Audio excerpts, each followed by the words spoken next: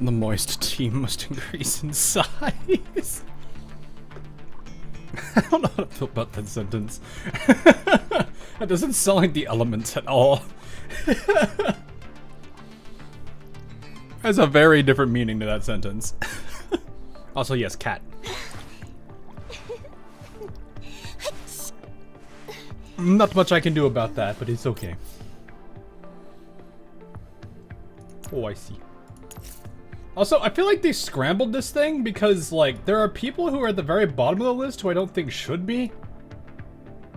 Because, like, at one point, I think I was messaging, like, a bunch of people messaged me on a semi-daily basis. And then I just get, like, they're at the, I was like, I didn't see any messages. And then I looked down here, and they were all here down here. Like, yeah.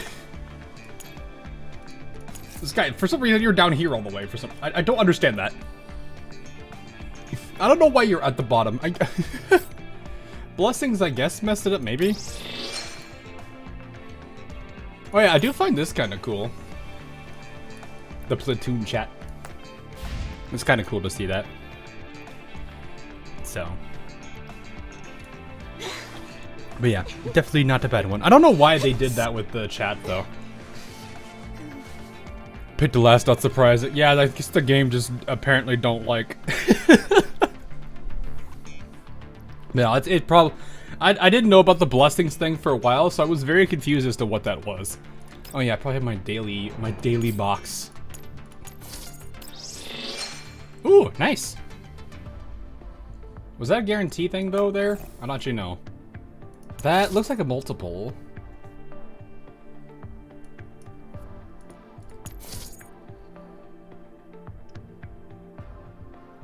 No, I was just lucky. Okay. I'll take that. That's lucky. Alrighty. Well, from what I understand, we have this current event ongoing. And I know there were people asking me about this with the gacha that came up for this. It's very interesting, to put simply. I don't really know, like, I've been following it for a while. And it seems like they had their meetings and everything, which I didn't follow it enough to get the full notes and everything, but it seems as if, I mean, I wouldn't be surprised if that system didn't go away, to be honest. I did hear that apparently that kind of system existed in GFL 1. I don't know how true that is. But I did find it kind of interesting that, there were other, things going on. All lose on CM. Oof. I won my first two matches. I won. My last three I lost because my runners got blocked. Like, they were completely surrounded. And I was like, this has never happened to me before, which is really weird. At least when it comes to like my end closer. I don't usually see my end closer getting surrounded, but then again, I think about it, it was oof. The skin gacha, it was in GFL 1, originally a way worse system, but then a better system. Original optional, cosmetics are optional. Yeah. Sorry if I sound a little bit weird, like my nose is all stuffed up. I've been a little bit, sicky today. I think the... when I was visiting family, I think a few of them were sick, so I might have caught it. So we'll see how that goes. That'll be fun. But yeah, anyway, what was I talking about? The, like, I can't speak much on it because I really don't have that many of these skins. Most of them don't really care. There's a few I've thought about that I thought about getting. Like, this is actually one of the few I do like a lot. And then I think some of the Wawa ones are actually pretty good. And of course this one as well. I do have a couple though, like this one and this one, that are actually paid for ones that I did really like. So, but yeah, I don't really pay too much. I don't pay much mind to this, the skin selections on here. I honestly contemplate this one because it actually is really nice. But a majority of these aren't really kind of for me. Now the optional ones, I don't know what's in the skin gacha, but I know people were asking what I thought about it because of like what the video I made on AL, for example.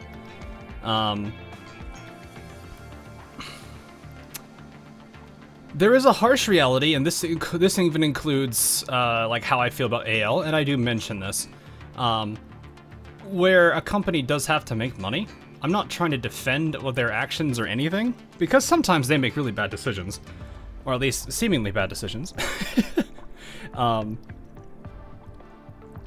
It is kind of one of those, like, you can't do much about it sometimes. You just gotta have to hope that they're willing to listen, and it does seem like Mika at least did something. Now, granted, this could have been like a big ask, and then they stepped it back one or two steps, but I don't know.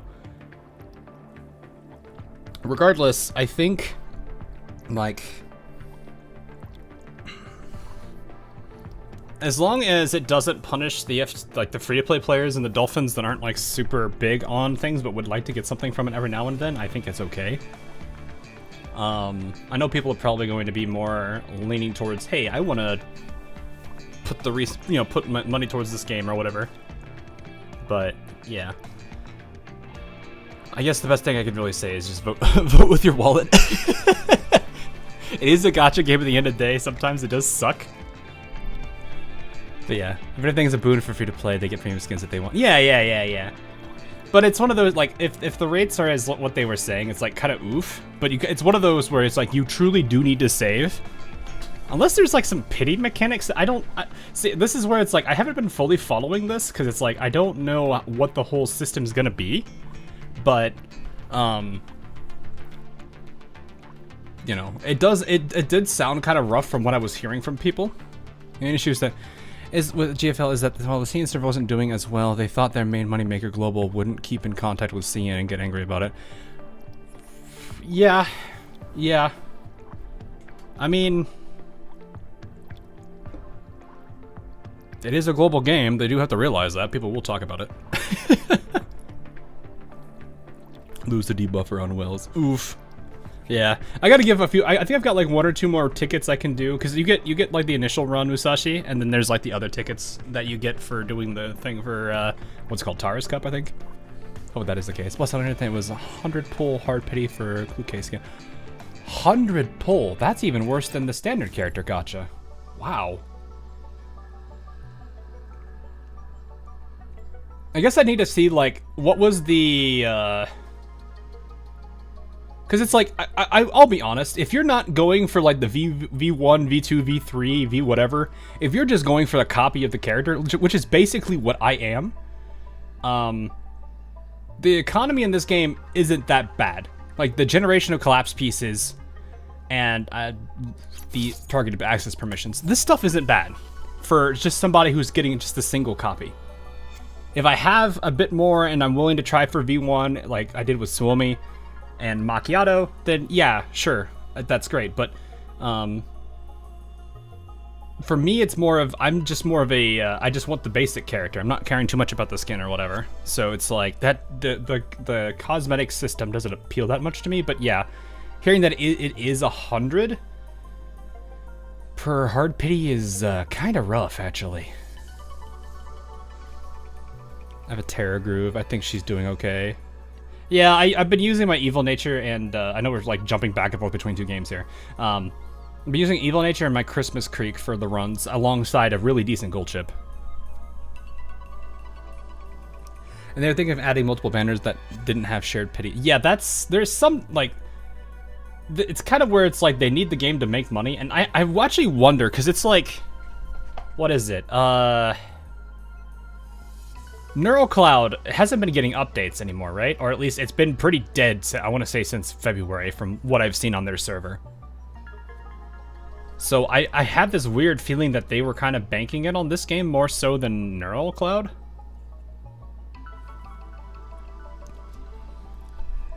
They've already said they will increase the ticket income, adding more stuff worthwhile to the gacha and lowering the pity. Can we please save this for one more information? So, yeah, sure, that's fine. I know people were just asking about it.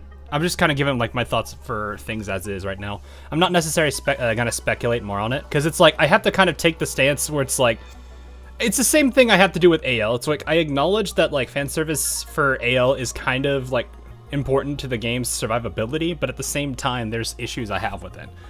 And it's in this case where it's like, you know, if I do know the game isn't like super amazing in CN compared to Global. I've heard Global has done a much better job at keeping this game afloat. But it's still a case of like, oof. It is what it is. They said they are adding the new skin gacha every major update too, which means there's at least 2 or 3 per year. I mean, like I said, if it really is going to be the case where it's like they're adding a whole bunch of stuff for free plays and they're trying to cater to them so that way they have stuff and make it a bit more fair for them, I don't think it's going to be that bad. Like, there are some systems that are always going to be added to games, especially like live service games where they're going to be kind of greedy. Because, like I said, at the end of the day, the company is got to stay in the black. Otherwise, there's like the game can't exist. If they don't have the strong whales that they would, then that's just how it is. Not that I'm necessarily defending them, but it is kind of one of those like it's a bit of a like harsh reality that everyone has to kind of swallow. So we'll see. What I can appreciate, and I will say this: my knowledge of Mika as a whole for Mika XD. my familiarity with Mika is like next to nothing. So show me your fully built Sharkery.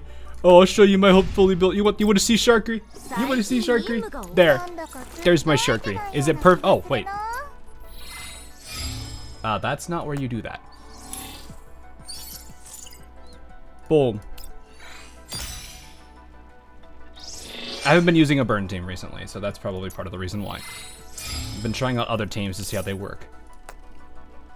There, fully built Sharkery. Or at least decently built. I haven't whatever it's called, extreme calibrated the attachments on our gun yet. Gorgeous!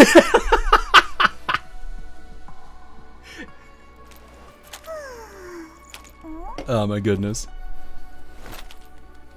But yeah, my familiarity with Mika is very minimal to this game.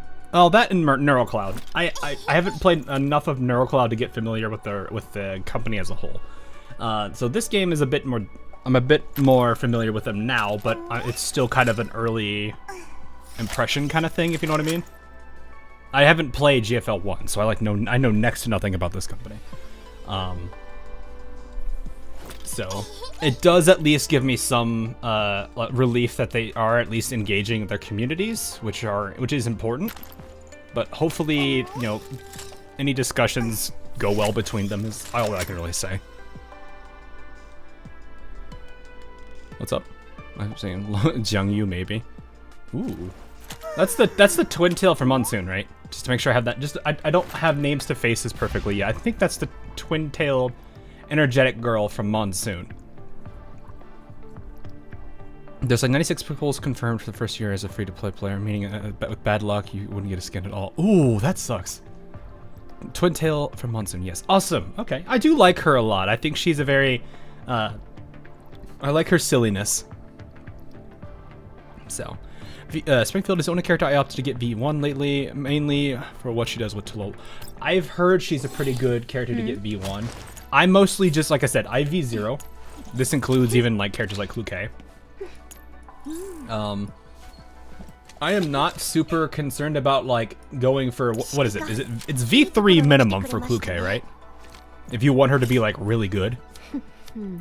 I'm not that concerned about getting it, mostly because it's like I have this thing where it's like I don't want the characters to be like crazy overpowered at the point where the game becomes moot. Now at the same time, if the game gets harder because of the V6s, then I feel like that's a rough. It's like I don't know if it's chicken or the egg situation. V2 Clue for men for Cluke and V2 for Springfield if you want water team with Nikita. Oh, I actually just kind of wanted to collect her because that's another character I do like. Then again, I have a slight bias. I like snipers. I like when I'm playing shooters, snipers is always like my go-to. No, V3 is minimum if you want her to have good effect on the boss. I'm assuming V6 is minimum to be broken. Oh, V6 is minimum for broken. Okay. The game is all balanced around V0s. Higher Vs are just for chat. Yeah. Like, I'm fine if they keep the content roughly around V0s. I think that's fine. Because that's it's kind of a rough bit where it's like you want it to be, you know, the whales are like it's a problem that I think most gacha games have where it's like if they have like super high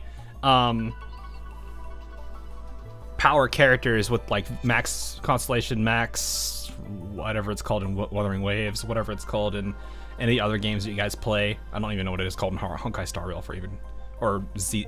What is it called in ZZ? Sorry, ZZZ. I don't know what it's called for those kind of games. Like, one of the things I do like about Infield, if they haven't changed it, on when the game does release, whenever that is, you know, Winfield. One of the things I did like about Arknights is that I didn't feel like the potentials were huge, like, deal makers.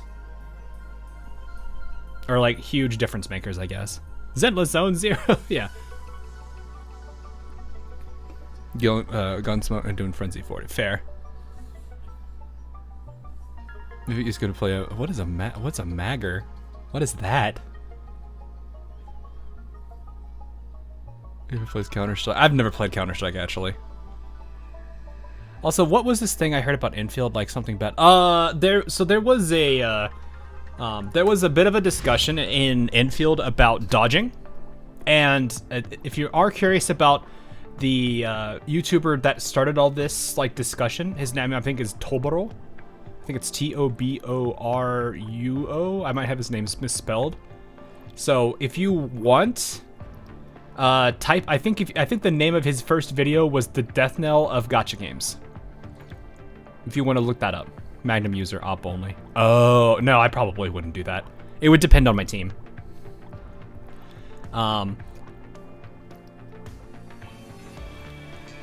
But with Enfield, one of the main arguments was people felt the dodge was a bad addition to the game's combat system. So, and the argument that Toboro makes, and I honestly have to kind of agree with, is that if you look at how Arknights as a whole has been designed all the time, it's always been about intent. And, like, what you know, and actually having to commit to something.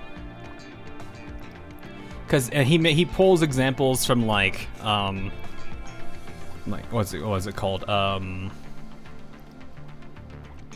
Dark Souls and whatnot, like those kind of games, where it's like, if you're going to dodge, you have to do it to avoid damage, or if you're going to take an opening, you have to commit to the attack. You can't just, like, you know, get out of jail free card with dodging all the time. So that was his main argument, and he basically made a parallel argument with Arknights, saying that when it comes to the base game itself, you have to deploy the operators, you have to do all of this stuff first, you have to play it manually and get it done how you want it to be done the first time, before you could even start considering doing things like auto or any of that. And I think that makes a lot of sense. And even then, it's the same thing with, like, how you go about zipline placements, building up your the settlements, building up your bases. All of that is about intent. And he says his main point for that basically is that dodging removes the risk, and therefore the agency and intent are gone. So it's kind of a little bit rough there. So I get the point. I get the point of what he's saying. It kind of clashes with the design philosophy that's behind Enfield a bit, and even Arknights to a degree. So. But yeah, I also agree that I think if they go too hard into fast-paced action, kind of like what a lot of the main gacha games do, so like Genshin and Wuthering Waves for their basic combat system. I guess ZZZ to a degree too. I think Honkai is a very different combat system, but he wants them. He basically was saying, like, the game needs to have its identity kind of unique from those games, and he was basically pointing it that way. So it's been a long conversation about dodge. And, like, how that kind of is something that's probably not a great thing for the game. His video was Doom. Oh, it absolutely was. There was definitely moments where I felt it was very Doom posty, but there was also points that I had to hard agree with. I felt like the factory as a whole was very, it lacked a lot of complexity compared to combat after beta. But then again, people also felt that the combat system in the beta was very bare bones, so they've got a lot of room to grow, but it's probably going to be... I imagine Infield's going to start with a similar experience as Arknights original, like OG, where it's like the game has, like, its initial hype. There's the growing pains with it being a new game, them trying to figure out everything they want to do in their development path. And it's going to end up being like... it's kind of like making the same mistakes again, but at the same time, it's a completely different game, so it's a bit more understandable that they're not really sure what they're doing. A lot of yapping for unfinished system. Yeah. Well, it's okay to express concerns. I think it's okay. It's always okay to express concerns in a game that you are very passionate about. I think that's one of the more important things, even if it clashes against the public opinion of a game. I think it's important to kind of be like, in a way, it's kind of a check against everybody. But yeah, definitely when a system is incomplete, it is the best time to give feedback on it, even if it is like something that is like the one voice among like 50. So it's a lot easier. Yeah, it's exactly as Savant's saying. It's easier to change something that's not set in stone yet. So anyway, I did want to try for Nikita at least just getting a single copy. I don't have a lot of resources, but it's okay. I think I have enough for at least one of the elites between her and the gun. But we'll see how that goes. I did want to at least try her out, or at least see how she plays. I don't know if I'll have to get both of them, but it is what it is. Do we boop the Helena here too? There is no... Well, I don't think she would probably want to be booped. Helena in this game is probably very different. I don't actually even know... Have we actually head patted her at all? I know we've, like, comforted her whenever she was, like, really stressed out or panicky. And I know she does like, the commander in this game. More like a bigger brother, though. Nothing else. Is it whale money time? Nah. I'll usually hold off and see how I do later. Because it's like, I usually get a good amount of resources pulled, so I'm not too worried. Springfield is bird go mechanics, and he kind of went doggo attack. Yeah, it's just the water snipers are just animal go. But yeah, I do like sniper rifles. Actually, I think I saw this one also at the this is the SVK, right? Can I actually see? Can I see? No, I guess I can look at it here, right? That looks like it. Yeah, no, VSK. I always do that. It's not SVK, it's VSK. Yeah, I was like SVK. What? VSK. My brain. Yeah, I think there was one I think I saw in the store actually, which is kind of cool. I don't remember the price tag on it because I wasn't looking at those snipers. But yeah, I don't know if I want to get a rifle like that because one, expensive, probably just to buy it in the first place, and also two, the ammo.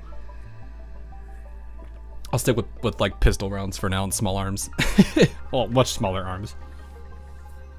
But yes. All right. Oh right, I had some polls on here too. All right, so let's see how this goes. We'll do some fun gotcha, see how this pans out, and then we'll cover the event as we usually do. So, all right, let's go. Hopefully this goes quick. Oh.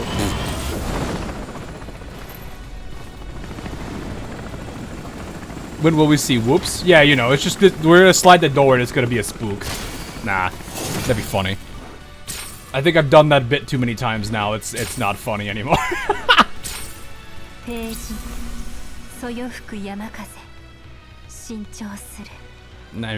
39 would be very strange to see around.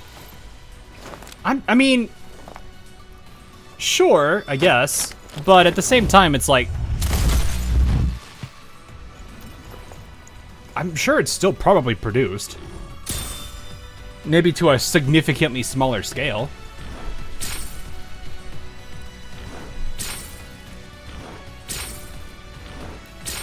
I'm actually kind of curious how much of it is even produced. We're not time gated in this streamline like yesterday. This event might last 5 hours or more. We'll see. I know I have some stuff I have to do, but I should be all right.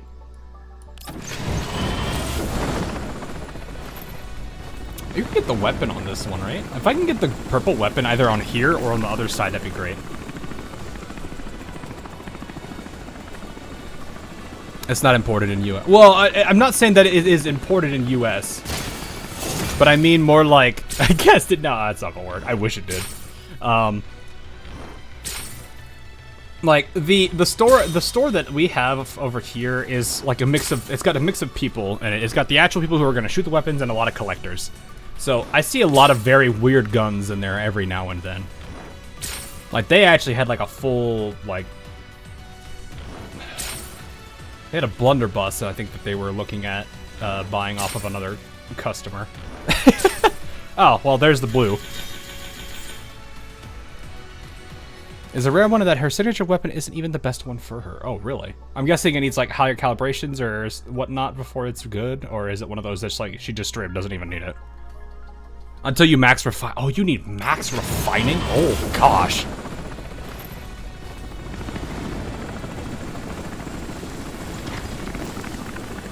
It's subsonic round through VS. Oh, okay, that makes a lot of sense.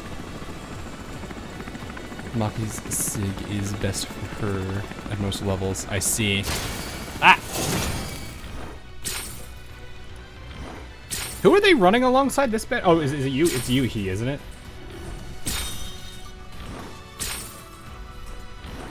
Your wishes come true. That new girl canoe uses a blunder. Oh my gosh. Now I just need to see a dialogue scene where she just straight crashes out and just basically cites the copy pasta where it's like, I fire my smoothbore, miss the enemy completely, and annihilate the neighbor's dog.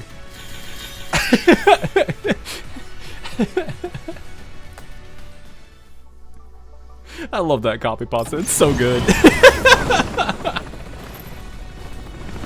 It even uses like the like really like ye old names for like for some people. I don't know. Anytime I see like ye old English being used, I have to kind of crack up. I own a blunderbuss for home defense. Oh my goodness.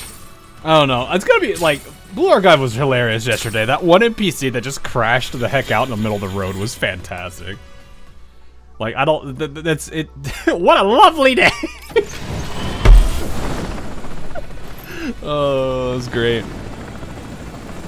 But yeah, shall see what's going on. Any luck? Oh, oh no. Then again, I think my last pulls were pretty crazy, so this is probably balancing out a little bit. Let's be real. Ksenia, I think. Ksenia. That feels painful, actually. Just as the founding fathers intended. Yeah, exactly.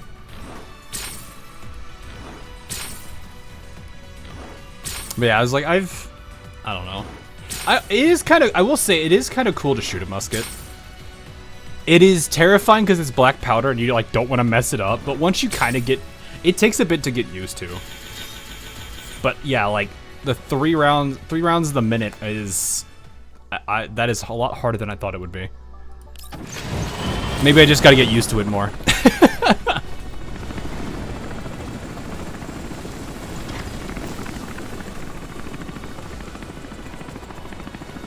I shot a rifled musket, not the slop flintlock. Fair. Whoa! It happened. The spook. The spook. No, I think we were what 50 pulls in already. It is cool seeing this all the time though, where it's like she's not doing the pose. I'm actually curious if there's any other indicators for it, actually. Watch me Mose and Nagant. What? I don't know how that would even work. We'll find out. Be great if we win, though.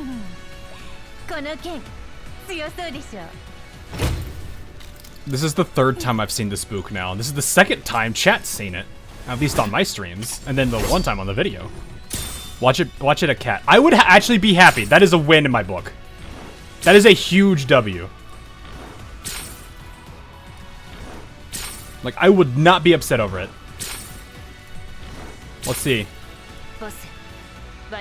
We win those! We win! Let's go!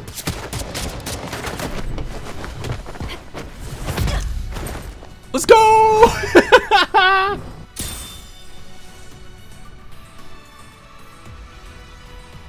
I don't know how early that was, though.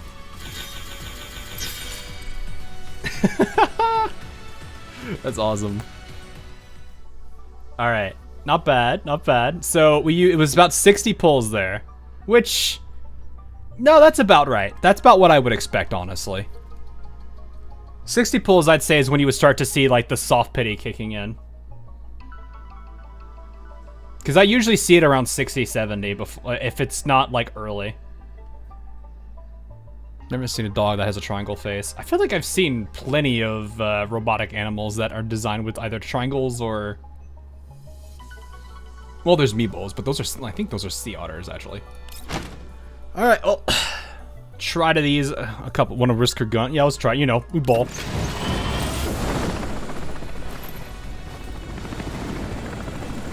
Better save her pulls if you want. Oh, it's an electric.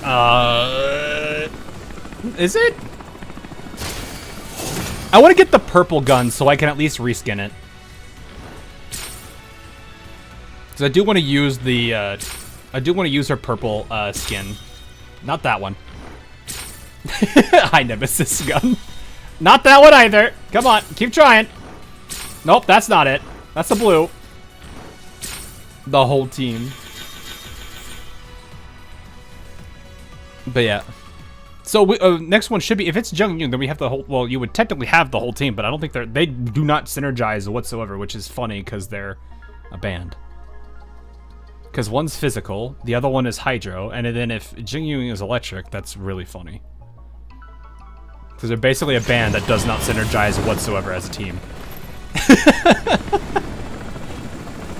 Well, there's also Faye, who is physical, I think?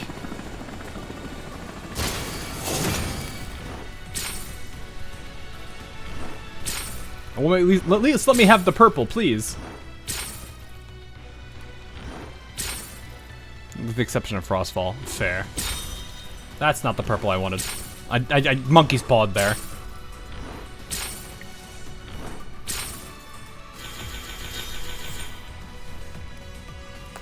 The music probably sucks to be oof.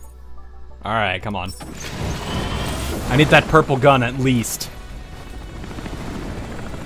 Plot twist, we get debated right here, and it's actually the gold. Nope. Not the purple I wanted. Hey! There we go. We got the purple gun. Alright, we're at least good there. Do I have another sniper I can work with, though? Because, like, every single... I mean, I got 3 purples there. Where are we at? We're at 34. I have plenty I can get it. I mean, there's a good chance this 10 pull is going to probably be the gold one anyway, because this is around where I would start hitting it. And Kyungju is the Beast Team lead support, yeah. Well, I mean, like, most of the Frostfall characters... Frostfall is... That's the... What is it? The, It's Kyungju, the shotgunner whose name that I do not have down yet. She was in the last event. Was she? Wait. No, what? Not the last. Wait. The event before that one. Sorry.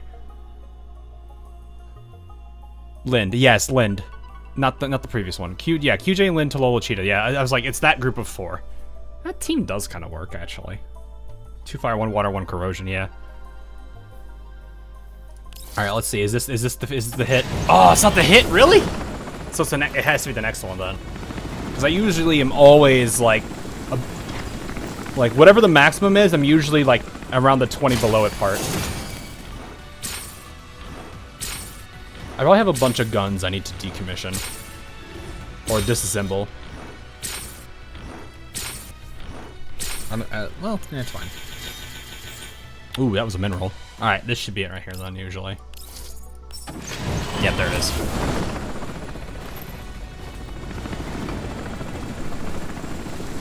See, just a little shimmy and then the peace sign. Peace, peace. All right. Do we hit here, though? That's the question. Because I have to basically win both of these. It is very quick on the reveal. Oh, wait, that's not it. Whose is that one? That looks like, that's Heartseeker. Oh, it's Heartseeker. That's Veplis, okay.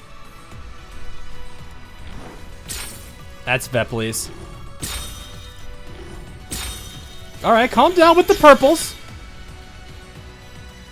That is Vepley's gun, though. Which I already have, so I guess that's just another calibration for it. Big L. It's alright. I mean, to be fair, we won. So I've been losing, or sorry, I've been winning the fifth. Like when what's her face came. When she came, I won both of her rolls because she was not a guarantee on either of these, on either her or the gun.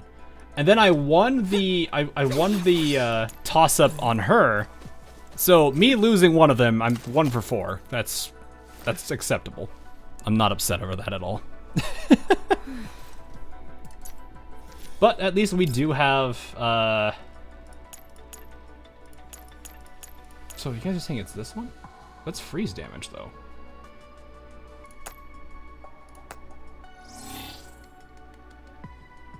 Thoughts on the ODST collab? Oh, for Helldivers? Kind of excited for it. Because it is kind of cool to see it. It's time to steal someone else's gun. Oh, I need to level her first, right. It's stats and traits that are good, that make it good for her. Fair enough.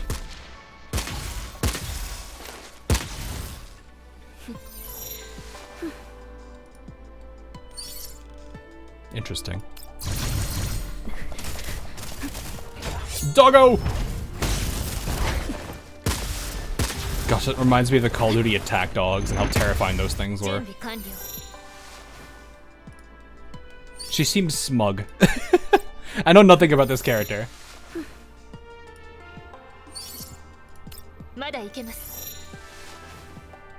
So this has crit damage and defense ignore. Oh, that makes a lot of sense.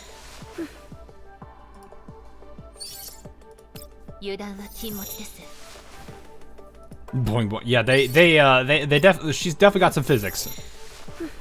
Girl's definitely got some. We're seeing plenty of that physics right now. Oh, I'm actually low on those. I have a bunch of. Hang on, I've got a bunch of. I need to do blues first for this. This. I love this thing. Like, I love what it says.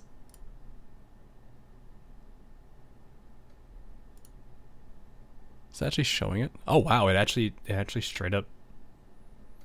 Look at that. It straight up ignored it. Interesting. Twitch did something interesting there. Alright. Yeah, I've got a bunch of weapons I should probably do something about. I need to disassemble a lot of these. Probably. Yeah. Quick select a bunch of these and just disassemble all of these. I have to remind myself that I need to do this every once in a while. Because there's probably easily a couple that I don't need. I think the only one I need to hold on to is the Stetch Can. No, it's this one, the CZ, I think. Did I? I have not. I think I can get rid of all of these. I don't want to hit this. Actually, no, I could just do this.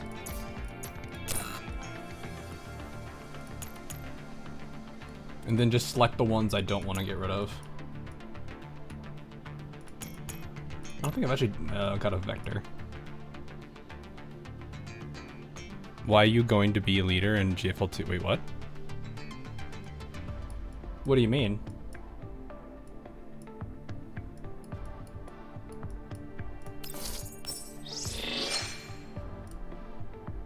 Ooh, that's a lot of... Wow. Mech purple going by. Oh, I didn't even see it. Why are you not leader? Oh, I probably... I have no idea, actually. Probably was... Oh, you know what? There was a lull I didn't have time to probably play much of. I'm always terrified to quick select.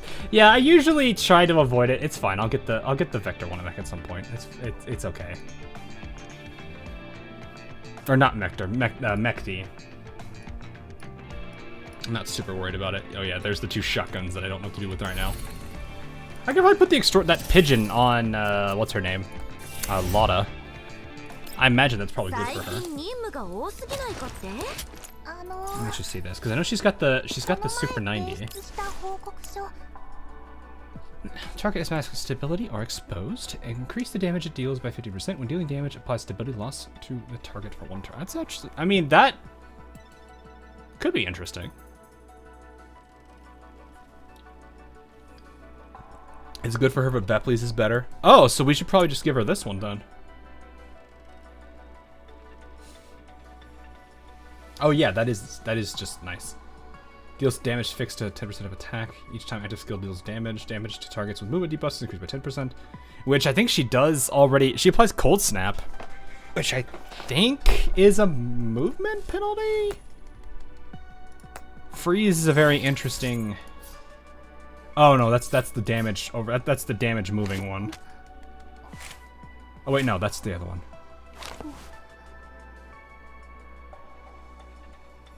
Oh no, before moving. No, that is based on moving. It's not the one I was thinking it was, where it's the other freeze debuff that reduces movement. Okay, yeah, so that doesn't necessarily... The movement penalty probably wouldn't be inflicted by her, but it still is at least decent enough. So you would probably apply movement debuffs, like, I think Suomi would probably be able to hit people with that. And then you could do more damage. When taking targeted damage, the attacker has movement debuffs, applies damage reduction. Oh, okay, so you get the... Okay. Yeah, that works well, because I'm pretty sure Suomi does apply some kind of movement penalty. If I remember correctly, because she just have... is it Avalanche? No. I know she... Well, no, it's the... It's the tile manipulation that she does. Frost, that's what it is. Frost, which applies Frozen. So if they stay in that zone, never mind. Does anyone directly inflict a movement penalty in Freeze team? Like, trying to think if anyone does. I don't think I don't think Macchiato does. Yeah, I don't think she does. Doesn't Sabrina also do that with her ult? No, she takes her defense and adds it to her offense. So this just gets added to that. Because that's what Feeling Full does.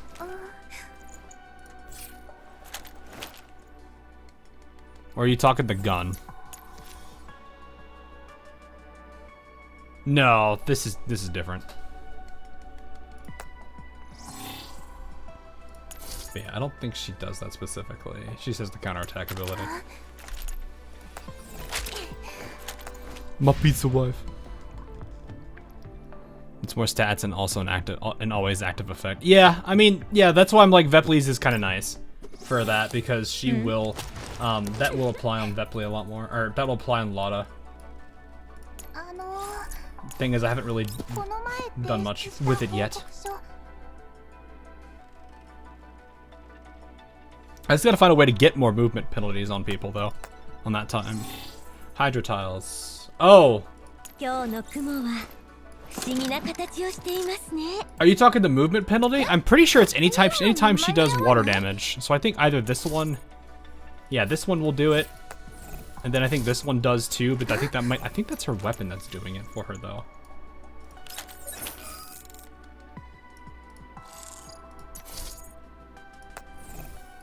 No, it's attack down. Never mind. It's the weapon that does it. Okay. Yeah, she does apply, I think she actually has one of these, doesn't it? Where it... No. Okay, maybe not. Oh no, when dealing targeted damage. So she has to directly, basically, attack them. Which, that's fine. I think that applies on the counterattack, because it is targeted. It's her ki that's doing it, which makes a lot of sense. So, yeah. Anyway, we did not necessarily get her weapon, but it's okay. I mean, I could technically... I mean, I have 30 pulls here, and there's a good chance I could hit it. But, yeah. It's alright. It's not the end of the world there. I'm alright with that. So, we have ourselves some story to kind of hang out with. Oh, right. We should do these before I let myself go and forget about them. Do I remember? I actually do like using Sabrina quite a bit. Granted, I do also like the characters, so maybe that's just bias. Sabrina is it. I'm noticing I kind of have a thing for goofy shotgunners. Because Kuya and Sabrina are both like really up there. I don't actually know. This is a shotgun. I need ally support. Because actually, I could probably just dump it in here because I do want to get a good shotgun that has crit attack boost, defense boost. Because I would like to see that for Sabrina. So shotgunners then.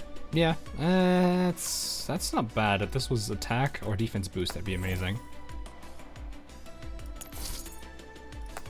I'm actually kind of curious if it's better for people to still go down, like, for like Sabrina, if it's crit attack, or if it's crit attack boost, defense boost, because of her ult and how that feeling full works. Never actually bothered to see what guides say on it. It's just in my impression, I would generally say, yeah, I'm gonna do that instead. I always check these too, because sometimes this thing locks when it shouldn't, or doesn't lock when it should. Even with the, I don't know why. Ah! I misclicked. Well, there it goes. I'll check it later. I honestly forgot this part. This thing exists sometimes. All right. So we have a bit of story. It looks like 9 map stages and looks like 4 story nodes. Yes, 4 main story nodes. We're starting with 1 here. There's a second one almost instantly, and then just at that point, a few spread out and we're fine. Okay, that doesn't seem that bad. It's just been a lot of gun smoke and me trying to no-brain through it as fast as possible while getting a good score. Yeah, that's gun smoke though. Not spreading with Dorito and more doing. Oh right, didn't I get a whole bunch of those? You reminded me that I did not check that. How many of these do I have now?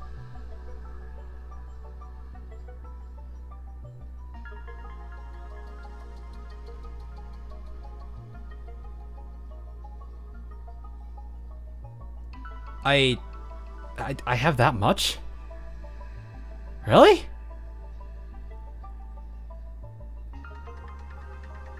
Well, we can get the gun at least. Because that's another 100. That's exactly 100.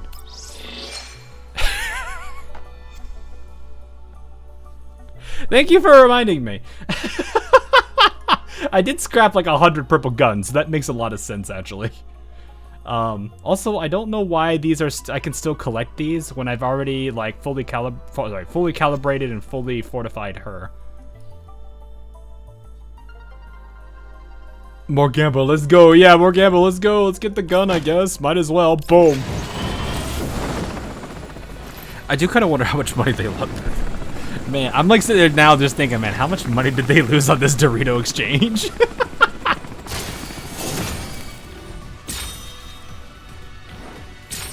Not the gun. Nah, I do want to collect the gun. I'm just a collector, that's it. We're gonna get the gun and then we're done. That rind. Not much. Well, yeah. I mean, if they had done it, if they had made this Dorito exchange thing during Springfield, they probably would have lost a considerable amount. Like, they probably would have had a huge dent in Springfield's,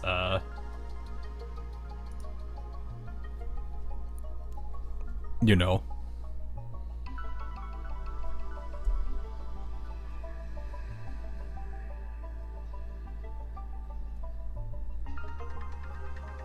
Through exchange is pretty much a 1 or 2 time hit to the income, but after that it's minimal. Yeah, that is true. I mean, I'm not gonna convert it actively. Like you guys obviously just saw, I was kind of baffled by the fact that I had 3,000 there, even with tearing apart all those guns. It's about a 20% discount on pulls. Oh, somebody did the math on it? That's crazy, actually. Rip. Since all it is 1 extra pull for every 2 extra pulls and all, a little left over. That's not the worst. Getting a lot of purples though here. So like if you get like a good number of purples every 10 pull, like I'm getting 3. I feel like I've gotten 2 and 3 relatively consistently today. A little higher if all the standards are maxed, but a little lower if they are not. Yeah, fair. Early, okay. And this is guarantee. Alrighty. Shaboom! Plot twist, there's 2 in here. There it is, boys! There it is! We got it. We good.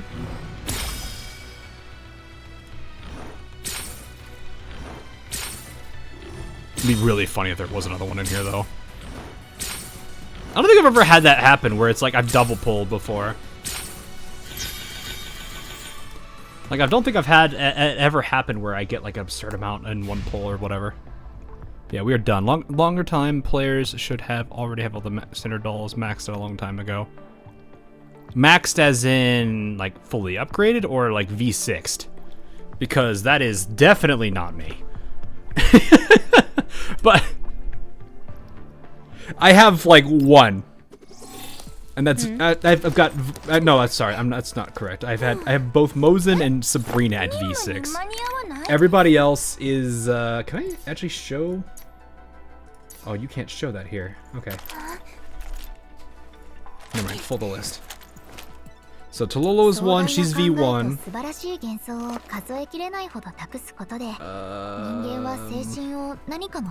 Kyungju, didn't I get a copy of you today? Oh no, I got my Fortify. I actually pulled her on the standard banner, I think yesterday, when I had 10 standard pulls. So there's my first V1 for her. Who else is a starting? Vepli is only V1.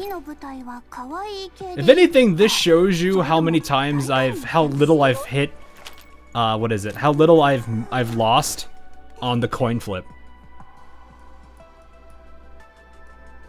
Yeah, that's... And then Prithya. I don't have Prithya. Where's Cat? There she is. The cat still doesn't even have one yet. Oh, standard rarity. Yeah, okay, that's probably true. I mean, granted, you get this one at V6 almost instantly because they made that event around her where you just get her maxed out. Sharkry should be V6. Grows is V6. Kralik is definitely V6. Nemesis is V6. A lot of that's event character that should be. Ksenia should be. Nagant is. Cockney's. Somehow she is not. Wow, really? Somehow I do not have her fully fortified yet. Okay, well that happened. There's yeah, it's just one short, but still, like, it not being V6 is actually surprising. That is actually crazy. So, alright, where is Nikita? Where did you go? Oh wait, no, I didn't even finish the one thing I was gonna do, which was converting. That's not where it is. It's right here. Storeroom. I need to get a bunch of... Oh wait, no, I have the boxes. Let's do about, what, 40? Yeah, that should be plenty. Items. Blue. Craft up blue. Let's do 40 again. Because I think I only need like a couple. Like I need 2. We'll take this to, I'll do 10. Way more Ksenias than Grozes. Really? I mean, there's still one person I remember in Arknights, like maybe 1 or 2 years ago, who did not have Adanachil and kept always getting crews. Like, it didn't matter how many times he tried to get Adanachil, he just straight up never got him. And I think he was trying to actually get him.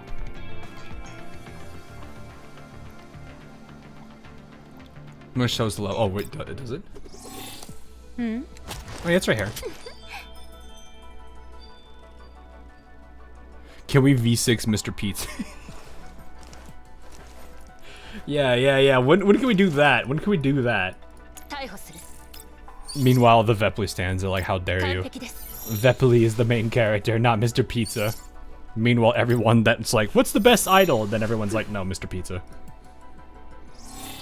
Though I do wonder how many people... I wonder, like, if you excluded Mr. Pizza and you had to take all the idols, which would be Vepley... Oh, hi. Vepley, Sharkray, and Yuhi. I want to probably say Yuhi probably wins still. Just because of how Yuhi is. Okay, she's level 60. Let's get her weapon, just because we can. And I've got I've been saving up a lot of resources, so I can go straight to 60 now, which is great.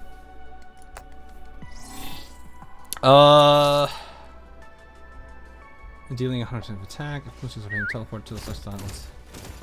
Coolidge is the summon? Yeah, it's the summon. He kind of gets a point of confectance. Nice.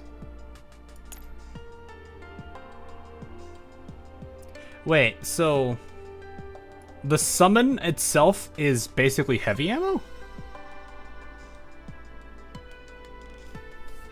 Have you heard about the skin? Yes, we have. Yes, we have. We were talking about that at the start of the stream. Just a little bit. It's his heavy dog. He do look pretty chunky. Do I even have stuff for you? I'm going to assume because she does not have Hydro on the second skill, she's considered phase. How often? That has a cooldown of 1 turn, so you could literally just throw him everywhere.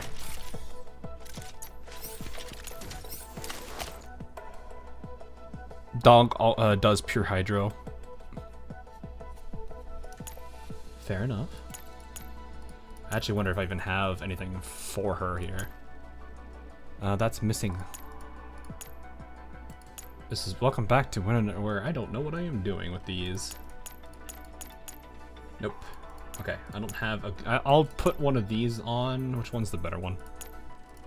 This one looks like the better one. What was I doing with this one? What? Oh, is it because was this the one I was like, what does this do? And then I realized what it did. Have I played the event story already? Not yet. We're going to now. Do I even have any phase? No, not acquisition order. Rarity, please. Do I have any phase strike left? Because I don't remember the last time I actually grinded for phase strike attachments on Sniper. Mostly because I usually don't. That could be worse. I'm just gonna slap stuff on and call it a day. I'm not super worried about it.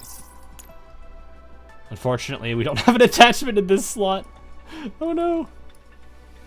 And all the actual phase strikes are taken. Well then. What's the one with the bet? You know what? Boom, you get that. Just for now. God, that looks so weird. It's so stumped.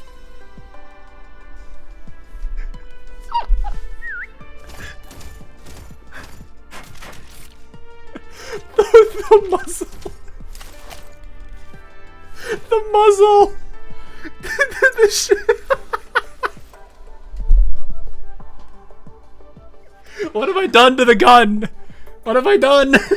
Okay, fix it. Crap. Fix it. I don't want to look at this.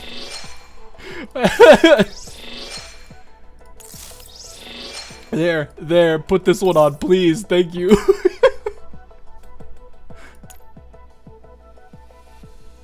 It's so tiny. This is oof size small. This is oof size large. Oh, that looks even worse. What is the most now I'm actually curious. What is the most cursed thing you could put on this? Actually, it's probably the short stubby barrel. It's probably that thing, actually. That is absolutely cursed. Honestly, that one could work. I think I'm gonna leave it. Leave the default.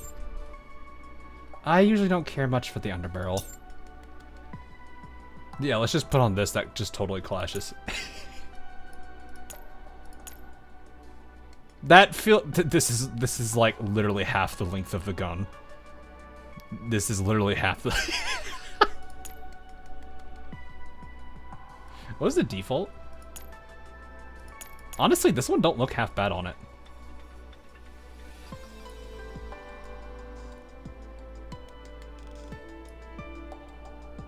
The one you put on earlier is the most cursed. Yeah, that was... This one was kind of cursed.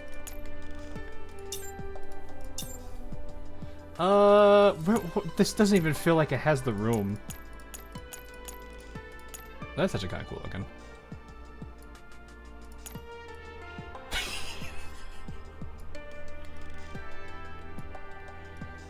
You hit on most, the scopes look kind of bad. Yeah. I mean, there's a lot of, like, these.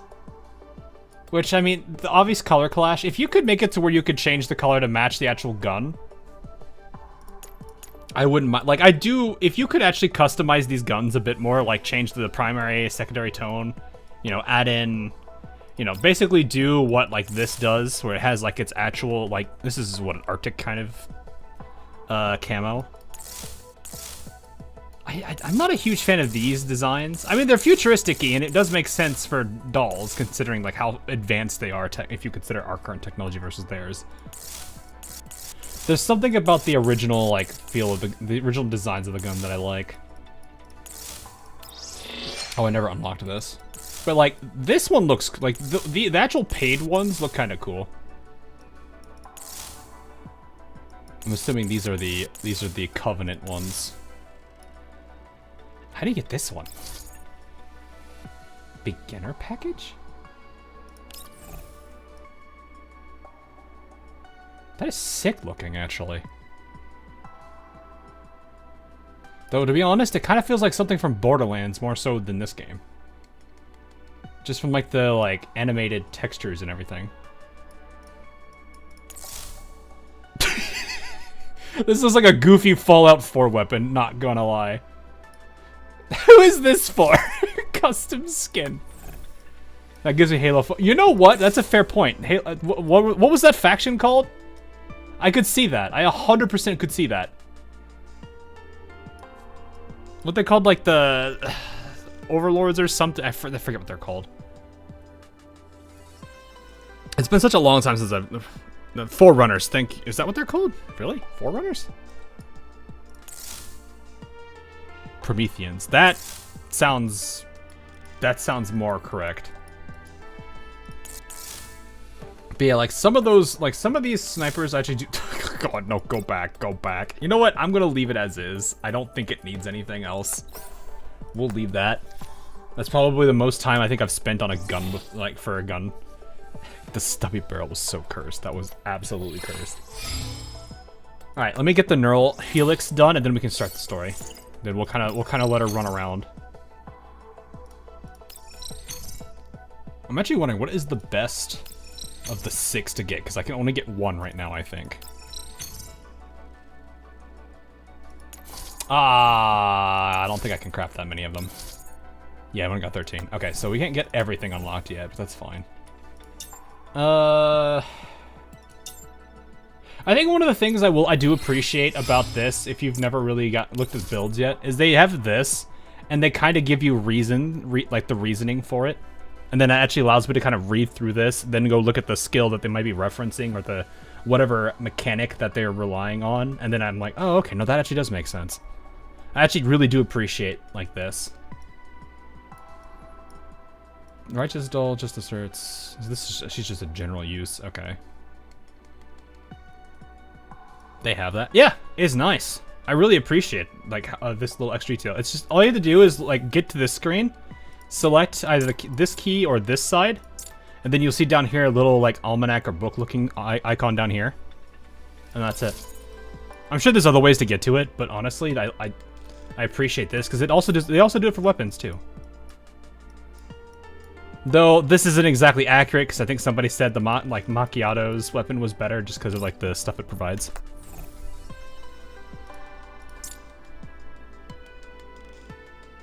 But yeah, just created him for.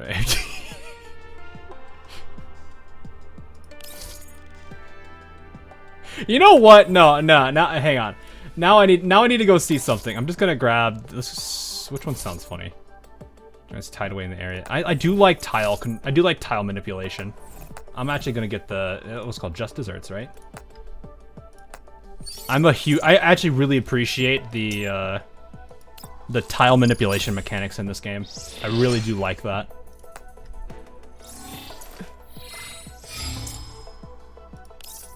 I abuse tile manipulation a lot in Gunsmoke. Especially on some bosses. How are you today? I'm doing pretty good. You're gonna drive achievements for the Protea skin? Probably. Is it in the store? I've not been paying attention to the most recent stuff.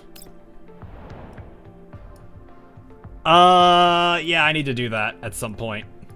Wait, hold up. I'm sorry. Please do not spin leaks on the battlefield, not even if you can dance the polka. Nice. Is this just a straight up faucet? I love I love these goofy skins. What is this? That's a Scalian bipod. Strategic ration reserved for the kitchen operations squad. No pitching. What does this one say? Is it water or bullets waiting behind the valve? That's just connected to their head. Trust me, this isn't really a oh, I see. It's for the AO.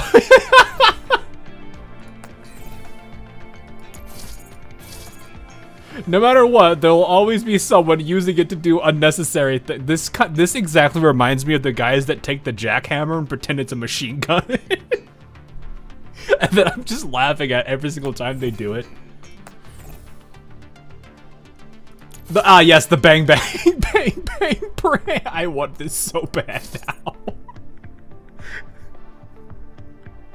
Who would even have this?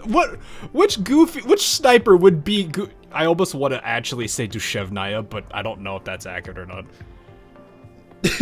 Which sniper would be goofy enough for this? Nemesis with the bang bang branch.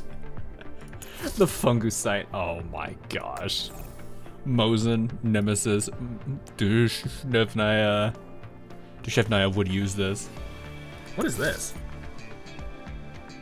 A personal ID card can be used to replace the. Oh, back under the player's ID card. Oh, that's neat.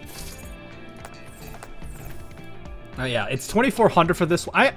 I'm actually kind of surprised they're both only 2,400.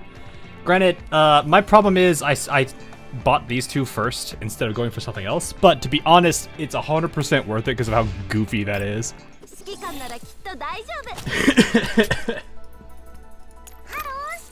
It is a very serious game. Hold up, hang on. Now I need to see something.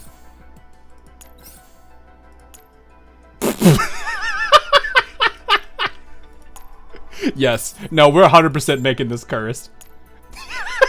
Tactical banana, chat.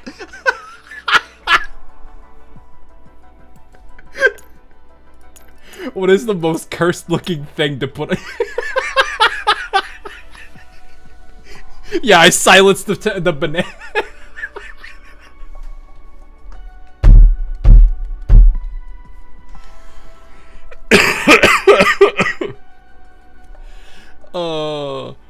No, I'm putting that on. We're putting that on. We're putting that on.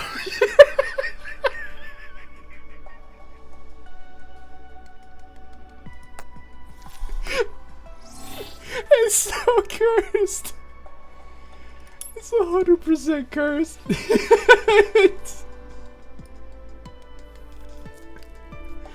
Free will. Look, you don't understand. I have to wait. Faye. I need you to beat people up with a banana.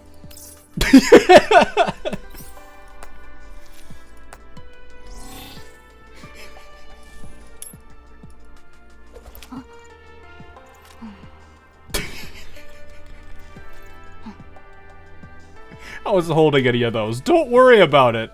It's not that important. I can put it. Yeah, no, you 100% can put attachments on crawling stick. I need. All right, hang on. There is one thing I 100% need on this, because I don't know where you get it. Where do you get this? Because then it actually looks like...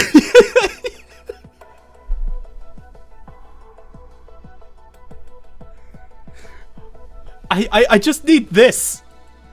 Then the ultimate weapon is built. I think you need to... this is exactly what we need. Is the for the ultimate weapon. We will have the world's most deadliest weapon in the game right here. It's just straight up hair. Yeah, exactly. It's just straight up hair. People are sitting there using guns in a gunfight or swords. I'm over here with a hammer. A weapon to suppress. What does this one do? Actually, that kind of fits it because it's a stick, but still. What is this? Oh, that is really weird.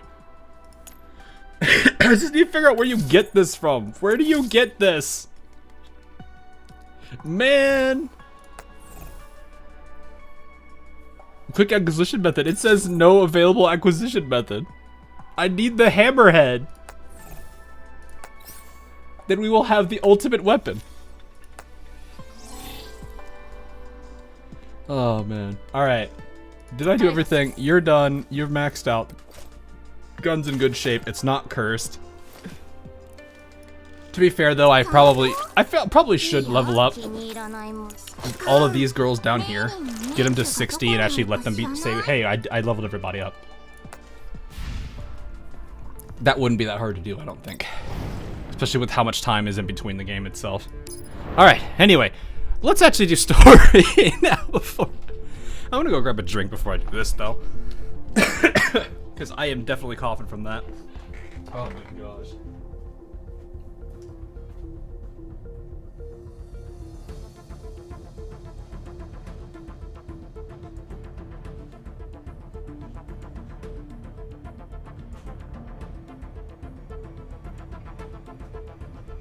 Like, I'm gonna be real. The only reason I love the bananas so much is probably because I'm those like really stupid TF2 player that's like, oh yeah, I see. One of the melee weapons that replaces the baseball bat is a spy's arm.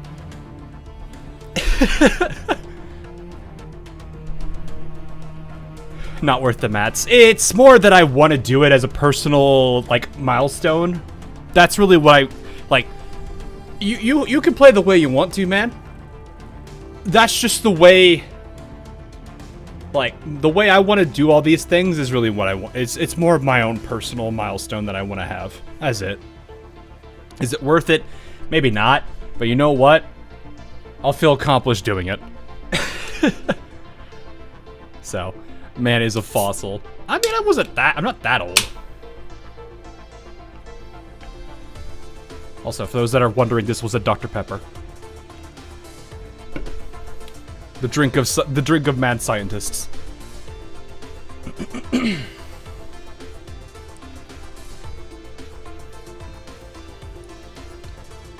But yeah, shit, missed an event, FOMO. I remember seeing that in the past, and I never saw an acquisition method for it. Maybe there was a stuff for it. I don't know, but maybe one day I'll figure it out, and if I do, it'll be cool. Why not Monster become a fit? I don't like energy drinks. One, it's probably because of the amount of sugar in it that's already going to make me kind of sick. And two, they've never really worked. I usually just pass out shortly after them anyway. But yeah, I don't think there's ever been a way to get that hammerhead. Also, Dr. Pepper, your services to the science of hydration will be on. No, I just like Dr. Pepper. It's, I know a lot of people don't. I actually really do enjoy it. It's still up for debate for me if I like root beer more than Dr. Pepper or Dr. Root Beer, what? Dr. Pepper more than root beer. Though mixing the two is definitely something. I am mad scientist is so cool. Oh man. I love the way he says it too. Dr. Root Beer. Maybe that's what they call the mix of those two. I'm sleepy. Oh, well, hopefully you get some good rest if you are. If you're gonna chill around here, no worries, no worries. So, anyway, with roots buried deep in the earth, even leaves nurtured by sunlight, sweet dew, and a gentle breeze can never flourish. To bear light is one in one's hands, one must endure solitude, fear no darkness, and shatter hard rock to root deeper. Please be voiced. I like it when it's voiced. The warm orange afterglow of the setting sun casts an illusion of warmth over the wasteland.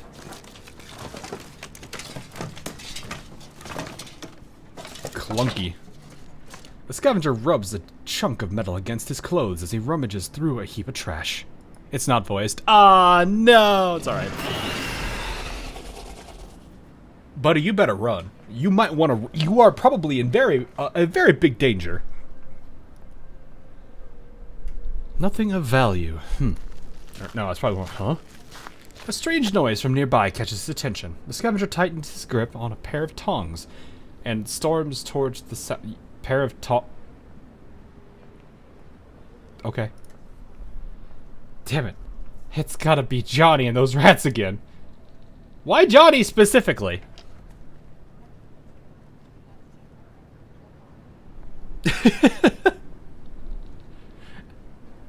I already told him this is my turf. This time I'll act. The moment he spots the elids, he drops low and hides behind the garbage pile, holding his breath. Oof.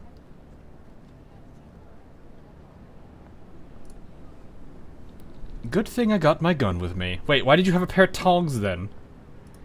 Damn it, didn't they sweep this area recently? He peers through the gaps in the trash heap to observe. The elids haven't noticed him. Their gazes remain locked in the same direction as they snarl hungrily. Yeah. This is a yellow zone. You are always in danger. Fair point. Is that a person? Stranger, not from around here. The person being cornered is holding a gun in one hand and gripping a black trash bag in the other. In the next moment, the person swings the trash bag at the elids, drawing their attention immediately. One leaps up and catches the bag between its teeth in midair.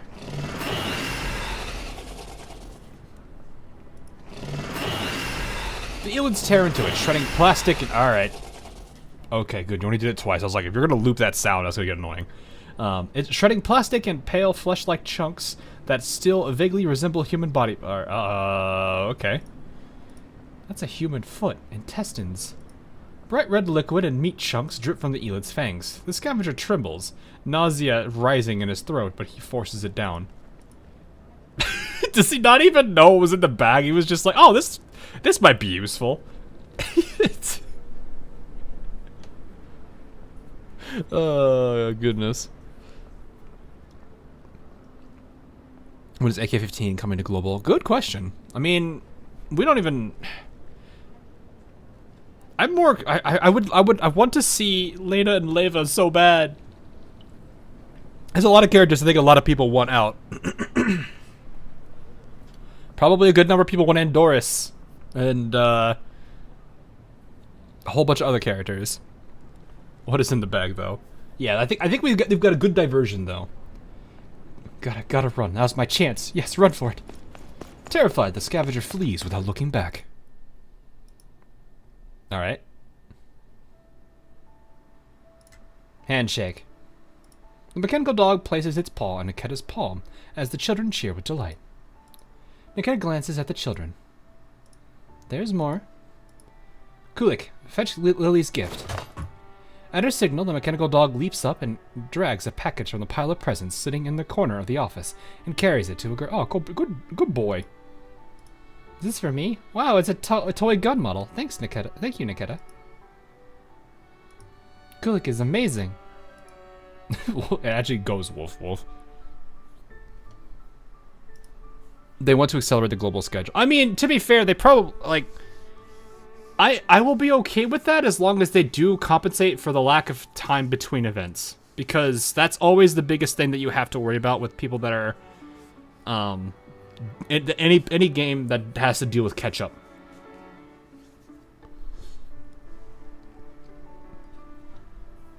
So if they do something about that, it should be fine. But if they don't, that's gonna be a rough one.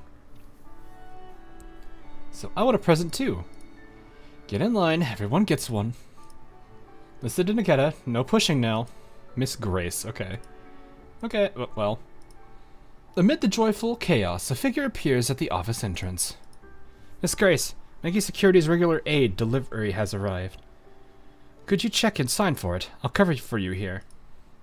Ah, Mr. David. Maggie Security is always so punctual with their support. Thank you so much. That's Mango, isn't it? Oh no. The young teacher blushes, clearly quite fond of the friendly young man. Miss Takeda is handing out Miss Takeda is handing out gifts to the kids. Please help keep things under control. I'll be back shortly. No problem. Leave it to me. Oh, Man has face. He is important somehow. They didn't compensate for Springfield and Perry, so people are doubting their ability to do it right. Oh, really?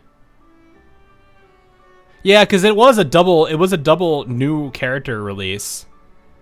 So that does make some sense.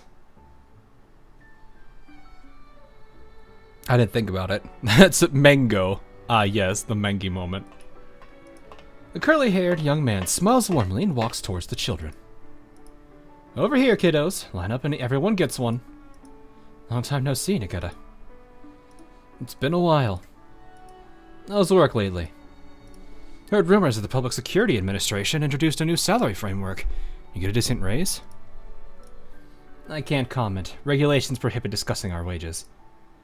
Oh, come on now. Rules are just rules. What's the big deal anyway? Just judging from the gifts you bought, you don't seem much better off than before. Alright, now, come on. Sorry. There I go, poking my nose into people's businesses again. I'll stop. David scratches his nose awkwardly. Still, it's a shame someone as capable as you is stuck doing frontline grunt work at the PSA. If you decide to join Mangi, you'll have way more room to grow, and better promotion opportunities and pay, too. His face looks more lifeless than a doll's. Man looks like he doesn't get a lot of sleep, let's be real.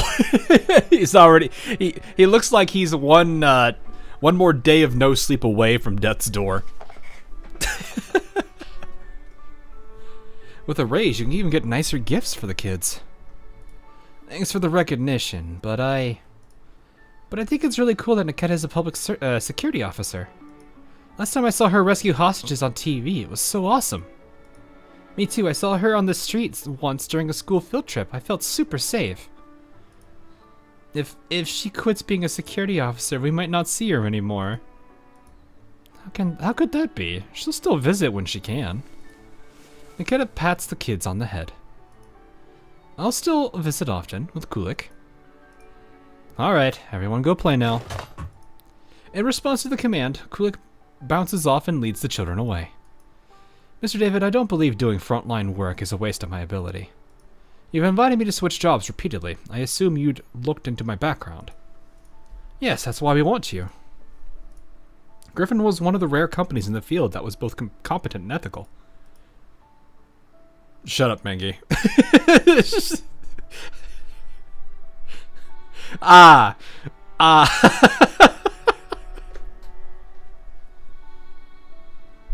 That sentence is kind of funny coming from his group.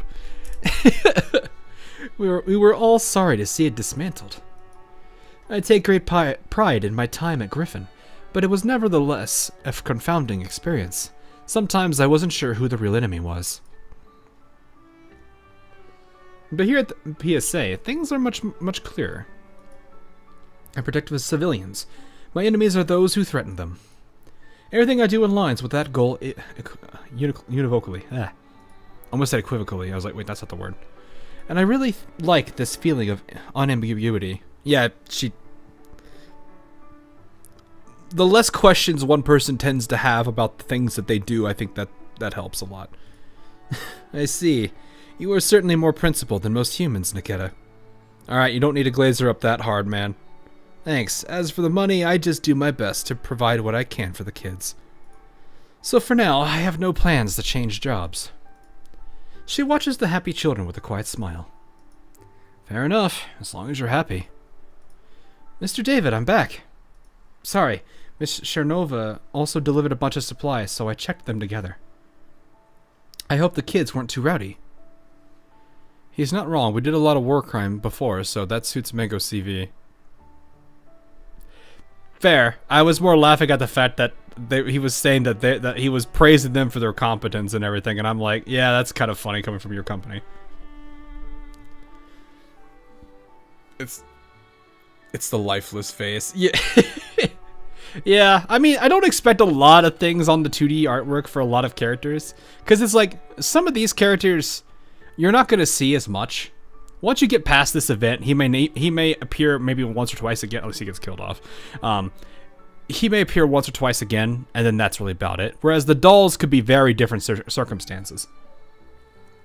So that's why I would say, like, it's fine that they don't look anywhere near as good in that case, because they might just be there for a little bit of time. Though, yes, it would be nice if they did focus more on all the characters. Though I do feel, what was his name? Dimitri was pretty solid. He's clearly a normal individual. Clearly. Anyone from Mangi or Magni, please tell me they don't flip the letters. Not at all. Everything's fine. Miss Chernova came by. Kulik, get the birthday gift for Yuna. Oh, there's no need, Nikita. Miss Chernova didn't bring her daughter today, saying she's off on vacation in another satellite city. Hey, don't you both work at the PSA? Can't you give it to her at work? We're in different jurisdictions and different roles. Our paths don't cross at work. I see. Then we'll just have to wait till she gets back. Vacation. How nice. Maybe you should take our kids on the trip too. Got any recommendations, Mr. David? That's a tough one. I'm not good at picking holiday destinations. I would not be either. I've traveled a good bit, but I don't think I would be that great at being at telling people where to go. Sadly, Dimitri died. Yeah, but it's like that's the thing. I've heard some people talk about, like, they have criticisms for this game's writing. I'm not super familiar with GFL 1 writing, so that's understandable. But from what my overall experience has been, I think one of the strongest points for their writing so far has been, I don't think I've had a situation where I start an event hating a character and then in the end respecting him.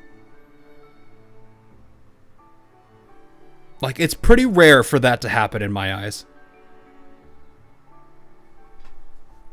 But I can understand people saying, like, they're a little softer on their story writing than they used to be. I don't know what the original standard was, so I can't comment on it. If you played Arc Knights, you have read Girls Frontline. I'm assuming like the first couple of chapters, because those chapters are usually very dark. Actually, from what I've seen with the transformation for Amiya into her third class, that animation goes very hard. So I could see that being that way. It's more gritty and more dark, so now more so criticism is a bit fair. Yeah, that's what I mean. Is like I don't have that frame of reference, so I can understand that. But from my own personal experiences, I enjoy the fact that they've, like I said, the way they wrote Dimitri made me go from hating him to respecting him. And then in the end, you realize that Kluke and Dimitri aren't that different from each other. A lot of rushing through plot lines. I really don't like later Girls Frontline writing. You're talking GFL 2, or when you say later?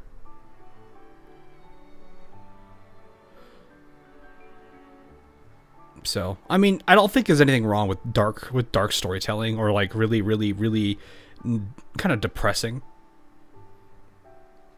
The first game. Oh, okay. Gotcha. I mean, yeah, there's definitely people that do appreciate it and people that don't. That could definitely be something to consider. Dimitri is not boing boing. Yes, he is not boing boing. Correct. That's not what I was referring to, but it's alright. Anyway, Kulik circles Nikita, gift in mouth, uncertain what to do. It's okay. We'll give it to her later. Kulik, put that back for now. Nikita's communicator rings with a PSA emergencies alert tone. A sharp sound that cuts through the joyful air like a blade. Illegal drug smuggling. What's wrong? An emergency? Yeah, I have to head back now. Grace, I'll leave the rest here and pick them up later. Cool, look, let's go. That alarm is very, like, jarring sometimes. Alrighty. In the empty factory, several shadowy figures slip into the hidden corner. I mean, this is the drug thing that they're talking about. This is Nikita calling Captain Jarvert. I've arrived on Cordon Point A to the west of the factory, awaiting orders. Nikkei, Point A, one of factory exits. Must hold, prevent escape. Her captain's voice is scrambled with static, barely audible. Copy that. She signals her team. Officers spring into action instantly and scatter into position. While monitoring her assigned area, Nikita tunes her receiver to maximum gain and listens for tactical audio cues. Oof. A burst of strange static disrupts her comms. Third assault, need back. This is the 2nd Patrol Detachment. Nikita, ID code 040901D. Please respond if you copy. This is 3rd Assault Squad, ambushed in warehouse area, requesting back. Back. You need the Command and Conquer death noise. I can't do that. Gunshots and screams are drowned out by the noise of metal crashing. After trying the communicator a few more times, Nikita quickly switches to the internal channel. This is Nikita calling Captain Jarvert. I received a distress signal from the 3rd Assault Squad. Do we respond? Can't reach him. Comms must be down. But what distress signal? We didn't receive anything on my end. Varjager scream! Yeah, the Varjager screams are pretty perfect. Must be another frequency cutting in. Gunfire still echoes faintly through the comms. Nikita ponders for a moment. You all stay here, I'll go check. Wait, Nikita. I'll be right back. You could probably somewhat do the Varjager death noise. It's like a... What is this? Like a...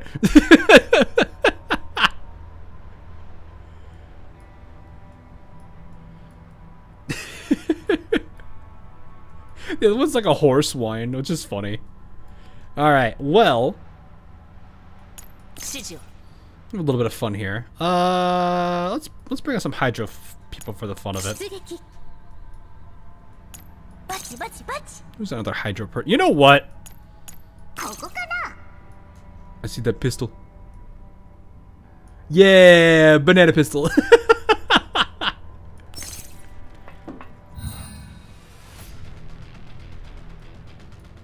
Look at that banana pistol, chat. I actually wish you could kind of zoom in a bit more, but you can't really see it that well.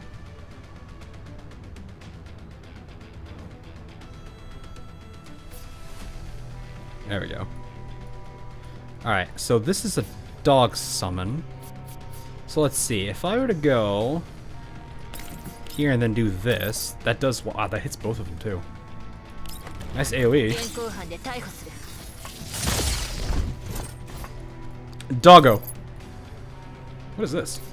Soak 1. Hydro damage dealt is increased by 10%. Considered a Hydro buff.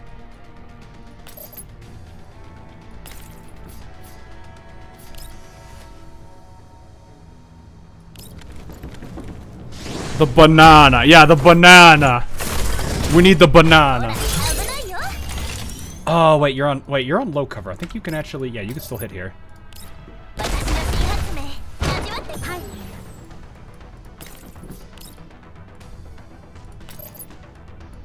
Let's take those two, because that'll take them out. Last guy's gonna get bapped by Sabrina, probably. Because I do not think Coffee's gonna be able to reach. Oh, she can! Oh, wait. Banana kill! Banana kill! Deadly banana.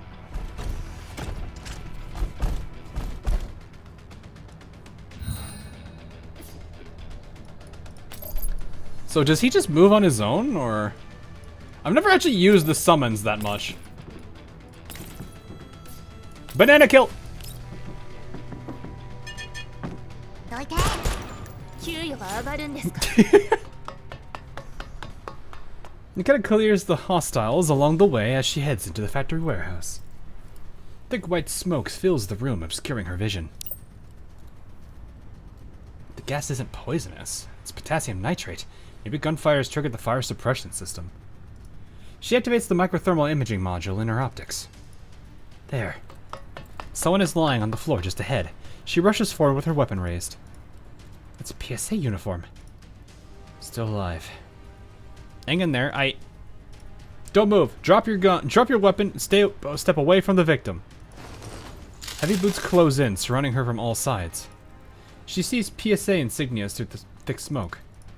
Nikita, 2nd Patrol Detachment, ID 040901D.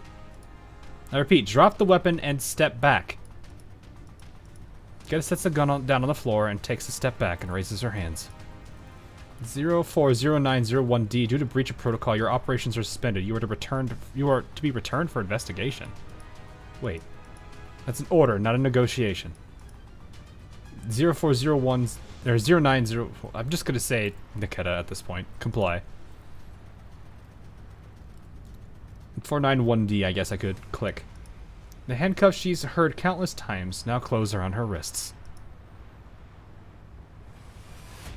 Oh, that's interesting.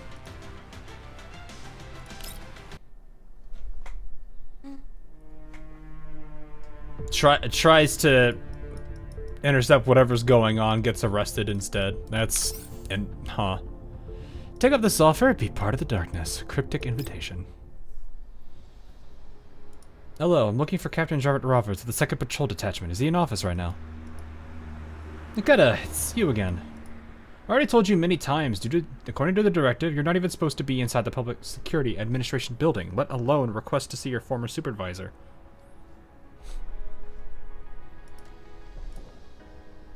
What I do? Yeah, what I do? Basically, like, she didn't really do anything. I just want to offer a detailed explanation regarding the accusations stated in the dismissal notice and clarify what actually happened during the incident. Don't waste your breath on me. I'm just a receptionist. I don't understand any of that. But what I do know is this. The dismissal order must be followed without exception. Please leave immediately or I will call security. I don't know where these rumors about risk of going haywire from my model come from. I appreciate a chance to explain myself regarding the accusation of violating protocol. Let me give you a piece of friendly advice for old time's sake. Any doll dismissed from their original department in the satellite city has a 2-week grace period to find a new job and affiliation. If you still haven't found one after that, you better pray that you don't get scanned by any ID scanners. Now please leave. Don't make this harder than it has to be. Wow, they just threw her... Okay, they just straight up...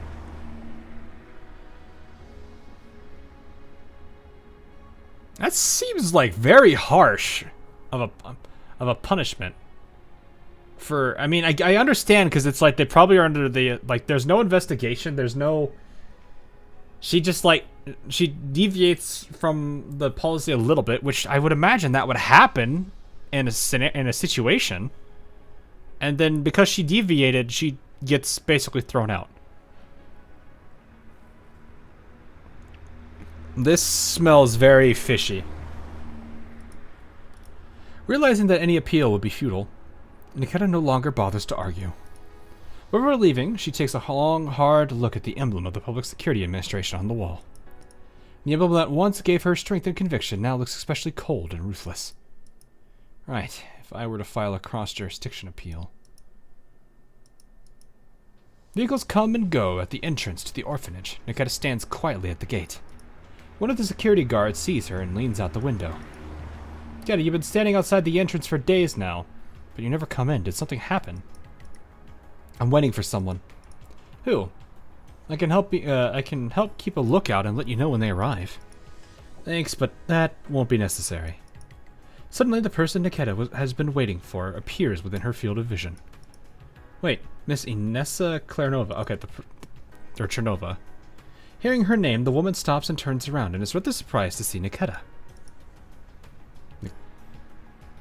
I see. Another very important character, chat. Oh, you got fired to come work for Mango. Yeah, you could cosplay as the fruit as well. Nah, she'll just shoot it from her gun somehow. You know that one really like wide muzzle. That's really why that muzzle's that big. It's that way you can shoot mangoes out of her gun. A whole mango. No, I'm just imagining like Donkey Kong 64 coconut gun. You see the thing go flying out of the gun.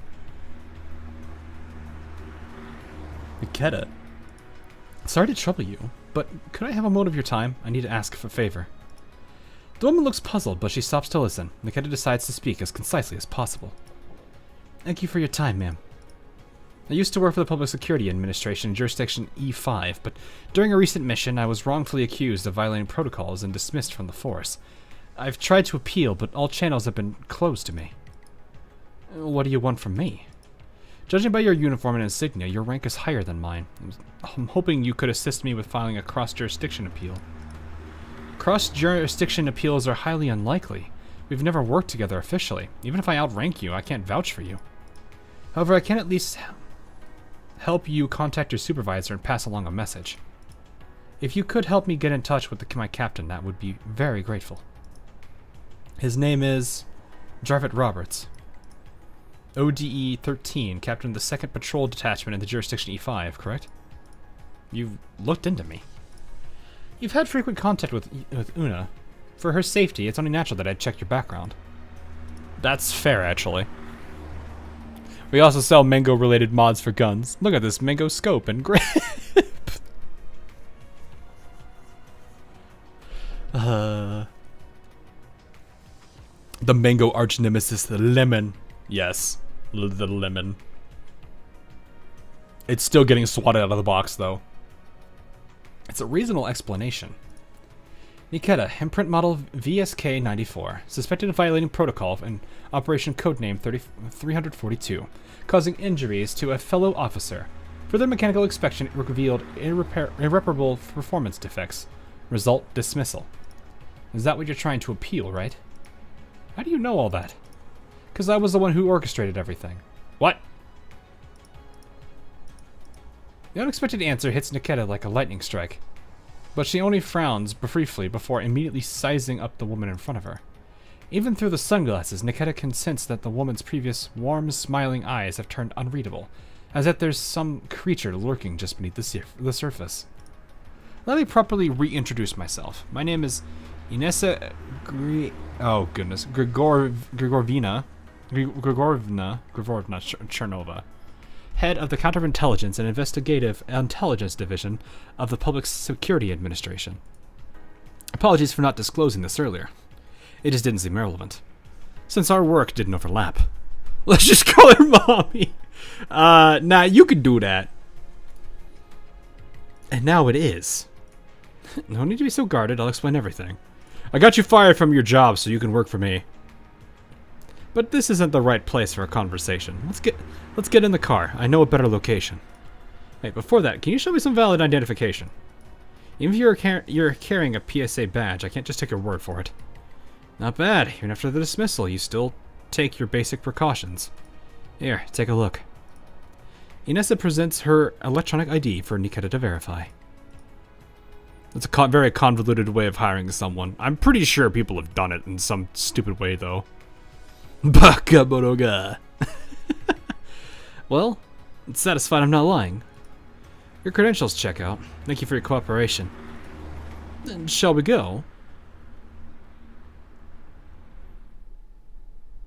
I'm very curious what their plan is. Sit wherever you like. I'll make us some coffee. After checking in her surroundings, Nikita sits down on the sofa in the cabin. The cabin is well hidden and soundproof. Not a sound can be heard from outside. The distress call you heard during that mission was actually a pre-recorded audio clip prepared by my tech team. We disguised it as coming from the squad's primary frequency and inserted it into your comms receiver through interference. So the entire rescue was just a stage performance that you orchestrated to get me dismissed? Your composure surprises me. I thought you'd be more upset after learning you were set up. How my emotion module functions is none of your concern. To me, this is simply filling in the blanks. I already know the method and the outcome. Now I want to learn your motive. Before that, I'd like to know, was that team member really injured? Nessa raises her eyebrow. You care about that? I mean, she's public security.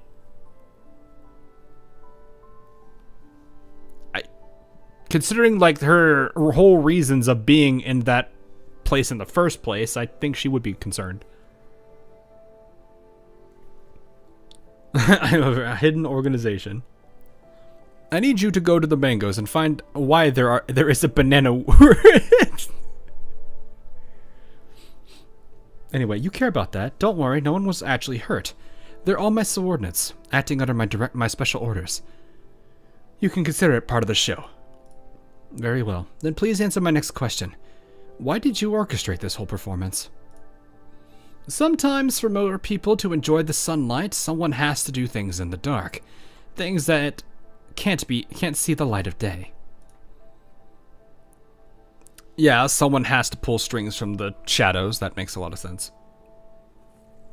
You used to work for a PMC. You should know how this kind of thing works. When I worked for the PMC, the commander who I served under was always upright. I'm not familiar with the kind of things that can't see the light of day that you're referring to. If there's something you want me to do, just say it directly. I'll assess whether I can do it after I've heard the details. Alright, since you're being this straightforward, I'll skip the preamble. Realizing Niketa's extremely direct demeanor, Inessa adjusts her tone. During the recent operation to seize illegal drugs, we captured some suspects, but upon investigation, they turned out to be just low runners. The real big players are still hiding in the shadows. On top of that, we've received an anonymous report implicating Mengi Security. We need someone to go undercover inside Mengi Security and gather concrete evidence of their involvement in illegal drug trafficking. Mengi Security. Are you sure? Yes, the same Mengi Security that makes donations to orphanages. Just like we do. Can I take a look at the report? Of course. Nessa opens a drawer and hands Niketa a stack of documents. So they're basically just saying, yeah, you know the company that calls himself a security company? Yeah, they're doing drugs. Just like, okay. They left a lot of pits behind. They are, this is a very, very weird, I mean, I guess it makes sense. They want to make her dismissal public. And we already they've already established that Mengi does kind of want to have Niketa, or at least David has been very pushing, he's been very pushy about it. So this is pretty straightforward so far, at least in that regard. With this revealing, it kind of makes sense. They want to kind of make it look like she was actually fired. So that way, the whole angle of being undercover is not suspected. So no, this makes a lot of sense. Though it is kind of weird. I think I know the reason why Maggie wouldn't want Niketa. Oh. Anyway. The report includes a blurry photo in it. A person wearing a Mengi security uniform is sitting on a worn-out sofa holding a vial of some substance. What he's holding is the contraband drug in question. In the industry, it's known as Vitalis. It's rumored to treat doll syndrome, but in reality, it contains minimal active ingredients and is highly addictive. What is doll syndrome?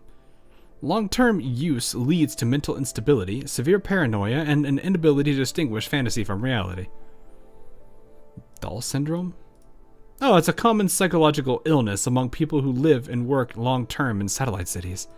Patients feel that they've fought tooth and nail for the right to live in a satellite city, hoping for a comfortable life, only to discover all their efforts merely serve to make life easier for the privileged in the white zones. Oh, I see. That realization makes them feel like they've been downgraded from humans to dolls. They often develop strong hostility towards actual dolls. No offense. Untaken. So it's based... That's funny, actually.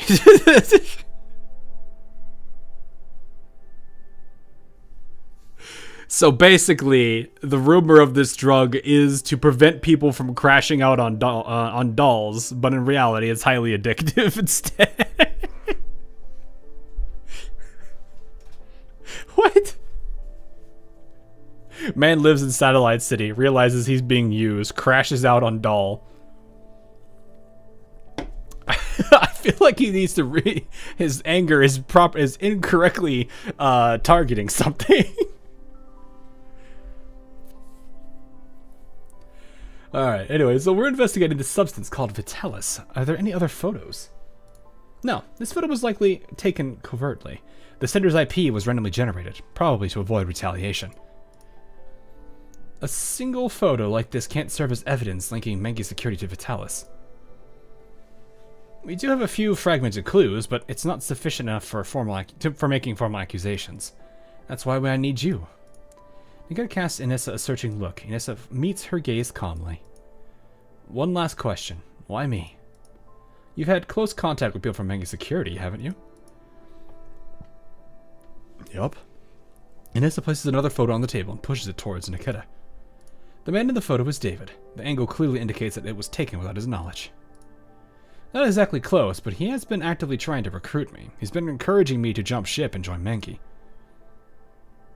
Or Mengi, I don't know how to say that name actually. Then joining them would be a natural step for you. Would it really be that easy? I was dismissed for protocol violations and performance defects. Would Mengi security really take in someone like that? In reality, your performance defects don't exist. That would become apparent in any baseline diagnostics. As for the protocol violations, well, you know how rigid government organizations are. Private security firms have very different standards and protocols. Believe me, they won't easily pass up this rare opportunity to recruit a high-performance tactical doll like you. That's where I was pretty much thinking this was going, was that they basically publicly announced her dismissal, but in reality, she's not truly dismissed. That makes a whole lot more sense for this whole undercover angle they're trying to do. Nikita eyes the document spread out before her, then looks up at Inessa's face again. So after I complete this mission, what happens to me? You can go wherever you want. You can even come back to the Public Security Administration. I'll reinstate your service records. Of course, you have every right to turn down this mission. It's dangerous after all. In time, I'll clear your name and you could still return to work. This kind of, this is banking on a lot of things. One, you're already basically saying that she has to, there is a flawed premise, I would say, in this. It kind of feels like it's stupid. Where I'm like, you blindly fired her without letting her at least have any clue why she was basically being fired. And then now are offering her to basically do what she was already doing, but for a different group. You could have announced it publicly, and she could have at least known that this was the plan. But instead, you basically threw her under the bus and then tried to pick her back up and help her let her work again. I wouldn't be surprised if she kind of feels a bit if she feels a bit betrayed by it and everything, or it feels like she's just a pawn. I can understand why she wouldn't want to do this, but at that point it turns into a case of you played a game, you gambled here, and doing the gamba you lost, and she's not going to help you because you did the gamba. It makes it more convincing if she doesn't know. Sure, true, but I guess the bigger thing is how much is Mengi watching Nikita?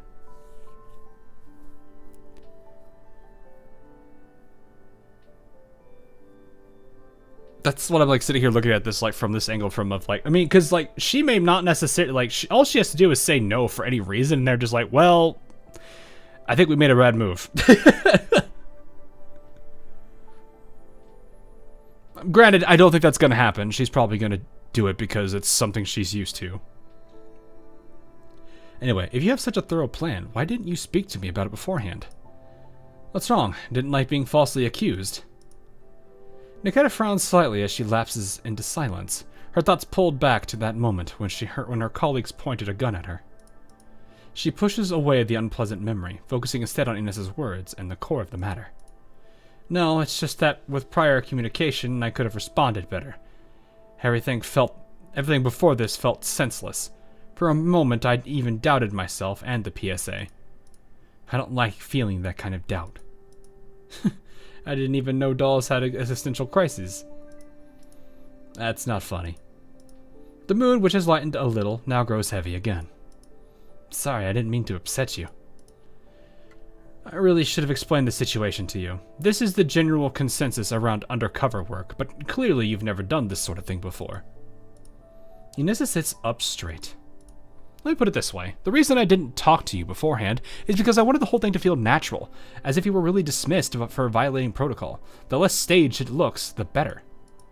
Most undercover agents are trained early on, so they can perform convincingly. But someone like you, who's been chosen on a short notice, might act unnaturally due to hesitation if warned in advance. You could have made mistakes that would be used against you somewhere down the line. I kind of feel like there's some truth there, but I don't necessarily know if Nikita would be like that, though. I don't know Nikita enough, to be fair. Like, that's kind of the one thing I'd have to understand Nikita first to even know if that's truly, like, the best way to approach that. That may be true, but weren't you worried things would go wrong, like if I didn't follow the script? But you did come to me. Nissa smiles faintly. What was it wrong about you? Your pursuit of truth has brought you here. That kind of resolve is exactly what an undercover agent needs. And what else does undercover work require? Let's see. Tolerance for loneliness and boredom. Acceptance of the fact that you will give your all and likely receive nothing in return. You have to blend into the crowd, and whether you succeed or fail, you can never speak of it. So, are you willing to take the mission? Nikita looks into Inessa's eyes, sensing a scrutinizing gaze behind her glasses. A strange emotion rises in her neural cloud, but she dismisses it as system noise. Dolls don't overthink. At least, I don't. Nikita, if it's something that helps people, something that's right, I'll do it.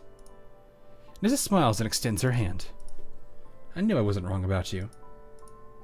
Then here's to a successful collaboration. Nikita looks at the offered hand and shakes it gently. Right.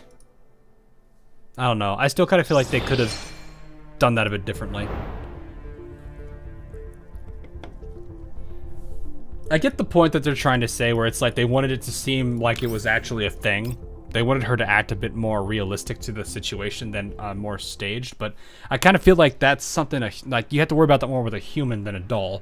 Not saying that dolls and humans are very different from each other in terms of psychology, because I mean it's very, from the few chapters that they've already released of this game, there's a lot of times where I kind of feel like they have very similar emotional levels.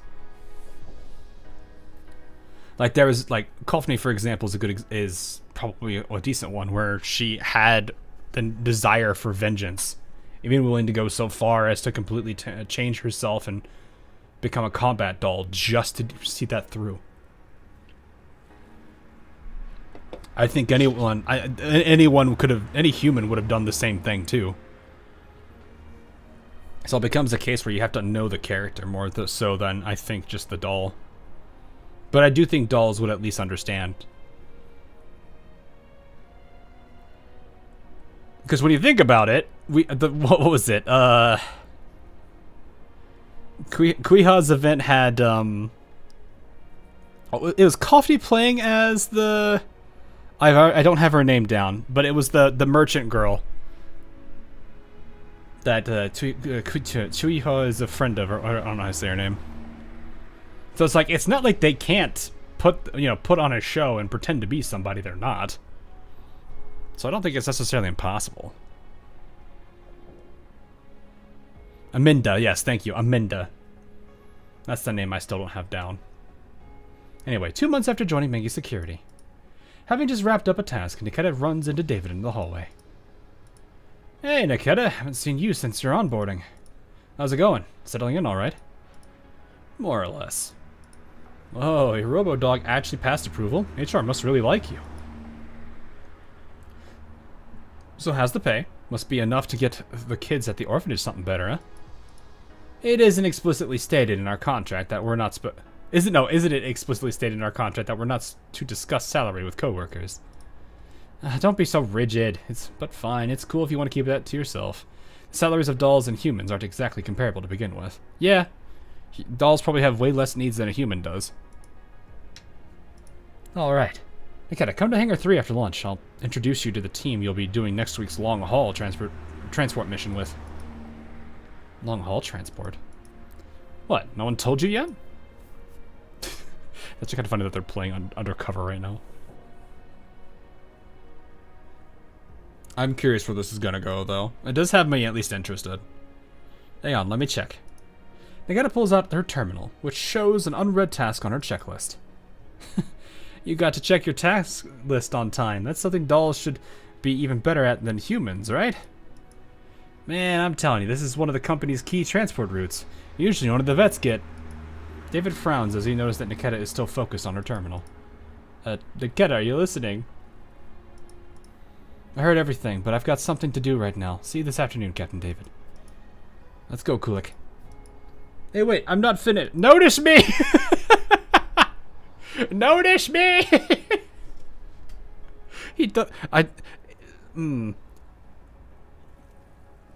His character is very, like, attention-seeking. At least right off the get-go. Man's definitely got something going on with him. Before David can react, Nikita has already rushed off with her mechanical dog. Uh-oh. Uh-oh, he angy. Boy, try hard rizzing for real.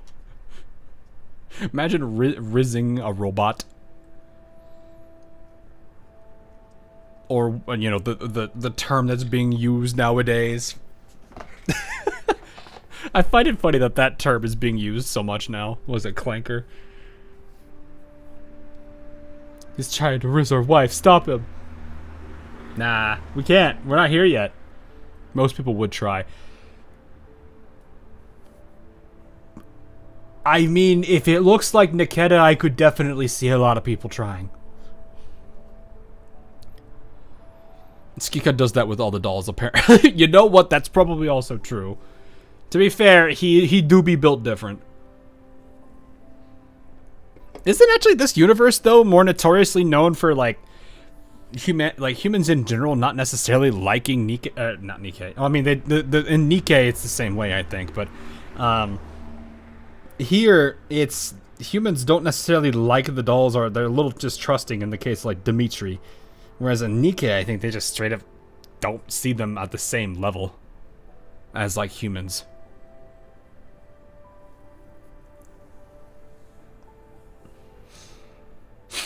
Funny they made that a slur for AI. Yeah, it's kind of silly. Some do, some don't. Fair. Came from the Star Wars, the Clone Wars. I could see that because it was basically clones versus droids. Some do, some don't. It's worse than Nikkei. Yeah, I knew it was generally pretty rough in Nikkei. Because there was the. There's what's her name? Is it Unhua or something like that? Unhua, I think, is a character that probably fits this if I understood what people were telling me about that character, where it's like she was like a human, didn't really treat her dolls right, then the Nikkei right, and then the Nikkei basically abandoned her and she had to turn into a Nikkei, I think, at some point just to survive. I think.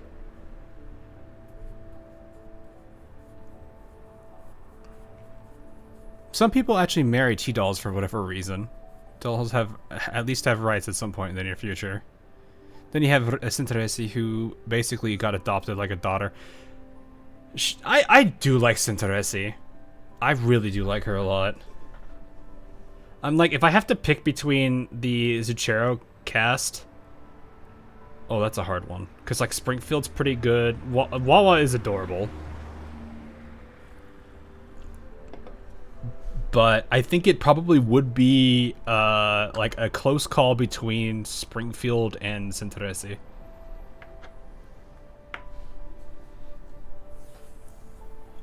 Anyway, to conclude, nothing suspicious has been found for now. You just joined Mengi Security and you're carrying out the most basic frontline task. It's normal that they won't expose you to core operations yet, especially since you used to work in the PSA. The key is to blend in and become part of their background. Speaking of core operations, I just received a task today, one that's usually assigned only to the more senior members. Nikita hands her work terminal to Inessa. The long-haul transport from ODE-13 to LVI-14, cargo category food. Nessa taps the armrest of her seat with a finger. That's very suspicious. The route passes through loosely regulated, or rather completely unregulated, contamination zones. There's plenty of opportunity for foul play. They get rights in like 2085? What year does GFL2 take place? I don't know. I think I've seen like mentions of 2050. I think maybe it's in 2050, like I think 2052 and 2058. I think I've seen on loading screen like tips, not necessarily tips, but like little bits on it. 2073, I think. Yeah, for all I know. Actually, wait, isn't there a doesn't one of the Neural Helix missions have dialogue that references time? Maybe that one might be a good reference. I thought we can look at that one after that, maybe. It's 2070X. Okay, so, dang, that's 50 years from now. Oh. That's very suspicious. Yeah, okay. You mean there's a chance of the cargo could be swapped in the contamination zone? Exactly, but if Mengi Security really does run illegal ops like that, they'd normally assign someone someone experienced and familiar with their internal workings. It's odd that they entrust this to someone like you just after just 2 months. I understand. I'll stay alert and treat it as regular transport unless something's off. I'm counting on you. Oh, and take this. Inessa hands Nikita a USB drive. Little gadget developed by our tech team. It can automatically generate neurologs. All my doll agents have one to pass routine neural cloud inspections. From what I remember, Mickey Security takes neurolog submissions every 2 months. The next one is coming up soon, right? Tomorrow, actually. Perfect timing. This will get you through the inspection just fine. I also have something for you, or rather, for your daughter. I was gonna say.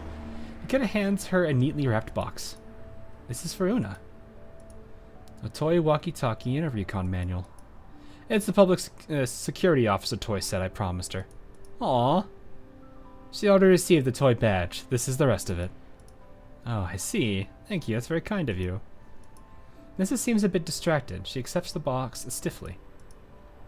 Una said her dream is to become a public security officer. She has a strong sense of justice. I like her a lot, so it's my pleasure. Please give this to her when she returns from her trip. That's actually kind of sweet of her to do that.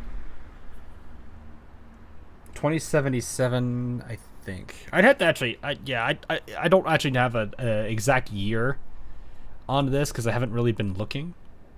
I don't think there's anything that's mentioned in the events off the top of my head that I remember. There might be if there was like a personal recording that somebody did before they like passed away or something. 2074. Okay. Fair enough, fair enough. Nissa gently caresses the box as something comes to mind. Mama, the day after tomorrow is my birthday. Investigation. What did you say? Una's birthday. It's the day after tomorrow. Alright, sweetheart. Happy birthday. What gift do you want? I want the new security officer outfit from Disneyland. Disneyland.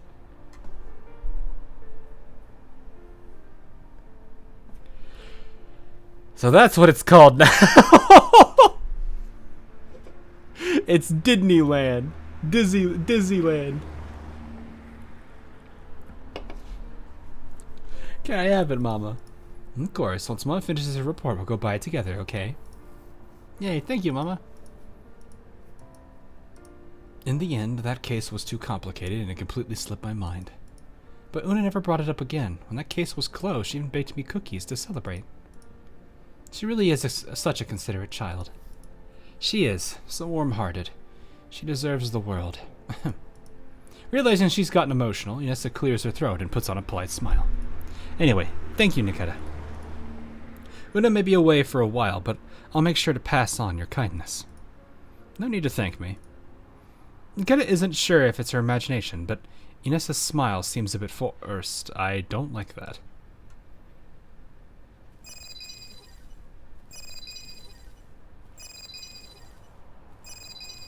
Something seems afoot. I don't like this. We'll see. As Niketa leaves, Inessa sits alone on the sofa and dials a number on her terminal. The ringtone lasts a long time before the other end finally picks up. It's me. Everything is... Yeah, I was thinking. Thing is proceeding according to plan. She hasn't noticed anything suspicious. Her PSA records have already been deleted. There's no way back for her. Yes, I understand. I'll continue to report to you if anything comes up. Oh, wait. Nissa straightens up slightly. I want to ask about Una. The last time I heard... Yeah. I'm sitting here like, is she being blackmailed into doing stuff?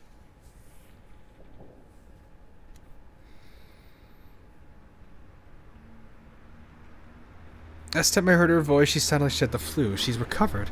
She's swimming now. She's got a weak constitution. She'll probably need nutritional supplements after swimming. I'll send you a list later. Please help buy them if you... Well, okay, no. Maybe us... Okay. So, this doesn't seem like a kidnapping then. So this isn't actually what I think it is. Okay, thank you. The call ends. Anissa massages the bridge of her nose, then looks down at the beautifully wrapped box on the table. Apart from the officer-themed toys, it also contains a cute plushy mascot wearing a mini PSA uniform. She picks up the plush and buries her face in its soft, fluffy fabric, just as she used to bury her face in Una's thick hair when hugging her countless times.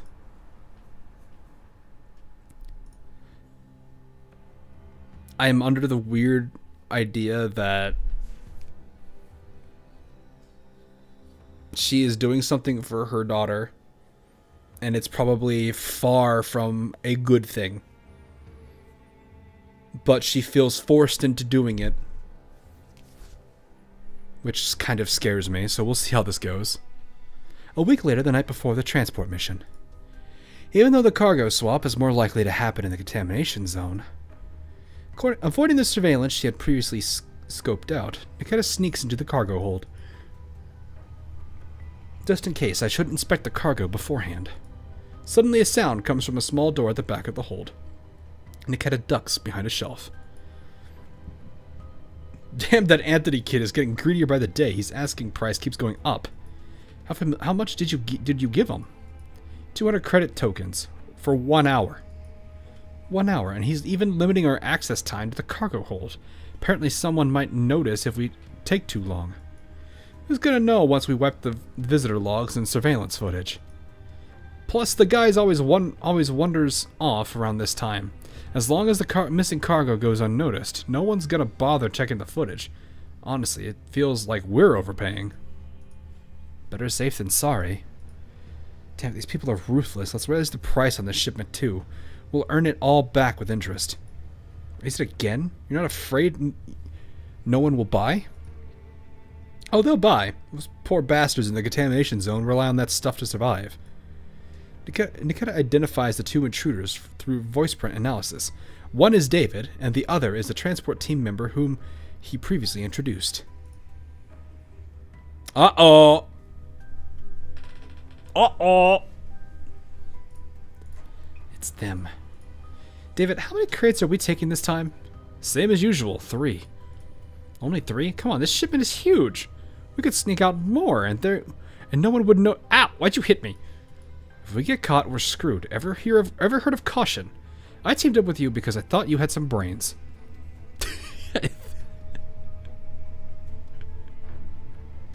Now I'm starting to think I should have gone with a doll. At least she's obedient like a dog. Hey, that's going too far. It's like, at least the doll isn't stupid. At least the doll can follow the orders without questions. Stupid idiot. Transport team member tries to argue, but shuts up when he sees David's dark expression. He gulps. Fine, 3 crates it is. Screw this. Why am I stuck with a lunatic like you? Always speaking of dolls. What's the deal with that Niketa you introduced us to? Only 2 months in and she's already doing covert transports? Who knows what HQ is thinking? They had me cozy up to her ages ago and poach her from the PSA. Every time I talk to her, I feel sick. Uh-huh.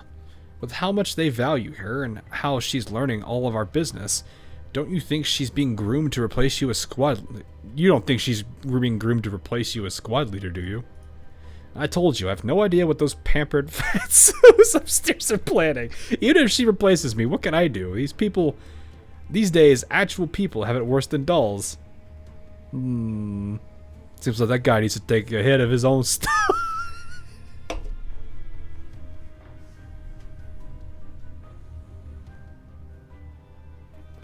Man's crashing out on dolls. He's secretly crashing out on a doll. Calm down, man. But here's another possibility. What if we've been found out for smuggling and Nikita was sent to spy on us? Highly unlikely. Aside from Anthony, we haven't left any traces, and Anthony is in this with us. If we go down, so does he. Still, keeping an eye on her wouldn't hurt, even if she ever does find out. David's eyes flashed dangerously on his grim face. She's just a doll. We'll scrap her and be done with it. Yeah, exactly. Just a damn doll. Come on, let's load the stuff into your vehicle. The two men bustle about in the cargo hold for a while, then disappear behind the door with the cargo. Nikita steps out from the shadows of the shelves. Smuggling cargo, deliberate collusion. She shifts her gaze to the goods on the shelves. She opens one of the crates. Inside are neatly stacked canned fruits. The packaging suggests black currants? These absolutely can't be regular fruit preservatives, otherwise they wouldn't be taking such a huge risk. Nikita reaches towards the crate, but quickly withdraws her hand. It's not the time yet. I need to find a chance to investigate David. He just said load the stuff into your vehicle. He consumed the forbidden mango, not the forbidden mango. Maybe that's why he's crashing out on a doll. Making security transport convoy enters a bleak town in the contamination zone and stops at a supply station. David, the transport squad leader, gets out of the vehicle, followed closely by Nikita. Watching the station staff bustle around, refilling water and recharging the truck, David makes a remark. Even in a hazmat suit, I can feel how foul the air is. It's suffocating. How do these people get used to surviving in this kind of environment? They just get used to it.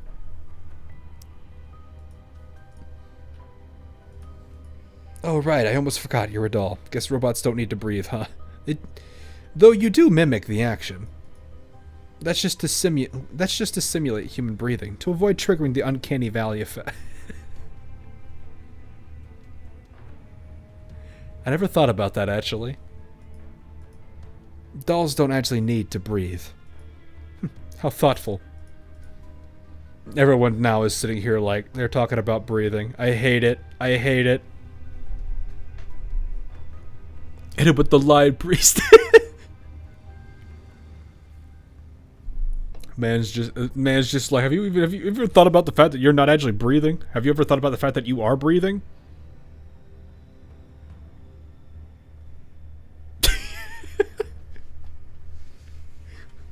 Just hit it with a no you card. Anyway, Nikita, I'm stepping away for a bit to buy some stuff. Keep an eye on things here. An explosion cuts him off. Several ramshackle armored cars and motorbikes roar past, kicking up thick clouds of dust. It's Varjägers. Why are they suddenly... And David visibly panics in the face of the Varjägers' assault. Captain David, order everyone to combat readiness and evacuate the civilians. I'll hold the front lines. I'm the captain. I don't need orders from a doll. Just go. Boys, look what we got here. Fresh meat. Slaughtered them all. That's kind of where I feel like that voice, like... I got her, boys! I got her. She's behind the crate. Gets shot. Yeah. I'm plenty enough to deal with the likes of you. The boys are back. Yeah, we got a lot. We got a good squad going here. Got ourselves a whole squad ready to roll. Next scene, they died to a silly attack. Yeah, I mean, they're already gonna die to a silly attack. It's called Banana Strike.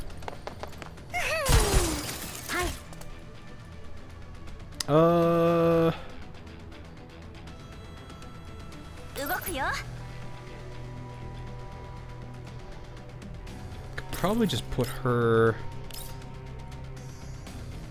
it's fine.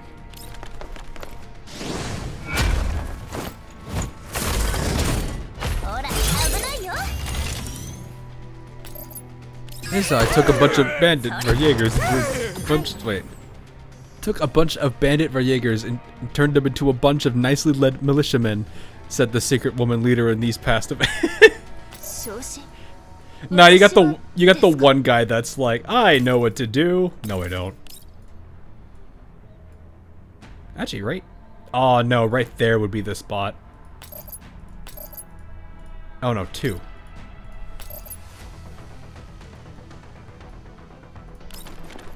I think the MG weapon skin of the onion, you could make the cat kill everything from crying. I honestly find the weapon skins the silliest but best part. It's something that's so silly and doesn't need to be done, but it still makes me laugh every time. Also, what is the purpose of this barricade? It's like you can jump over that. So, what the dog doing?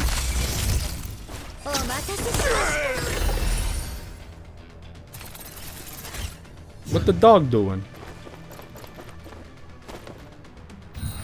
Oh. So does he attack? What does he do? Will not be targeted. Wait, will not be targeted by the enemy. If an enemy unit within 3 tiles deals damage, Kulik launches counter. Oh, he's a counterattack. Okay. So he never attacks unless somebody within 3 tiles of him attacks probably somebody else. So he's more of just a, like, basically a free damage in a specific area. So it's like, ideally what I'd probably want to do, because I'm going to assume he'd probably wipe them out, is place her here. Oh no, I can't relocate him yet. Well, I guess we can't do that now. I need to play.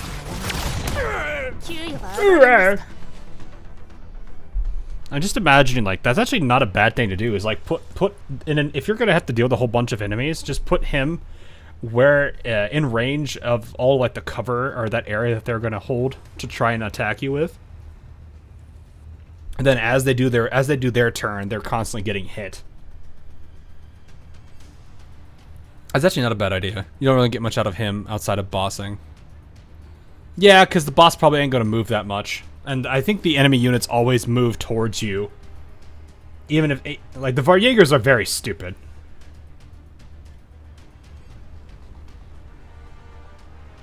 But it kind of turns into, like... It almost kind of feels like it's a case where you just want to, like, predict where they're going to move to and then have him retaliate there.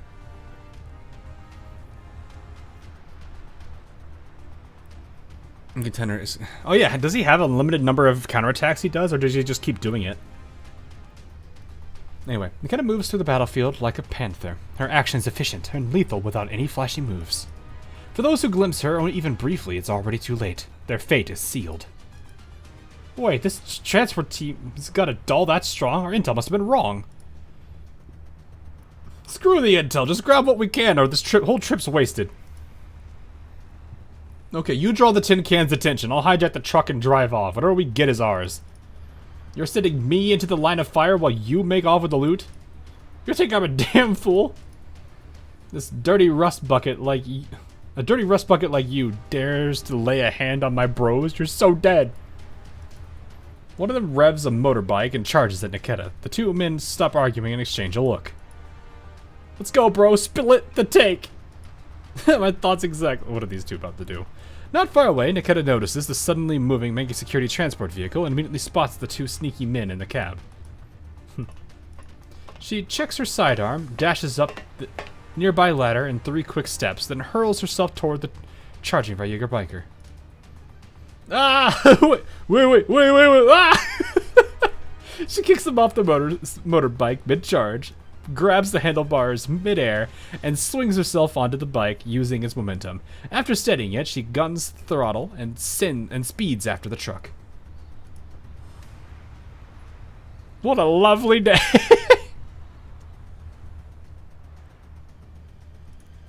One at base, 2 at later fortifications. Oh, she only gets 1 counterattack? Oof. A dull impact hits the truck roof. The 2 Varjägers in the cab glance at each other. What the hell was that? Probably just another damn rock falling on your head. With the jackpot, a whole truckload. Oh, right. This stuff's in high demand in the contamination zones. We could jack up the price like crazy. But we're supposed to turn it in, remember? Knowing the boss, how much do you think we'll actually get? You got a point. Maybe we should just pocket it all. You insane? Still, if we just skim a little off the top. Gunshots ring out before he finishes. Bullets pierce the window, hitting the driver's hand with deadly precision.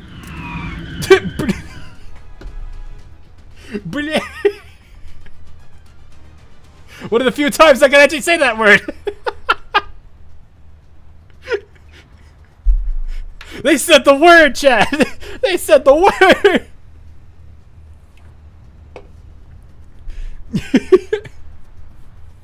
Welcome to like the one word I know how to say properly because I've listened to man,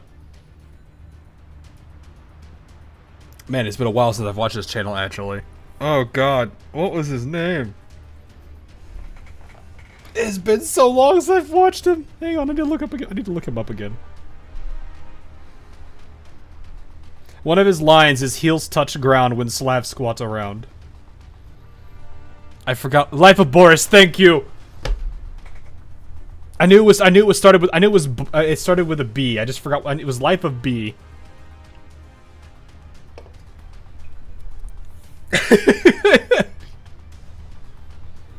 Game gave us the B word, but yeah, I know it's like one of the few times I actually can say one word in Russian because I listen to one man say it all the time. Life of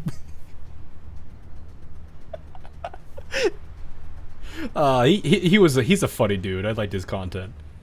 Anyway, the truck veers wildly across the terrain. The 2 inside are tossed around like ragdolls. Niket seizes the moment and leaps through the shattered window. Grabbing the steering wheel with one hand, she aims her gun with the other and fires 2 precise shots into their legs. Niket slams on the brakes, fighting the wheel, and the truck and barely stops the truck from crashing into a massive roadside boulder. Peak Boris is him just peeling potatoes for an hour. I mean, he do a lot of goofy things. Crashing out over Vadim again. When is he not, though? When does he not? She ties up the 2 Varjägers and sets them around before inspecting the cargo. Many of the cans were damaged during the commotion.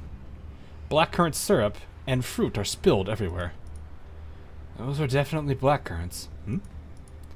In one of the cracked cans, Niket spots the container of spots a corner of a small plastic bag. She picks it up. Inside is a sealed sachet of brownish yellow powder. Could this be used to make Vitalis? Oh, hey, doll ladies, please spare us. We're gonna bleed out at this rate. You didn't get hit in any major arteries. You'll live. Now I need more intel on Vitalis. These, where do you usually sell them? She shakes the bag in front of them. You guys don't even know what you're transporting? We sell them to underground brokers or small taverns in the contamination zones. They blew it in drinks.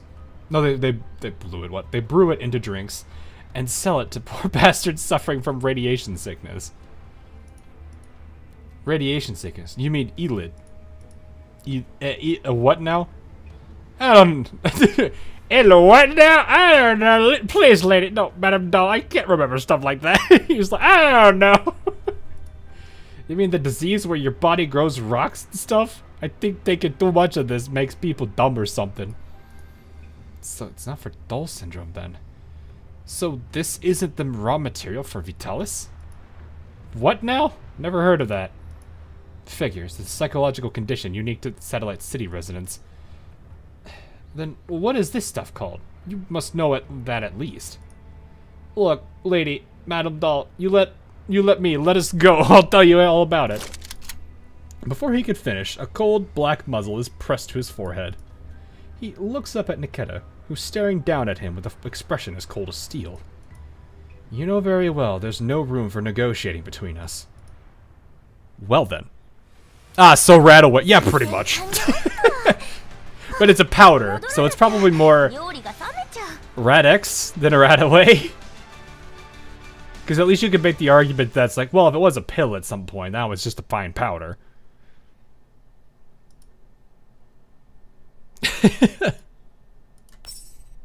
Cat. The canned food transported by Mengi security concealed a substance called Erdis, a brown powder rumored to contain anti-elid properties. Its ingredients are unknown. It is often mixed into beverages and sold to elid patients. Its actual effectiveness is unverified, but it has not passed regulatory approval. It is, without question, a banned substance. Nikita pulls out a small plastic sachet and hands it to Inessa, who is seated on the sofa. I retrieved this on site and have video evidence to back it up. Well then. Nessa opens the sachet, pours the powder onto her palm, and rubs it between her fingers. You weren't discovered while collecting this evidence, were you? I don't think so. I destroyed the truck's dash cam. The only two eyewitnesses were the two Varjägers. I tossed them into a ravine. Statistically, there should be no solid evidence against me. Lack of evidence doesn't mean you won't be suspected. No witnesses also means no one to testify for you. Both you and the physical evidence disappeared for too long. If there's any discrepancy in the cargo count later, suspicions will naturally fall on you. It doesn't matter if they do. This evidence is enough to indict Mengi security, and by then I should be reinstated into the PSA. Hold on. Who said you're coming back? The mission isn't finished. Our goal is to uncover evidence of them trafficking Vitalis. Finding evidence of Eridus, a banned substance, should prompt a full investigation by the PSA. That would likely lead to clues about Vitalis, no? Besides, if the Varjäger's claims are true, Eridus is already causing serious harm in the contamination zones. The longer it's left unchecked, the more people will be endangered. Yeah, I wonder if she's gonna notice something is off. I'll let you go free if you do the screen.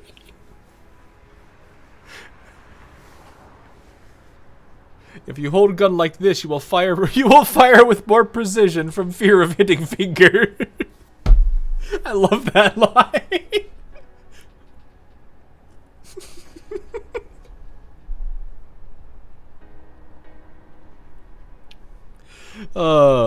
I just love the Varjägers are treated like fantasy goblins, casually I mean, they really do be the low-level grunts. It's only when they're mobilized, like they have a handful of events, where they're actually treated with some concern. Otherwise, they're just like, well, it's these guys again.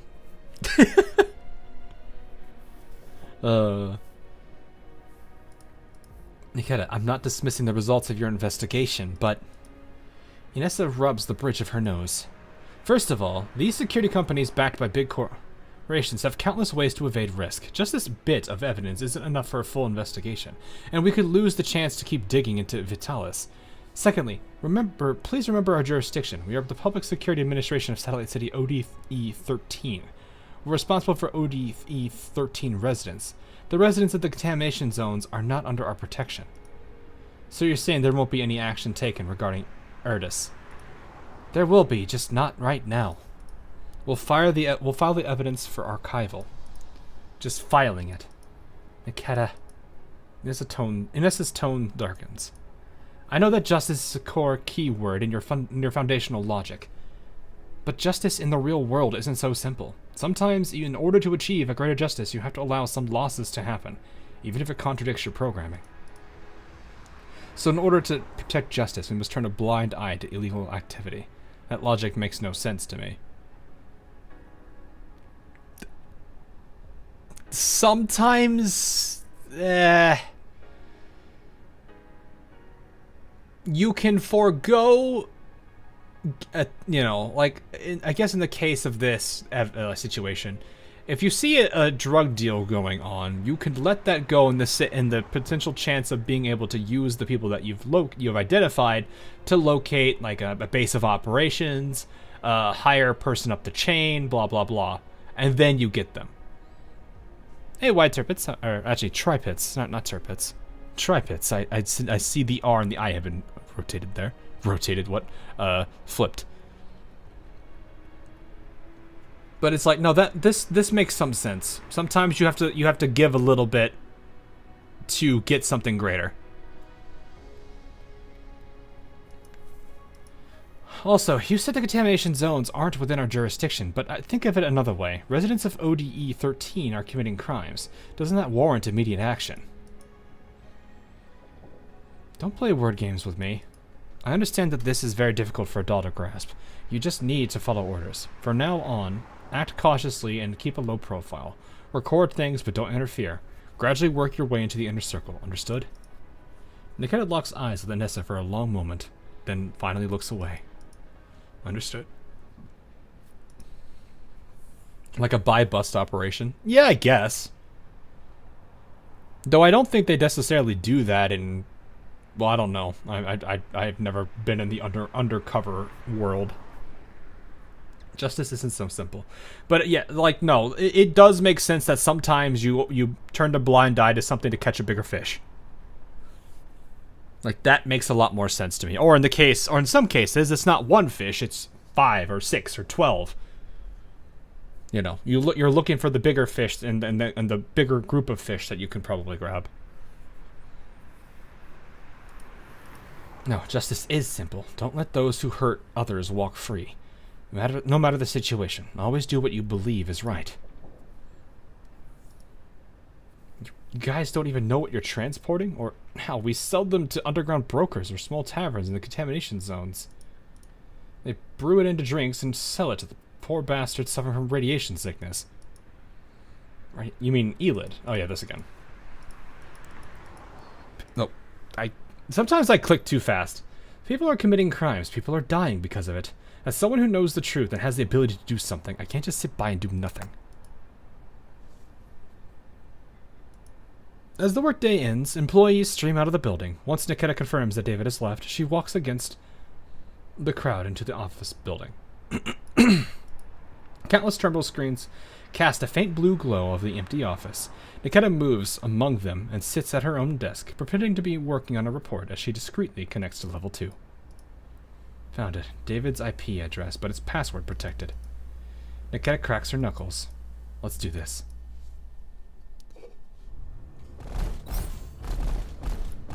I see a lot of people. There's some over there.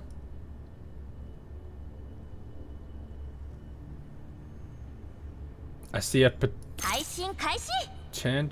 Nah. I almost wish, but I don't think that is possible. Because you get, yeah, the best you could do. Nah, I can't do that. Unless this is long enough.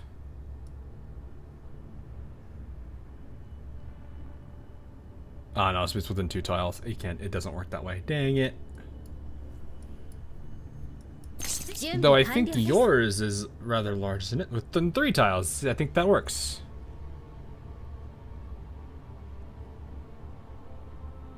Because I think it's either gonna take these 2 guys out, and maybe throw him, or maybe drag him in if it doesn't take him out. Okay.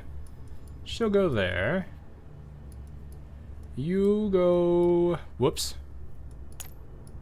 I'm like trying to see if I can plan this out. I don't know why I did that. Like, can I make this work? I think I can. Though her being a sniper, I might not be able to... maybe. We might be able to reach that. Let's try it. Okay, you go here, hit 4. Then 3. I think 3 works. Yes, 3 works. Okay. You over here. This 4, boom. And he's gone.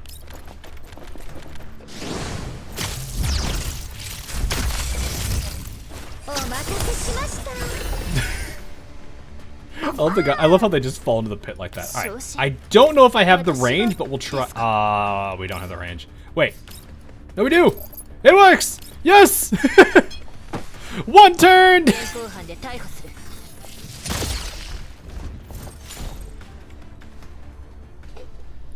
I was like, wait. I chose the wrong skill, and I was like, wait, no, that is it.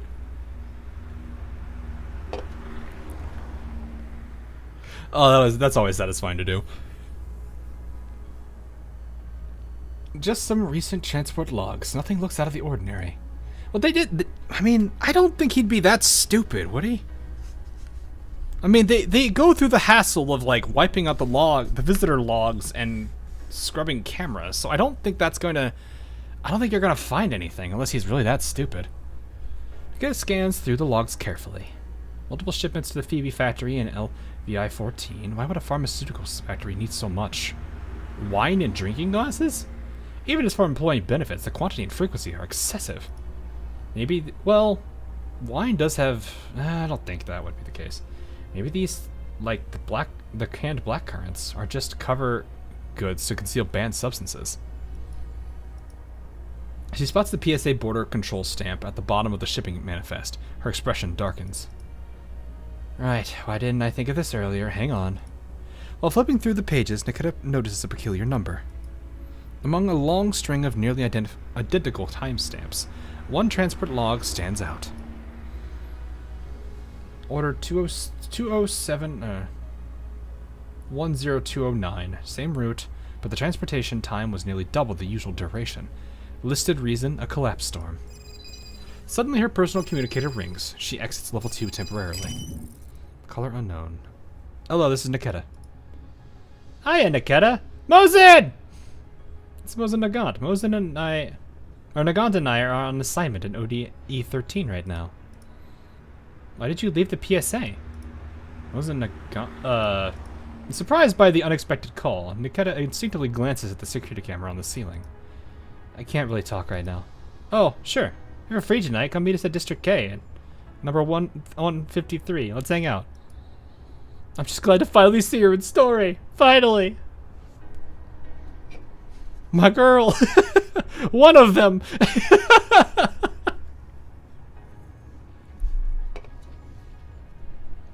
Oh, I do wish Peritia gets her time in the story at some point.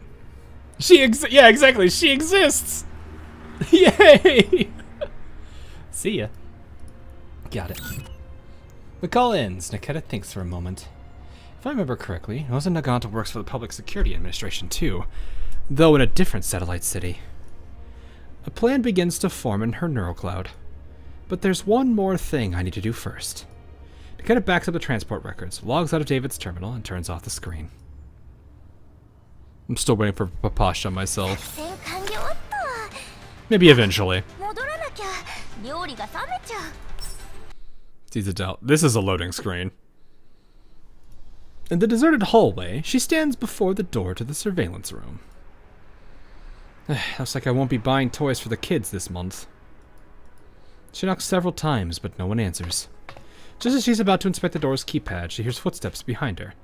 The surveillance operator appears, holding a meal container. Looks like he was out for dinner. The doll? What do you want?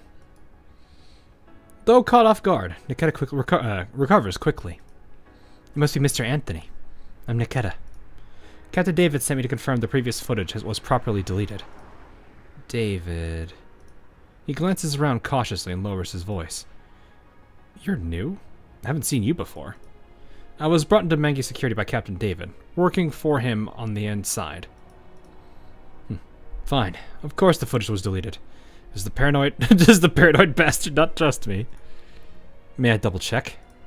It's such a place to tell me what to do, doll. If David has his doubts, let him come himself. He should know by now I don't work for free. Gotta pay up if he wants to do something, if he wants something done. Could I please double check? I said no. He abruptly stops, his eyes fixating on the card in Nikita's hand. I just found this in the hallway, a withdrawal card worth 250 credit tokens. No idea who dropped it. I'll take that. I'll drop it at Lost and Found. I'll be right back in 15 minutes.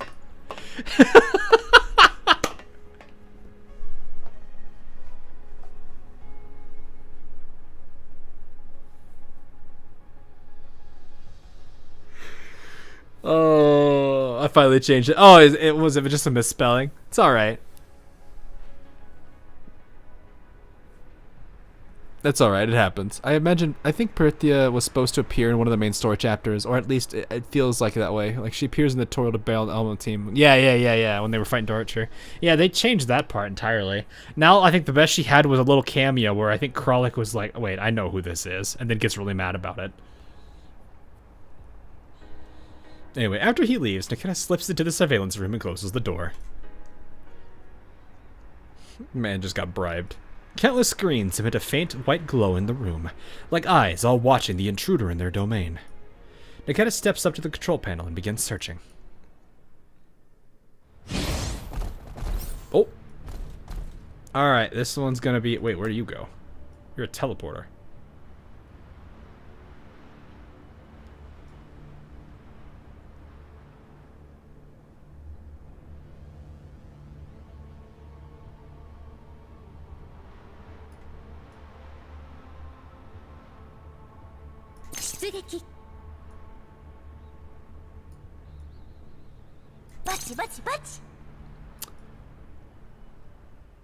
I think that's all I need to do.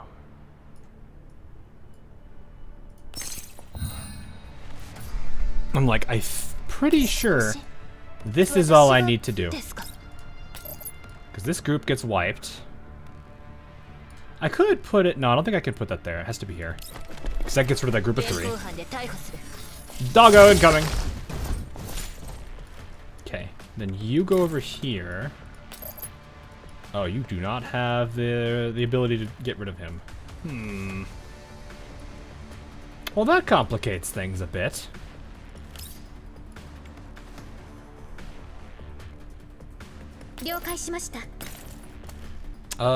You can definitely get wiped out. Yeah, you two get wiped out. Nikita has the charisma build in Fallout 4. Nah, I mean... She's not a smooth talker. She doesn't really feel that way.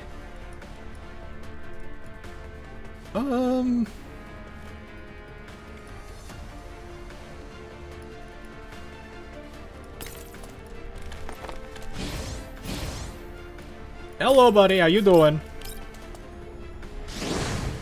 Probably would have actually helped to put Kolfni here, so she could take him out, and then she just retaliates on this guy over here. But it's fine. We will not be able to take them out, but it's... Oh, that is shorter?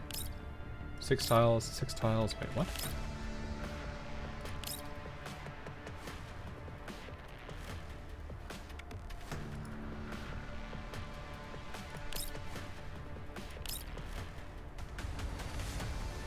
That's weird.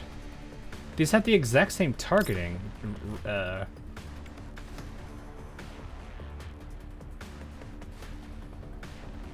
Wait, hang on. Does Papa Figo have something special?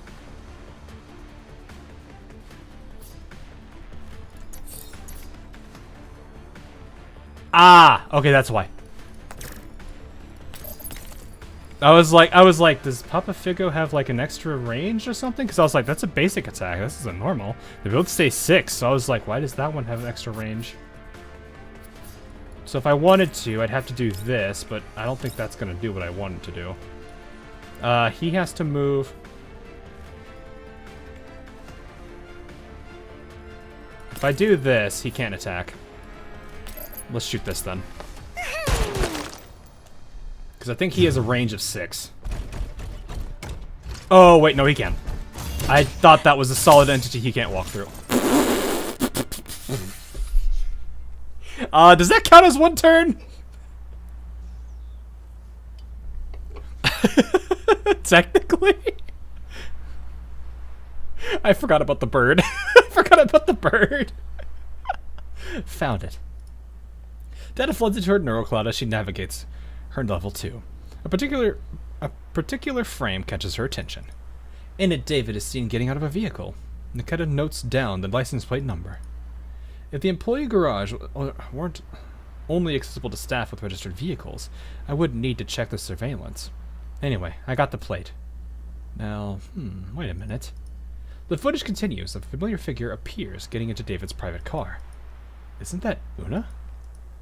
Inessa's daughter. What's she got to do with Mankey security?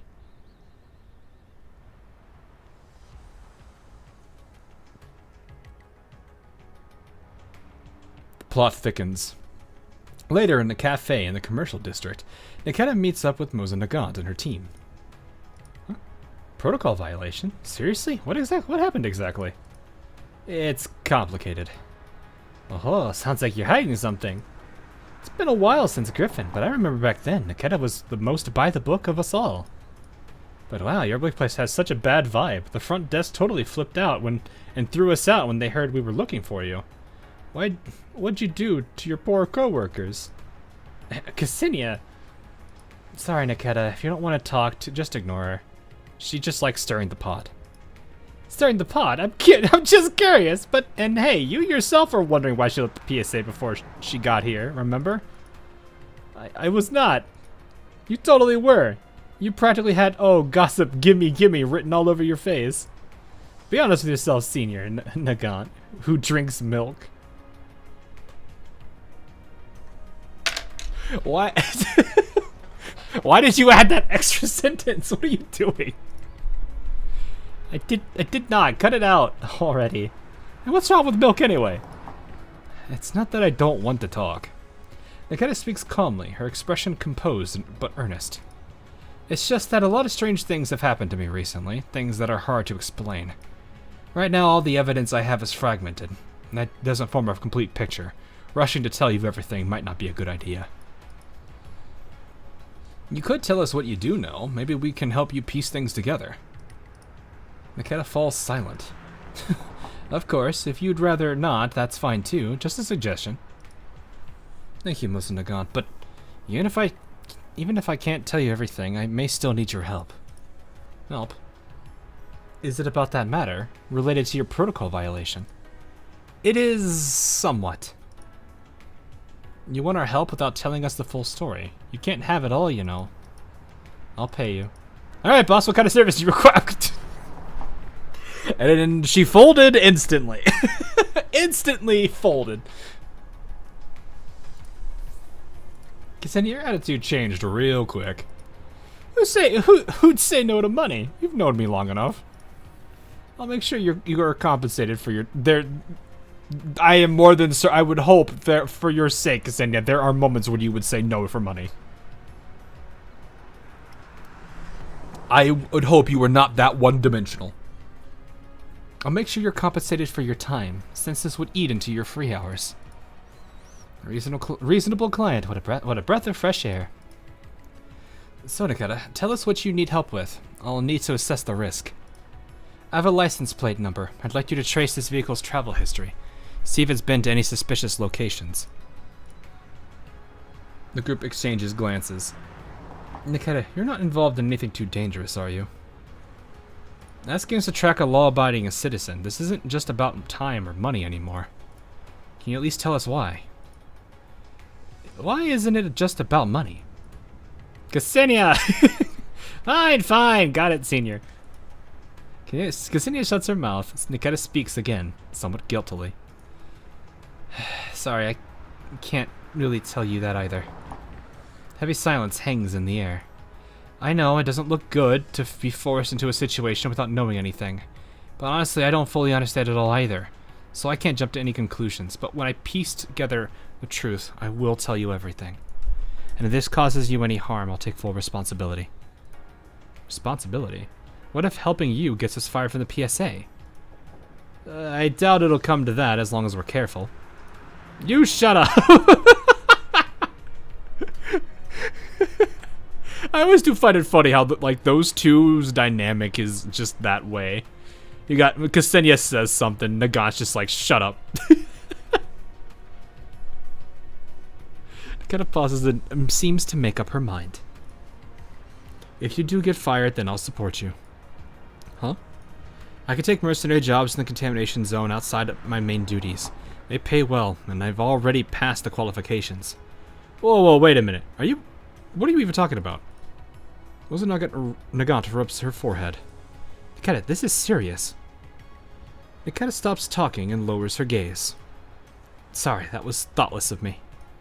I do need your help. Out of the trust we built working at Griffin, I chose to ask you. But you're absolutely right. It's not fair to you if I don't tell you anything.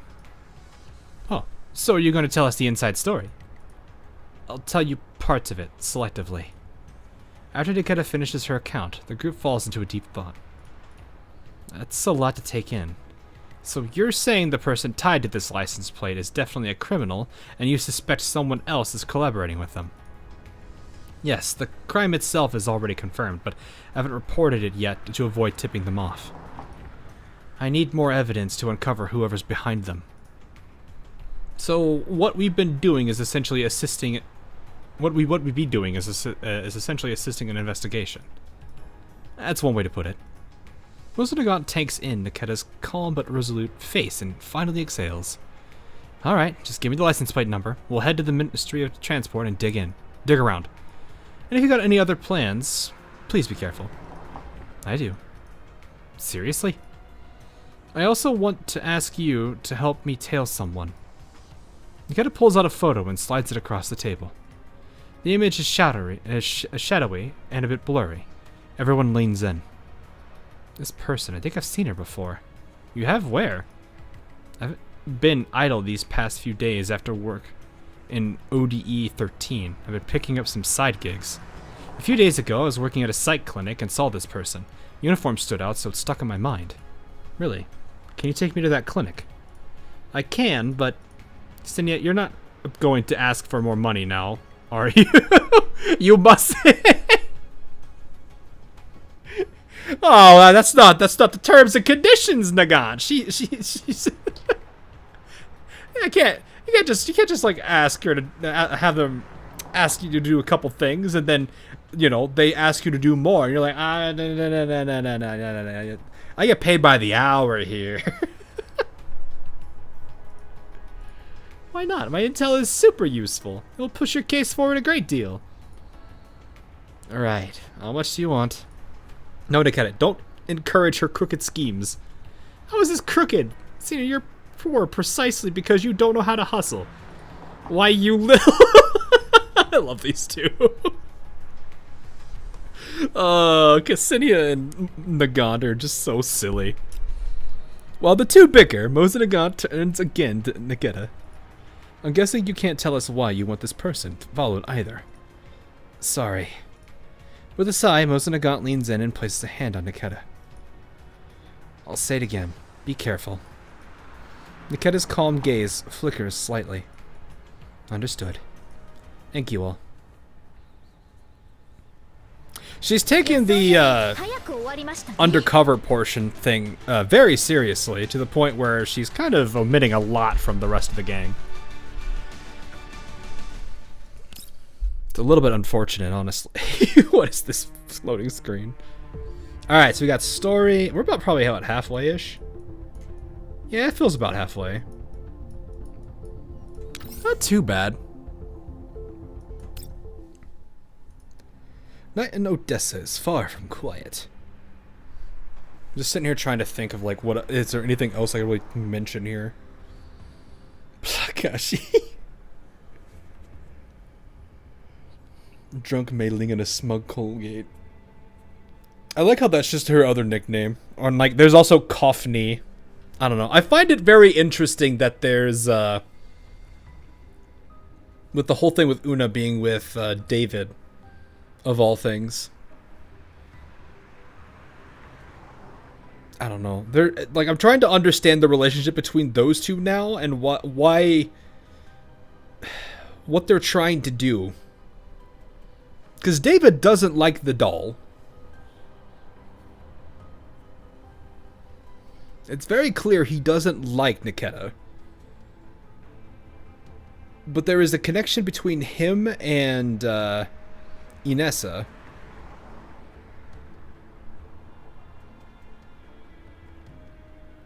The thing I'm trying to understand is what is their relationship, and how does this change the whole dynamic of what's going on right now? cupcake, coffee, Colgate, copy bar, what? Cold War. How many nicknames you've given her?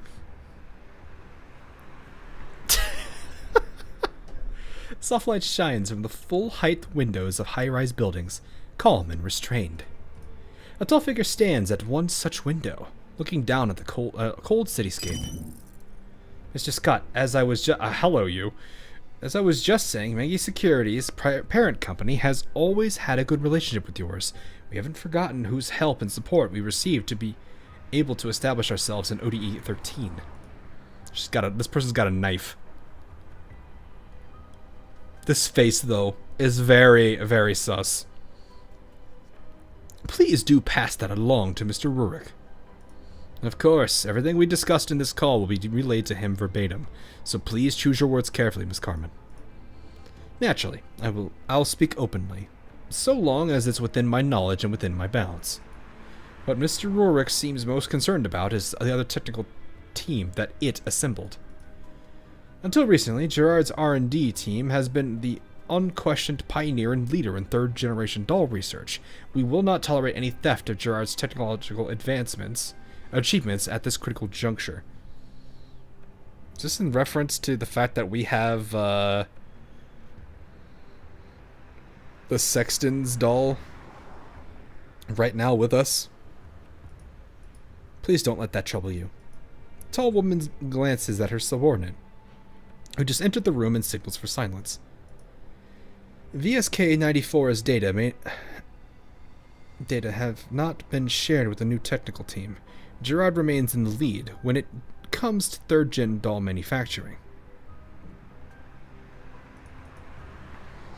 Locked down that tightly. So this doll, codenamed VSK-94, how exactly does she differ from the others we've acquired from IOP?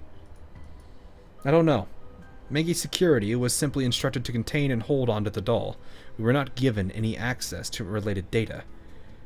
There's been no further directive from the Council. Never mind. No point in asking further, then. I'll go ahead and relay Mr. Rurik's orders, then. Carmen raises her eyebrows at the word orders, but her tone remains respectful. Please do. There's no doubt that VSK-94 is special. However, discovering the nature of her uniqueness will require your company's cooperation. Of course, we won't force Maggie Security to synchronize VSK-94's data, as that would place our loyal allies in violation of contract terms, which would hinder further cooperation and intelligence sharing. Okay. Instead, we hope Maggie Security will assign VSK-94 to a mission within Gerard's jurisdiction. That way, we will detain her under the pretense of trespassing on private property, and perform a study on her frame. The findings from this research will be partially shared with our loyal allies. This method also offers a degree of deniability against accountability from it. What a meticulous and well-planned operation. I'll report the full plan to the general manager. Expect good news soon. Interesting. So it sounds like this is really... Now it just makes it feel like David and Inessa are just pawns now. But that sounds like someone else is basically forcing them to play. Maybe, just maybe, that whole doll syndrome is kind of a bit of a projection. I'm kind of curious. That's kind of scary, though, when you think about it, too. Is like the people that, like, she never thought about anything. Like, I don't think she's ever considered, like, Inessa or anything as a conspirator. At least not till she saw Una, but still. Makes you wonder if Inessa really was, like, if the reason why Inessa got involved in anything close to Nikita is because that she was basically watching her too. Because you had David constantly trying to get her to join, and then you have Inessa that was just hanging around, and then now they force their hand to get her into that. Yeesh. Oh, hang on, that was interesting. The call ends, and Carmen loosens her collar and sits down at the sofa. The subordinate, who has been waiting nearby, hands her a glass of red wine at just the right time. It's a lot of wine. Pioneer, leader, technological achievements, such bold words. Whatever, let's hear the report. Carmen takes a sip of wine and listens to the report. Halfway through, she frowns. Why was VSK-94 sent on a covert mission? It was probably due to a dispatching error. Probably. Originally, VSK-94 was assigned to an irregular transport mission, but its task number, content, and destination overlapped with those of the covert mission, which resulted in a management error. Has Frontline management become this sloppy? I should discuss a personal reshuffle with Christopher. Imagine how now Vepley and Mr. Pizza with the tinfoil hat saying it's time for conspiracy theory. I can see that, actually. The funny thing is, like, Vepley spent so much time to make Mr. Pizza's, like, little tinfoil hat, and then Vepley's is just, like, it's garbage compared to the hat Mr. Pizza's wearing. Woman's lips curl into a chilling smirk. Was there any unusual behavior from VSK-94 afterwards? According to the neural log inspection, it appears not. Neural logs from dolls aren't reliable. They can't even be used as formal evidence. It gives me reason to suspect VSK-94 has already discovered our covert operations. So what's next? Next, since Gerard plans to use the trespassing excuse, why shouldn't I do the same? But before that, I want to make sure my piece is still where it should be. Understood. One more thing. What should we do about David? If it were just embezzlement, we could have just fired him, but he's come into contact with our covert business. This goes far beyond simple dismissal. His recklessness may cause us immeasurable losses. We can't keep him around anymore. So, unofficial disposal. No need to rush. I'll make sure his death is worthwhile. Uh-oh. Rip. Hey, remember what I said about foregoing crime for the sake of getting a bigger fish? I think we found the bigger fish, or at least one of them. So this is the place. Yeah, the vehicle owner whom you asked us to investigate, the one called David, shows up here the most frequently aside from Minky Security's office and his home. Look, the street sign matches the one in the surveillance footage. The two dolls circle around the warehouse. Doors and windows are locked. Let's look in through the exhaust vent. The exhaust vent? My clothes just got laundered. Fine, but you better reimburse me for cleaning. They crawl through the vent and enter the warehouse interior. Blech, so much dust. What a dump. And dark, too. Nikita and Ksenia each pull out a flashlight and start searching. The flashlights gradually reveal the warehouse's structure. On the left side, many crates are stacked high on metal shelves. Nikita climbs up and inspects them one by one. Yes, all of them contain cans of Erdis. Something to the right of the rack catches Nikita's attention. She jumps down and approaches a worn-out sofa placed in the corner. Wait. The spot. She pulls out her terminal and retrieves the photo that Inessa had previously shown her, the one with the person holding a vial of Vitalis. The photo is low resolution, but based on the tears of the fabric, she can tell it's the same sofa. This photo was taken here? She closely examines the silhouette of the person in the image and compares it to David's profile from his neural cloud.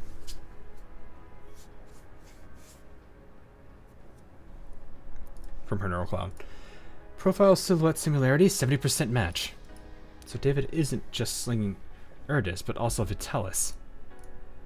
A terrible hypothesis emerges in her neural cloud. Hey, Nikita, come over here. Come look over here. I found something weird. Ksenia beckons at her from a distance. Nikita turns and walks towards her. Bro is watching in 1440p. Wait, what? Oh, wait, because of the photo. Right.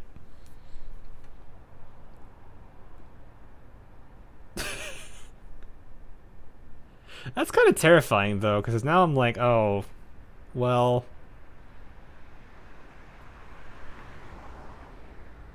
How did... let's see. My flashlight rolled under a shelf just now, and when I reached under to get it, I found this. It looks like a toy, right? But it has comms and a camera. Kids' toys these days sure are fancy. Ksenia hands over a toy badge. It's a familiar toy PSA badge, with dried blood caked on it. Where exactly did you find this? Over there. You look kind of scary. Nikita walks to the indicated shelf and points her flashlight toward it. Nothing obvious stands out. It's very foreboding. She grips the rack and gives it a shake, then applies some force to push it aside. The old metal groans under the strain as it threatens to topple over. Ksenia hurries over to right it. Whoa, slow down. Those crates on top are going to fall. As the light hits the floor behind the shelf, bloodstains come into view. They're sloppily wiped, but still clearly visible. Is that blood? Hey, don't tell me what you're investigating involves a murder, too. If that's the case, we really should report this to the public security. Ksenia continues prattling, but Nikita is no longer listening. She stares at the bloodstains and grips the toy badge tightly. Una.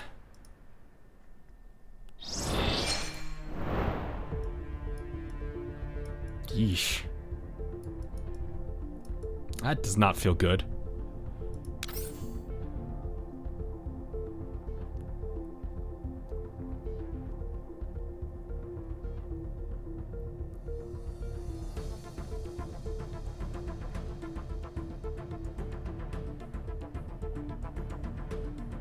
Yeah, that's what I'm worried about now.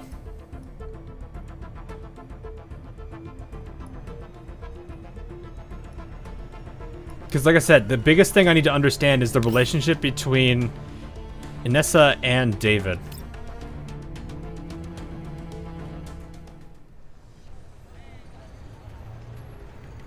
Because maybe what, like, the only thing I could think potentially is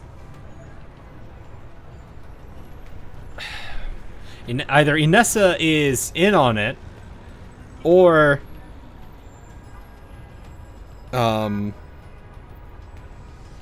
Una's been kidnapped. But getting a call is kind of a little odd. Or the way that it's been going so far is very odd. As night falls, people returning to the satellite city crowd the commercial district, trying to shake off the day's fatigue under the neon lights. Pint's Psychological Counseling, District D, number 1124. Is this where you used to work part-time? Yeah, and right about now is when I'd be on shift as a cleaner. I already told the front desk to call an attempt... Ksenia stretches, watching the bustling crowd with boredom. I want to go shopping too. Kenna, we've been working full throttle today. First a warehouse out in the sticks, now a psych office. You better pay me for all this overtime. Nikita doesn't respond, seeming lost in thought. Hey, Nikita, are you listening? Oh, I'm out of funds for now. I'll pay you back later. Ksenia eyes the clearly distracted Nikita and sighs. That badge, did it belong to someone important to you? Una's cheerful smile flashes through Nikita's neural cloud. I can't say for sure yet. I have a very bad feeling that Una has long been dead, and either Inessa probably doesn't know. But at the same time, I need to understand. I need to see how they clear out this part. I can't say for sure yet. Ksenia, stand guard out here. I'm going in. Alright, make it quick. At the workroom by the entrance, Nikita changes into a janitorial doll's uniform and pushes a cleaning cart into the office. Oh, the fit is a bit tight. A bit tight, you say? It's not like, you know, you're probably not meant to be that kind of a doll. The office is still open, but only a few people remain. Consulting room 1, room 4, archive room, there. The archive room isn't locked. Nikita pushes the door open. Despite the name, it's actually a server room. The terminal sits in the back corner for data retrieval. Let's see. She types a name in the terminal. A pop-up requests a password. Of course. Level 2 time! Yeah, I figured.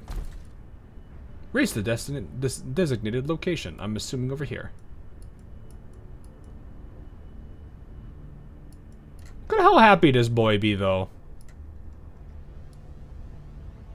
Look how happy this boy be. He's just a little guy. Oh, there's another one.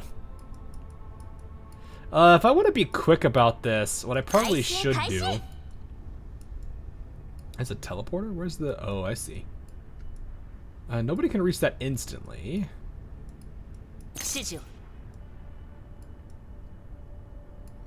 He moves, but he's gonna have to go the long way around. I guess I could wait till he gets over here. Hey, Mystic, how you doing? He's gonna move, but he's probably not gonna go that far. He would move... I think? How's your Taurus cup? Got my best right now is 2 out of 5. But then again, I went up against a couple S ranks, which I did not like. There was no chance. I have a gold ship that's basically like S speed, S stamina, but I can't compete with double S speed, double S stamina, and S power. I can't compete with that.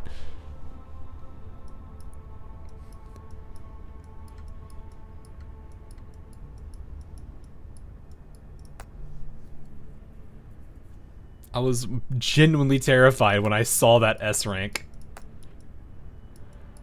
I'm pretty sure. I'm just wondering what the highest ranked Uma right now on global is, because I definitely have seen. I've seen somebody get an S rank in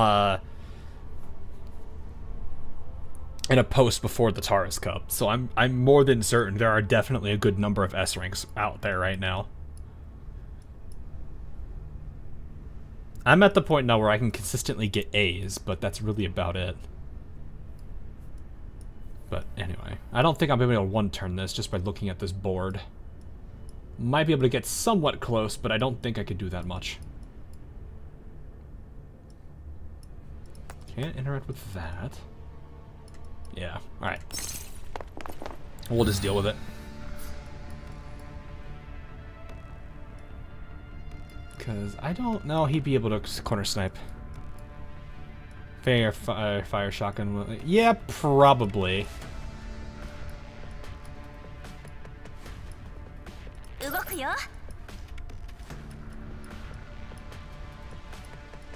Because my biggest problem is going to be this guy over here. Shifan's giving Gold She a shotgun might giving Gold She a shotgun might help. I could do this because you can run.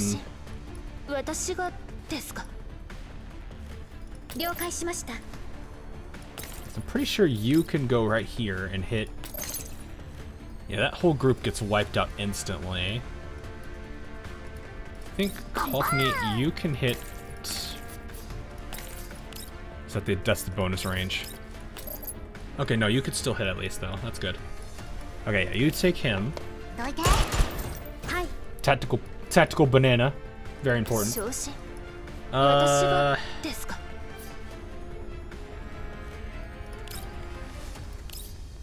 She is actually not able to get that far, which is kind of sad.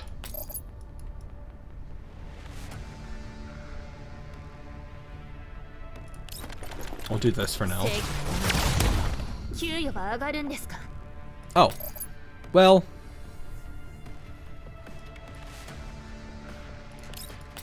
I'm just gonna take this man out with overkill.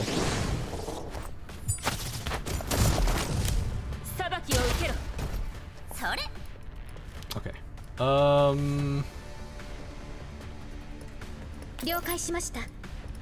How far can you target with this? It has to be an enemy target though, yeah, so that's the best I can do there. Sabrina won't be able to do much. I could probably move her into position. Well, I could do this. I'll put her up here. Hi. Springfield, I think I'm just gonna do this and wipe this group of 3 out. So I just have to get over there with probably one person. And the advantage is I can quickly get over there, taking advantage of Sabrina's to break the barricades.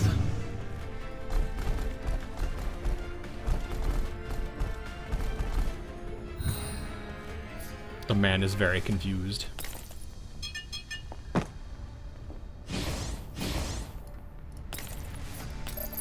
Hello, buddy. Oh, Jesus, that is a suppressed one. You're out. You're exposed.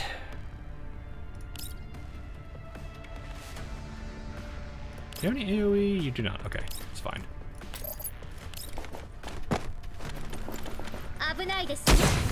Yeah. Oh, I just need to take everybody out. Never mind. We're fine. It's always weird because it's like I don't necessarily think about you can just take everybody else out, but because it's like usually it says or, but I guess I wasn't looking at the condition. It's fine. Anyway, she overrides a control access. Give no more password blocks. She now has complete access to the archive database. Data floods. Hello. That fly in my face. Data floods into her neural cloud. She quickly spots the enemy. Spots the entry she needs. Found it. Inessa Grigor. I can never say that name. Chernova. Let's see if this will lead to any clues about Una. Set from counseling session audio log 700,123. Inessa Chernova. Counselor. Then let's begin. Alright. When you came in just now, I noticed you kept staring at this painting. There's something special about it. The girl in the painting looks a lot like my daughter. You have a daughter? 10 seconds of silence. An adopted daughter, to be precise. Adopted? She must have an unusual background. She's the orphan child of a colleague. What happened to your colleague? I can't say. A painful memory. Yes, I was there when he died. He died for me. So I must raise his daughter well and provide her with the best life I can. This gift of life is incredibly heavy. It sounds like she means a great deal to you. She's my everything. At first, I truly did see her as just my colleague's orphan, but over the years we've spent together, she has become my daughter in every sense. Even if we're not biologically related, she's still my daughter. Aside from her, is there anyone or anything else that's important to you? For a person having multiple emotional anchors is necessary. Sorry. It's okay. There's no need to apologize. Let's talk about something else. Do you still engage in charity work? Yes, I occasionally donate to the orphanages or take Una along to do volunteer work. Is Una your daughter? Did she like going to the orphanage? I really enjoy doing that. She's such a kind child, always eager to help others. She does sound like a well-behaved child. More than just well-behaved, she has a strong sense of justice, like a little son. She loves watching the news and gets upset about anything unjust. Even when I tell her there's no such thing as the perfect fairness in the world, she insists that even so, she wants to do her part to make things a little more fair. That sense of justice, did she pick it up from being around you? No, she's not like me. When it comes to things like fairness and justice, I've long since... Sounds of a vibrating communicator, rustling clothes, and a button being pressed. Sorry, urgent work call. No worries, let's end the session here for today then. End of recording. Una is her adopted daughter? I should listen to another one. Alright. It's quite lively here today. Yes, there's a sharing event going on. The company even ordered some decent catering. How about a glass of Oldenlandia water? What's that? A beverage from my hometown. Apparently, it was all the rage ages ago because of its unique taste. And now it's back in production. Want to try it? No, I don't drink anything from outside. Professional habit. You could say that. That's fine. Let's talk about your hometown. Are there any distinctive foods? Mudcakes. Dried grass. Sounds unappetizing. And in contamination zones, having anything to eat at all is considered lucky. You were born in a contamination zone? Yes. Must have been hard to climb all the way from there to your current position. It was easy, and also very hard. I sold my soul to get to where I am now. From this position, I have to do some very dangerous things. Whether I move forward or back, it's an abyss either way. Then your soul must be of great value. A value that can be discarded at any time. Oof. Let me ask you something. As an individual, would you rather be abandoned or choose to give up something yourself? Neither. I don't want to lose anything. You mean if you give up your current position, you'll be left with nothing, right? Yes. You'd lose your daughter too. I don't know. My daughter loves police dramas. She's always looked up to me. I'm afraid that if she found out the truth about what I do, she'd be disappointed and leave me. I can't accept that. I wouldn't be able to bear it. One moment before we go any further. I need to confirm something. Your work doesn't involve any illegal or criminal activities, does it? Of course not. So it's not illegal or criminal, but it's something you can't openly talk about, is that right? Yes. That's fine. Time's up. That's all for today's session. See you next week, Inessa. Goodbye. Born in a contamination zone, sold her soul to gain her position. Was she talking about her current role at the Public Security Administration? Let's see if there's a more recent recording. Got it. 5 minutes of silence. And so we've been doing these sessions for a whole year now, but I still feel like you're not truly opening up to me. Have I done something wrong? I read your health report. Both your depression and anxiety have grown more severe. Are you sure coming here every week is actually helping? It is. I won't pressure you to reveal more than you're comfortable with, but I do have to remind you, if our conversations continue to be brief and unfocused, then the time and money you're spending here might not be giving you the value that they should. You really do care about your work. It's just basic professional ethics. This helps. I just want someone to talk to. Understood. Now let's keep having conversations like this. Exiting level 2, Nikita stands in front of the terminal and reflects on the recordings she just heard. Suddenly she recalls the strange feelings she had when she first took on this mission. My entry into Mengi's security was far too smooth. And from these recordings, it's clear that Inessa is hiding something. Plus, there's the surveillance footage of Una getting into Avid's car. Inessa must have some kind of connection to Mengi's security. Nikita remembers the blood-stained badge. I need to record all this fragmented information and analyze it later. Right now, the top priority is finding Una.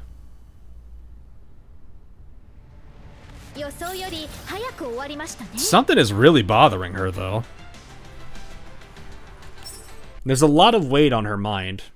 Not sure what it is, but it's definitely bothering her. Nikita drives a transport truck along the roads of the contamination zone, occasionally pulling up a second map for comparison. Order, same route, but the transportation time was nearly double the usual duration. Listed reason, a collapsed storm. But it was a clear day. No such storm occurred. It must have been something else. Warning, you are off route. Recalculating. Nikita ignores the system alert and turns onto a different fork in the road. As they pass a massive landfill, Kulik, who had been quietly lying in the passenger seat, suddenly sits up and starts barking out the window. Are you picking up a similar scent to the blood sample? Uh-oh. Uh-oh. Alright, let's get out there. Get out of here. Following Kulik, Nikita enters the sprawling trash mounds that stretch for kilometers.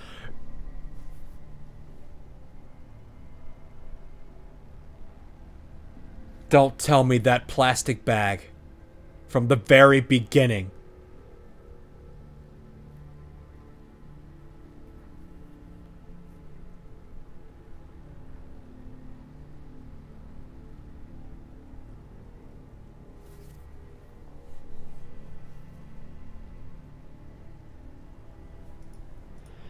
Rubble, scrap metal.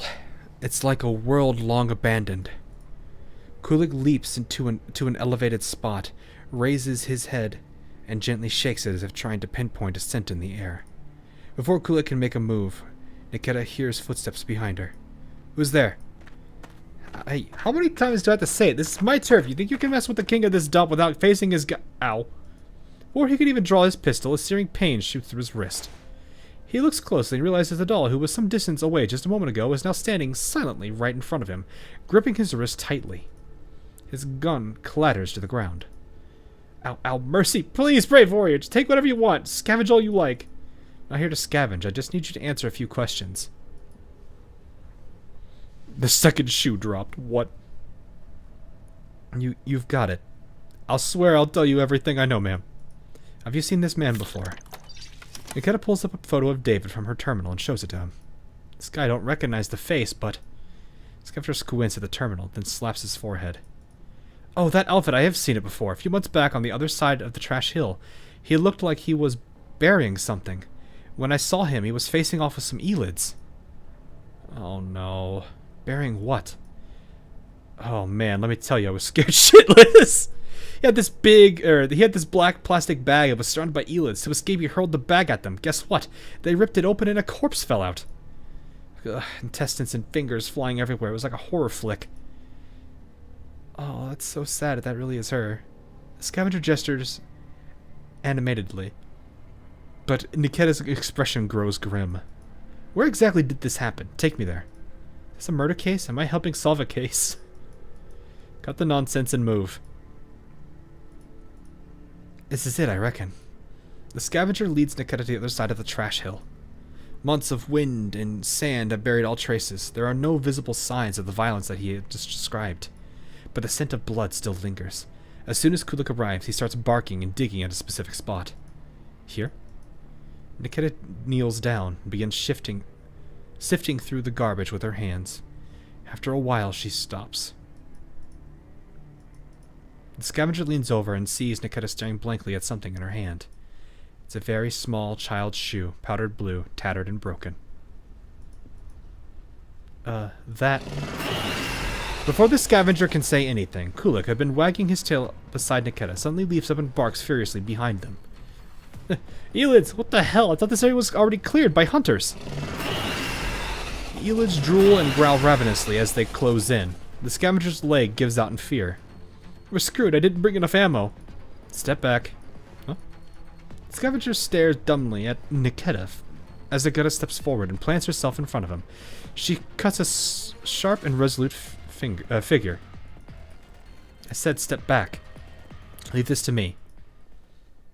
Oh no. Maybe that's why she's going to the clinic office so much.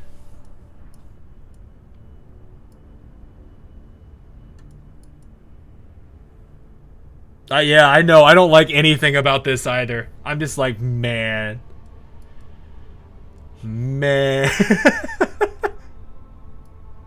I do not like a single bit of this. This is a very easy stage, probably the one turn. I might not be able to one turn it actually. I might be able to do it though. Yeah, I think I might be able to do. I need to move you here. Yeah. Yeah, I'm not liking anything about this already.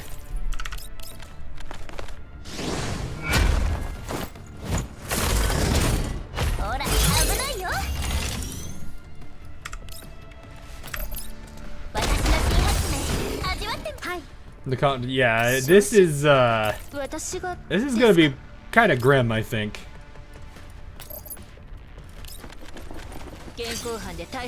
Wait, I was gone for an hour. What'd I miss? A lot, actually. Pretty sure we figured out who was in the trash bag at the start of this story. And dead children. Well, welcome to the fun that is decent story writing. And when things get very oof. You know what? You shoot the barricade. Use your banana. The standard military issue banana.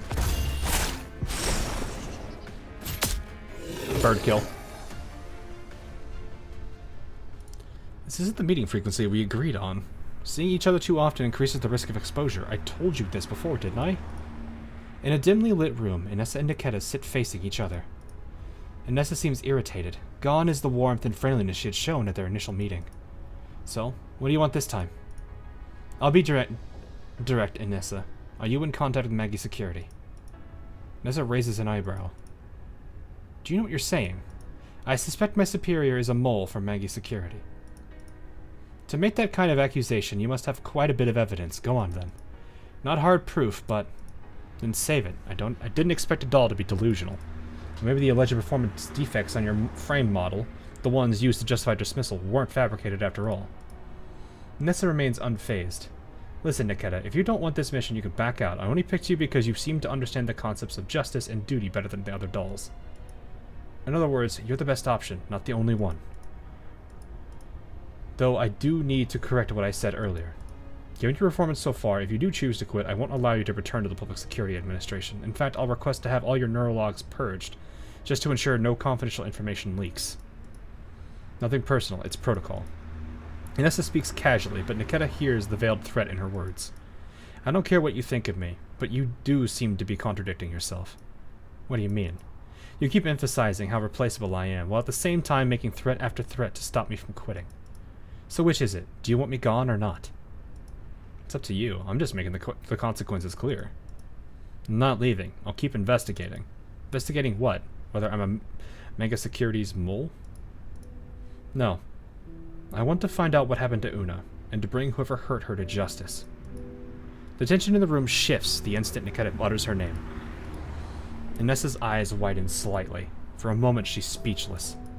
After a while, she finally finds her voice. It wavers as she speaks. You said hurt. What happened to Una? What have you found? Niketa pulls the blood-stained badge and broken shoe out of her backpack. Speaking softly, she recounts how she discovered that a Megi security officer had been stealing company property, and how she found Una's toy badge in his warehouse. And the shoe? I hacked that colleague's transport terminal and checked his delivery logs. Out of the 78 completed runs along this one particular route, 77 took almost exactly the same amount of time, within 3 hours of variance. But one delivery, on February 9th this year, took almost twice as long. Standard issue Bonnan. The 4. That delivery's timestamp matches closely with when Una got into his car in the surveillance footage, just a day or two earlier. So while doing another delivery run, I took a detour to investigate the route. That's when I found the landfill and this shoe. Inessa falls silent. She turns the badge and shoe over and over in her hands, as if searching for any trace of life on the inert objects. At last she looks up and asks with a trembling voice, "Did you find Una? Or her..." Oh, she's crying.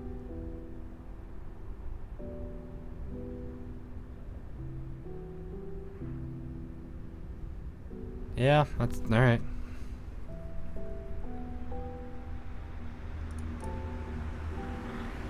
For the first time, Niketa recognizes the emotion known as heartbreak in Inessa's eyes.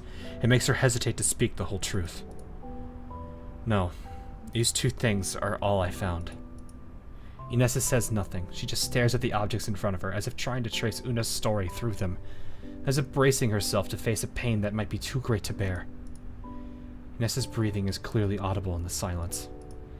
It is the kind of ragged breath that gives the illusion of someone drowning. Which means that could mean also now that David is lying to her. The sound of an incoming call pierces the silence like a knife breaking through the ice. The air seems to flow again. Inessa glances at the communicator beside her. On the screen flashes a code name she both fears and despises. She collects herself. Hello. Yes, I'm listening. Inessa stands up and walks to the window. After a moment, she glances back at Niketa. She didn't report anything about that incident to me. She only said she encountered the Varjegers and lost a shipment. Even if she did learn something, I can file it to have her neurocloud reformatted, though through completely legal and proper channels, no loose ends. Hold off for now? Alright. So it was a task assignment error. No wonder. I've been wondering why she was assigned to run that route. To dispatch a team of public security officers to the location. Understood. I've taken note. As the person on the other side, on the other end of the line seems ready to hang up, Inessa hurriedly stops them. Wait. May I speak with Una? Just for a moment. There are things I'd like to say to her. We'll be allowed to meet after the mission. Alright.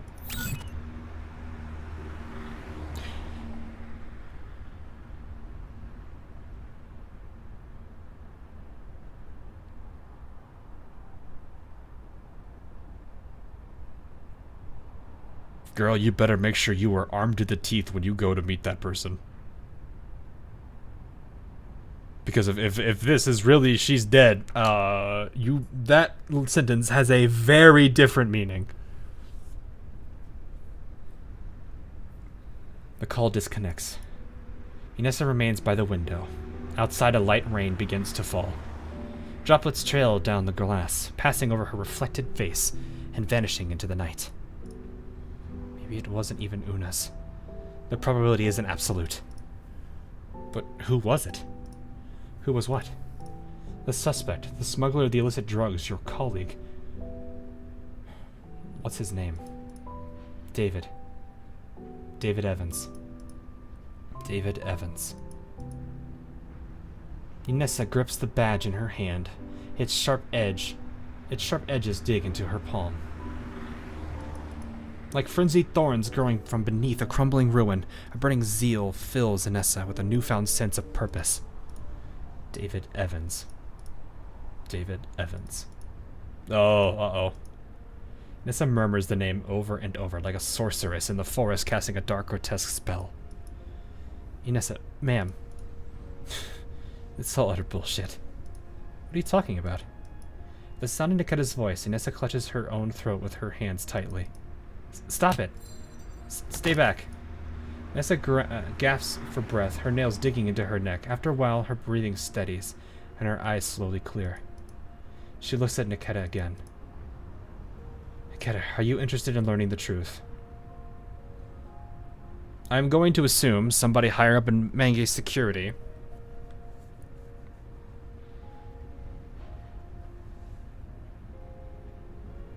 wanted her,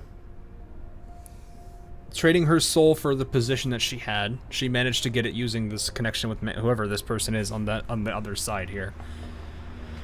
They, because of not being able to get Niketta to make a security, so that way they could do all the stuff they want to do, forced this person to act. And they do so by putting her in a state of duress and taking her child.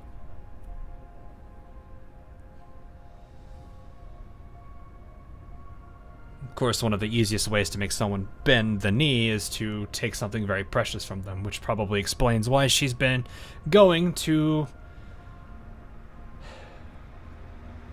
counseling. She is involved in illegal activities in a way, but she can't talk about it because if she does, people will find out and her daughter's life is probably jeopardized.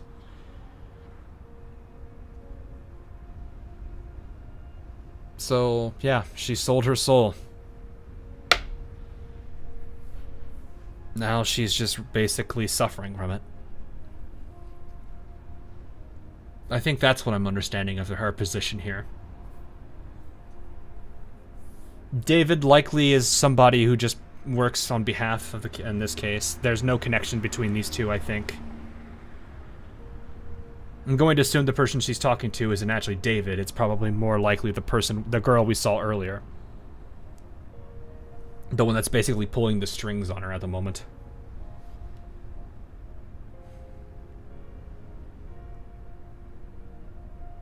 We'll see how this goes. Pardon? About things from the past, and things that are about to happen to you in the future. I originally planned to help that vampire trick you in the end, so that when the mission ended I could take Una and leave it all behind, but now that Una's gone, nothing matters anymore. If I don't fight back, I'll be bled dry in the end too. If that happens, I have no way to avenge her. Yes, well, I'm still in the game. Nikita sees a dark flame dancing in Inessa's eyes. The all-consuming flame of hatred. But this intel doesn't come free. I need your help. She spits out the words with vehement clarity. I want revenge. 勝ったあ当たり前ですよ。コルフェンは容赦なんてしないんですから。そうそう。私の前に立つ者は何だって。 Ironically, the person that we're looking at has also had a very similar experience.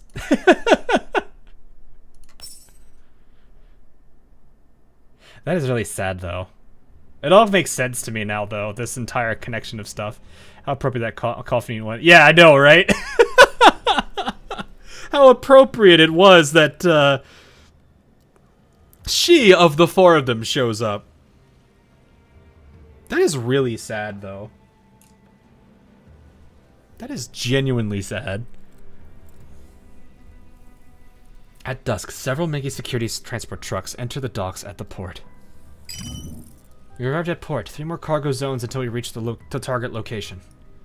Listen carefully, Nikita. I'll repeat this one more time. Your mission this time, officially, is to restock the goods that were lost in the previous delivery. But due to the supplier's last-minute schedule change, they can no longer make the delivery. You and your team are to collect the cargo yourselves. However, this is in fact an abduction targeting you. An armed group will intercept you shortly. For some unknown reason, they intend to capture you first. Don't make it too easy. Put up a bit of a fight just to keep the act up. Got it. Have you installed the remote-controlled component I gave you? Yes. Good. If they shut you down, I'll reboot you remotely. If you wake up, stay still. Understood. After passing 3 cargo zones, the lead vehicle halts. Nikita sees David jump out from the truck and signal for them to disembark. Oh, whoops. I clicked too quick. Are we to wait here, Captain David? According to the mission's brief, this is the place. For those damn Varjägers, we wouldn't have to make this trip. David, is that the one you said took Una away? Nikita taps her earpiece twice. That's the agreed-upon signal for transmitting information covertly when someone is nearby. Someone's coming. Hey, over here. A shadow looms from within the fog. David waves at it, but stops short when it gets closer. That's not human. The first thing to emerge from the fog is a cold gun barrel. Behind the automaton, a wave of red lights flicker to life, as if dozens of Elid eyes are readying for a hunt. What's going on? Aren't we here to pick up cargo? The armed automaton halts in front of them. Warning, this is private property. Trespassers must surrender immediately, drop their weapons, and submit to questioning. It repeats itself. Private property? Captain David, they're not here for trade. We're under attack. Wait, hold on.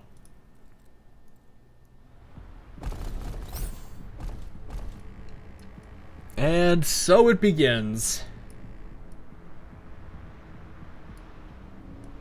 The dog could probably go there.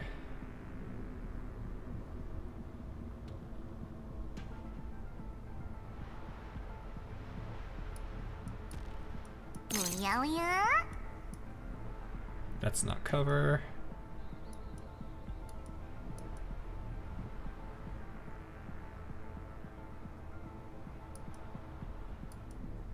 Yeah, I think this is possible. バチバチバチ。さて。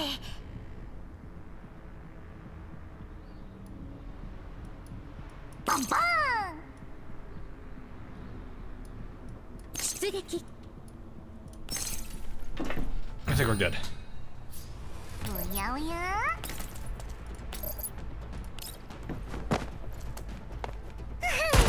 Trying to see if I can actually one turn this.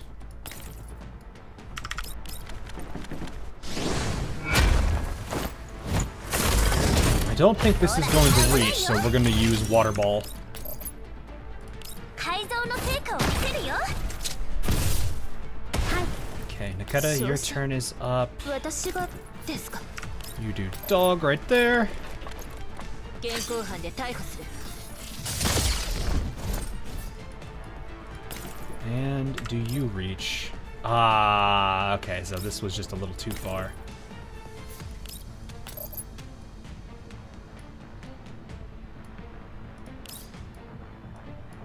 Okay, yeah. That's as close as I'm gonna be able to get. We'll bait them closer.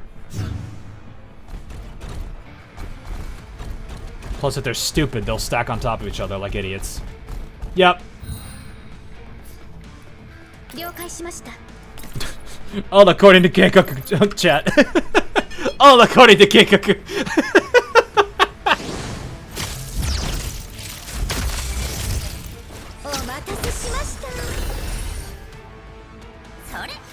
That skill should be called "What the dog doing?" Yeah, what the dog doing? Seeing that they are outnumbered, many members of the transport team drop their weapons to save their own necks. Seizing the moment, Niketa suddenly twists her ankle and collapses on the spot. The attacking automaton takes the bait and slams its arm into Niketa's side. It got hit. Niketa feigns pain and flops to the ground. It was not very convincing. Oh? But they're low-grade droids, not dolls. They probably won't notice. Good thing they're just droids. Niketa lies motionless. She feels one of the automatons move her to the side. Her side. Target secured, now executing force shutdown. In the next instant, Niketa loses all sensory memory and cognitive functions.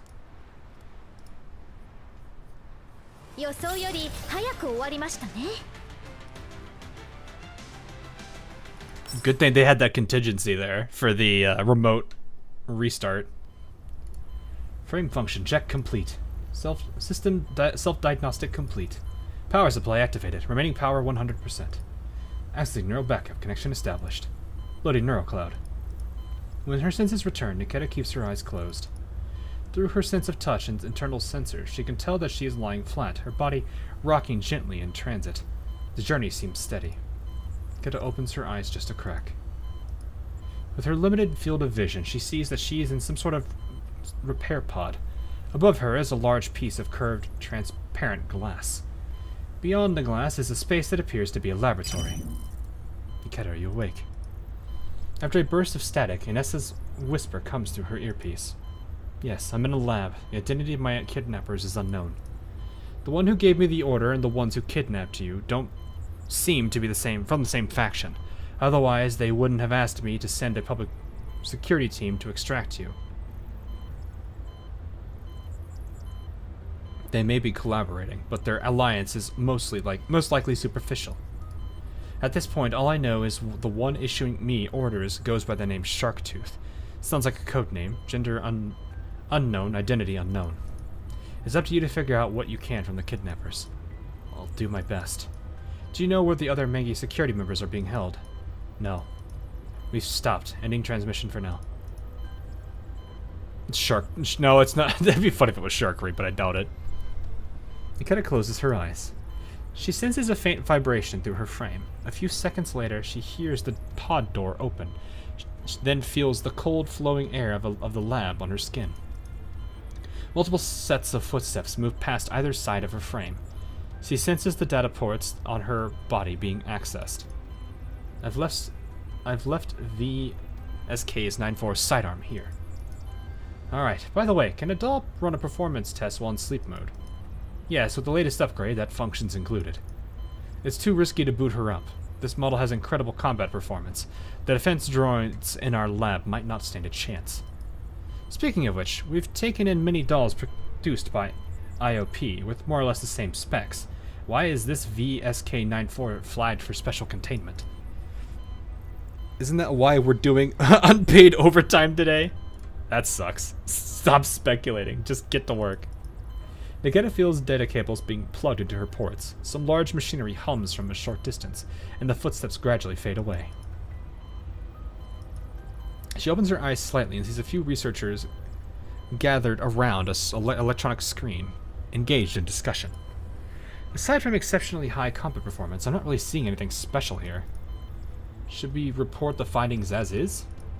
What if the brass gets mad that we found nothing after they caused such a stir? Maybe we should dismantle her frame and inspect it thoroughly. Could be some hidden firmware only triggered under special conditions. Routine tests wouldn't pick that up. It's possible, but we need to relocate. The equipment here isn't sufficient. Why does it say the target frame is disconnected? Before the researcher can react, a swift strike from behind knocks him out cold. As another researcher tries to flee, Nikita whips a broken data cable around him and yanks him back, then drives her knee into his stomach. A stun gun. And good thing I've used one before. She grabs the weapon from the researcher and aims it at the one who's heading for the alarm, only for her arm to be pulled askew by the groggy researcher that she hasn't finished off. Bang. The electrified dart hits the floor. Nikita pivots and fires at the attacker who disrupted her. Ah! 50,000 volts send him twitching to the ground, just as she turns to deal with the last survivor.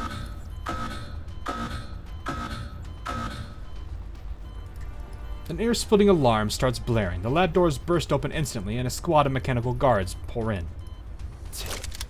Nikita falls back, grabs her sidearm, and dives behind cover. That was kind of a dumb idea to leave the sidearm there. A brutal fight seems inevitable. That was really stupid for them to leave the sidearm there. Oh, yes, hello.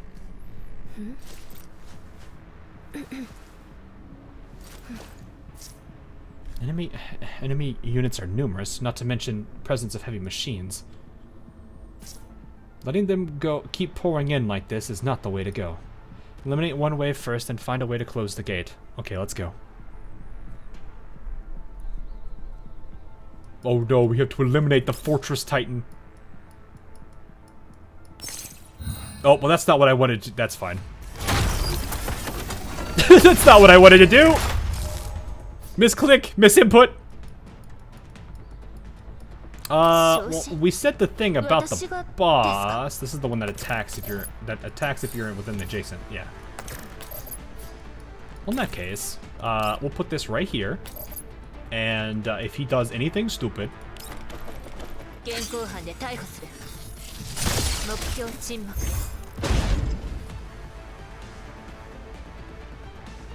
right. What the dog doing? Coffee, shoot this man with a banana. And you throw a ball of water at him. Oh, we have to reach the end. Okay. Well, I probably should have thought about that one.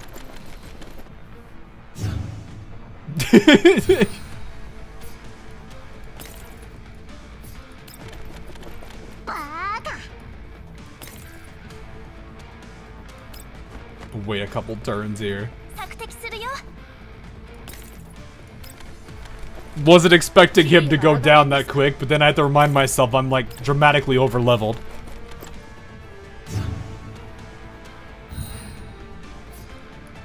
You didn't need to fight everyone. Look, we're not here. We're here to send a message, chat. We're here to send a message. I was just like, oh, right. They're like level 25.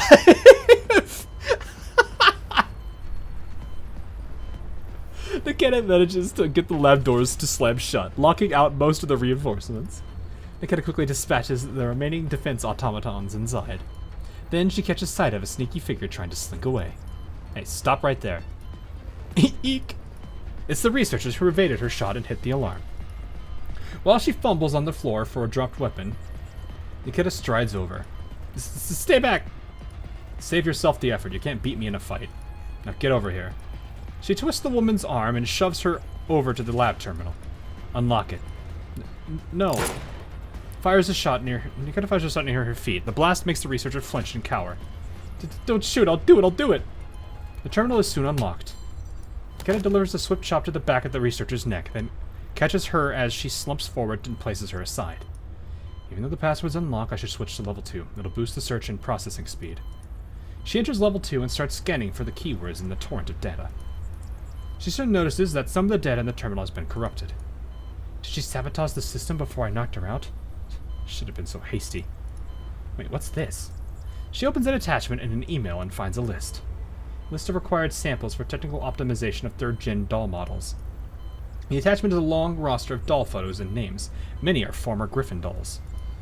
She quickly finds her own profile. Aside from the basics, some information is beyond her understanding. Cinder Sharktooth, the same Sharktooth that Inessa mentioned. Participant of Project Nebula Wind, Project Coronal Hole, Priority Containment Subject. What on earth are these? Scrolling further, she spots two familiar faces. OTS-14 and DP-12. Why are they also here? OTS-14, like Niketa, is flagged for special attention. Meanwhile, DP-12's profile is nearly blank, aside from her basic information. None of this makes sense. This will need further investigation. First, let me copy everything. After exiting level 2, she hears pounding from outside the doors. At the same time, a call from Inessa comes through. Any findings? Yeah, I'm like... Jeez, okay. Interesting. Yeah, OTS-14, which I'm pretty sure is Groza, right? For a moment, Niketa can hear strange noises on Inessa's end. It seems to be a temporary lab.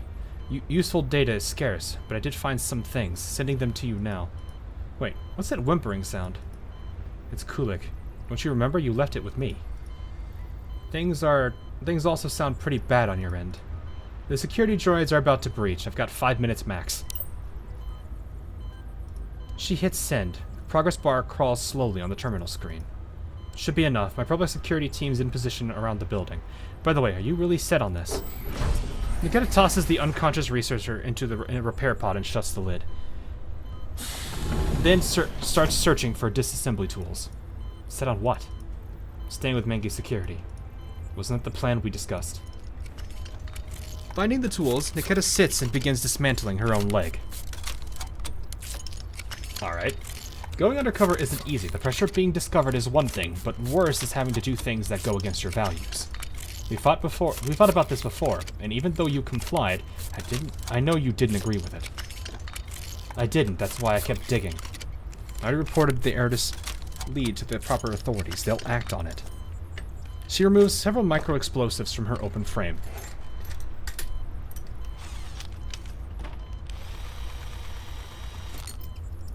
She plants them on the doors and the terminal. I might not be able to contain all the damage, but I'll save as many lives as I can. That's my philosophy. Now that Sharktooth is starting to suspect me, the next step will be full neurocloud reformatting. If they uncover anything else, right? Yes, but I don't think they want to resort to that yet. They seem to be more interested in the data generated by your original neurocloud processes. Then this is a necessary step. She attaches the final explosive to her own frame. If I destroy my current neurocloud backup, they'll notice it when they run diagnostics on me. That'll serve as proof that I remain completely in the dark. The only way for me to stay at Mengi. With you helping from the outside, we'll stand a chance at uncovering who Sharktooth really is, and what they're plotting. Besides, like I said before, what? If it's something that helps people, something that's right, I'll do it. And by people, I mean everyone I can perceive, not just those defined by the rulebook.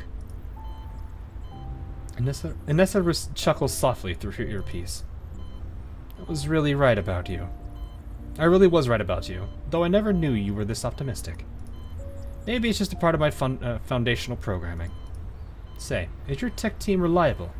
Rigging such a powerful bomb here won't blow my neurocloud to smithereens, will it? No promises. Figures. Niketa grabs the detonator. Just like you said, this is a necessary sacrifice. Keep my neural logs safe. I'll see you on the other side. With that, Niketa presses the detonator button without hesitation.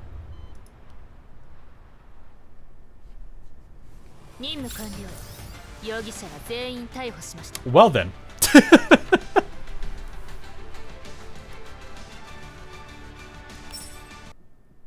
Alrighty.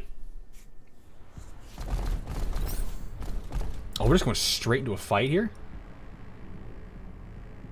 Okay, this is one of the few times where I could probably really take advantage of a couple people here.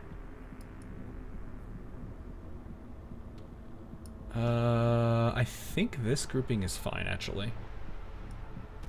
Actually, well, I might switch you two. I have no idea if she can take him out, but we'll see. 動くよ Let's see. Yep, you can hit all three of them.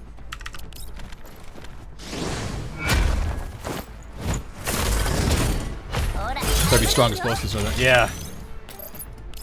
私の新発明味わってみて Not far enough. Okay, it's fine. はい昇進私がですか Do this, and then I'll try to get Springfield forward.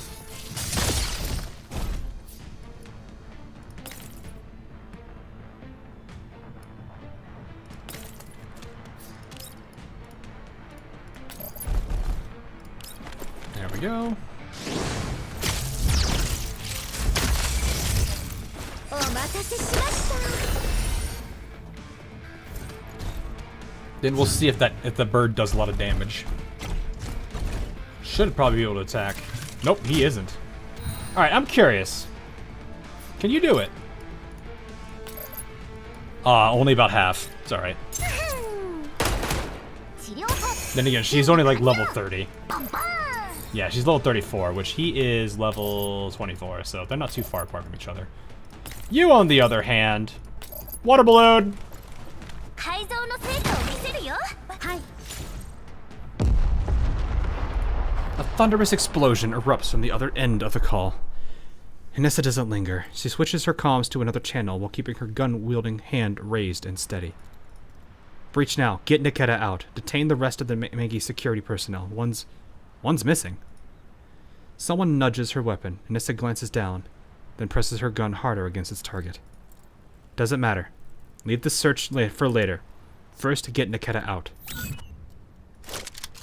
Nissa squats down, moving the muzzle of her gun from David's forehead to under his chin. What were you shouting about just now, hoping Niketa would come to your rescue?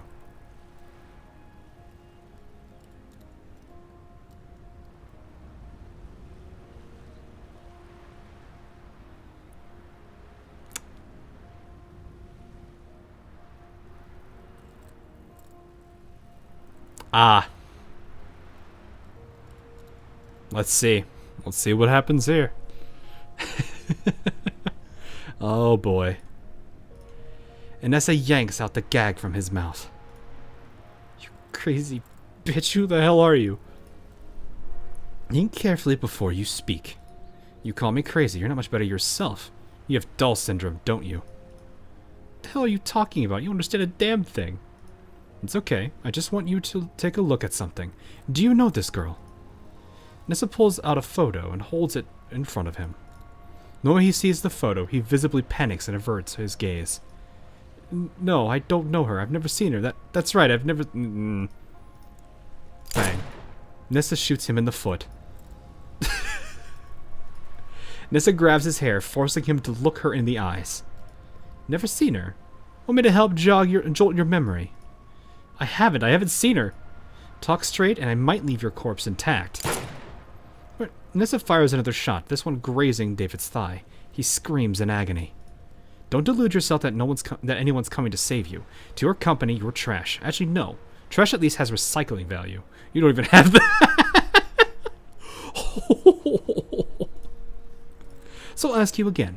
Have you seen this girl? I haven't. Wait, no. I have seen her. David's expression goes blank.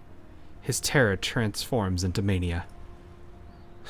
I have seen her, but it wasn't a person, it was a doll that looked just like her. What I killed was a doll. Oh, nope, yeah, he's gone insane. It was a doll, so it didn't really count as killing, right? Just disassembled, damaged, destroyed. Anyway, I did nothing wrong. What I destroyed was a doll. Yeah, he's got the... Yep. Beneath her sleeve, veins bulge along Inessa's arm. She takes a deep breath and steadies her voice. Tell me, why did you destroy her? Why? Because she was a doll. Why the hell would a real, superior, dignified human like me have to escort a lowly, filthy doll? Dolls may look like little girls, but they're crafty. She saw me taking drugs. She saw me stealing cargo. I couldn't let her live. She had to die. So you killed her. Inessa's finger tightens on the trigger. Her voice trembles. Killed? That's not the right word. It was disassembly. I tore her into pieces, stuffed her into a bag. So much red tissue and lubricant came out, pouring out of her. It took me fucking forever to clean it up. Then I packed her into a plastic bag. I was looking for a scrapyard. Wanted to make a little money. His voice, like a rusted blade grafting through the air, pierces Inessa's skull and tears up the last shred of her sanity. Her breath quickens as if the oxygen is draining from the room.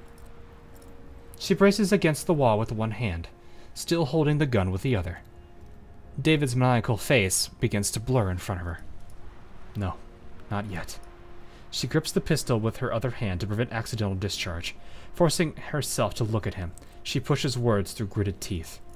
And then I found a garbage dump, but I ran into Elids on the way. Couldn't let myself get eaten by Elids. I got profitable gigs to run. Yeah, profitable gigs. It's like it matters. It was just a doll. They were hungry. How can I know that they eat metal? So use Una's body as bait to save yourself. That wasn't a body. Bang. Inessa can't take it anymore. She shoves the muzzle of her gun into David's hand and fires straight into his palm. You killed her. You killed her. She was a person. A person. A person. She could feel pain. She could feel she was alive, a human being. Next, she shoots him in the throat. How does that feel? The pain you feel now, that's what she felt. Even though I don't want to admit you're human, but this is what you did. You murderer. You murderer. Broken sobs echo through the warehouse, but the gunshots continue.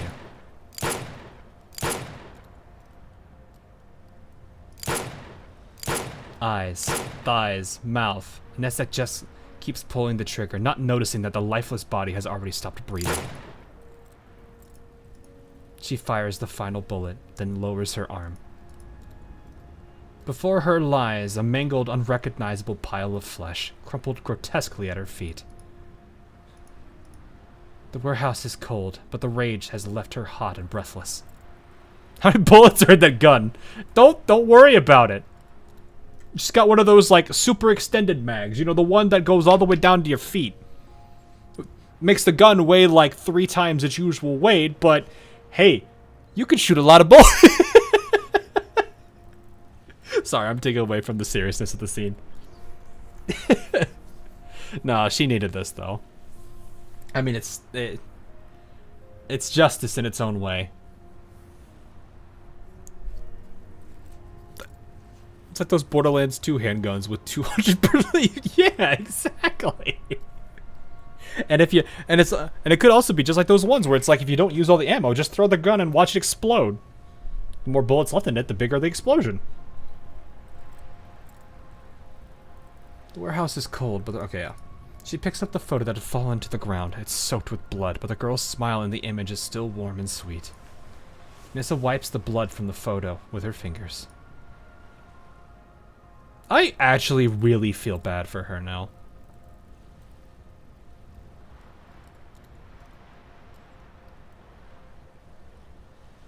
Like, I'm glad she got this moment in the end, but it's still sad that she's got this whole life.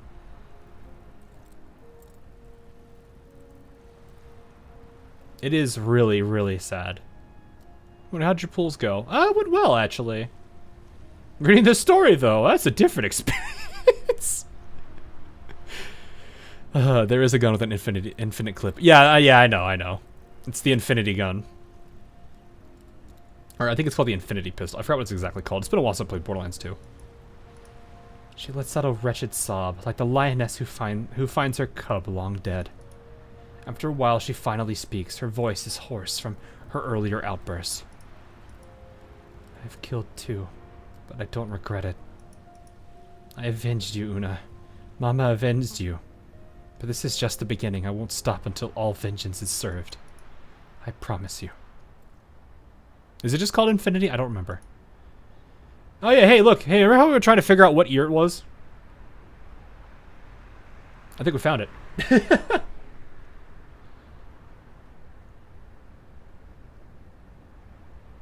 Bowl's really good and happy. The story very sad and depressing. That be how it is sometimes. It's better that way, though. It's better that way for the polls to be the good thing. I don't mind a sad and depressing story. Because it's like every chapter in a every chapter in a book can be kind of on the darker side, but sometimes that's just how some story writings are. I genuinely actually like it when a story does get dark. Because what it tells me is that some writers are completely fine with going that hard on it. Because I know one of the things that a lot of people don't necessarily like is like death in a story, but I honestly find like if it's utilized properly, it could be a very, very effective writing mechanism. Even if it does get dark, it's still something that helps. Yep, that's why I play Nikke. I like how you have the smiling face in that too. I have like never played that game, but I have seen there was like I think there was this scene with is her name Doro, I think, and there's like this one like little Nikke that was like with her for a long time, and then her voice started getting all messed up, and I think that just like instantly broke that Doro girl. I think her name's actually called Dorothy. So it's like right there I like knew like, oh, this actually can get pretty rough. Because I could tell like the tone and everything was rough. Because the way they were talking about the character and everything was something.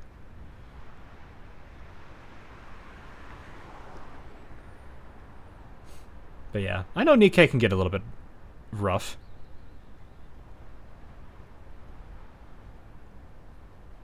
Regardless. He's extremely dissatisfied. This operation yielded no useful intel, and we lost a research facility for nothing. Worse yet, the Public Security Administration is now watching us. What do you intend to do about this? Please don't worry, we'll take full responsibility. Our interests are aligned with the Gerard Group's. Aligned, or are you just greedy for more? So many simple missions ended in failure. Aren't we right to suspect your loyalty? You're joking. What's the evidence of divided loyalty? Since the URNC government dispatched the chairman to oversee Odessa, their policies have clearly aimed to strip us of control.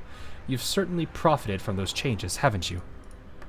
I don't know about business, but the message I've received from above is clear. We fully support your group's actions.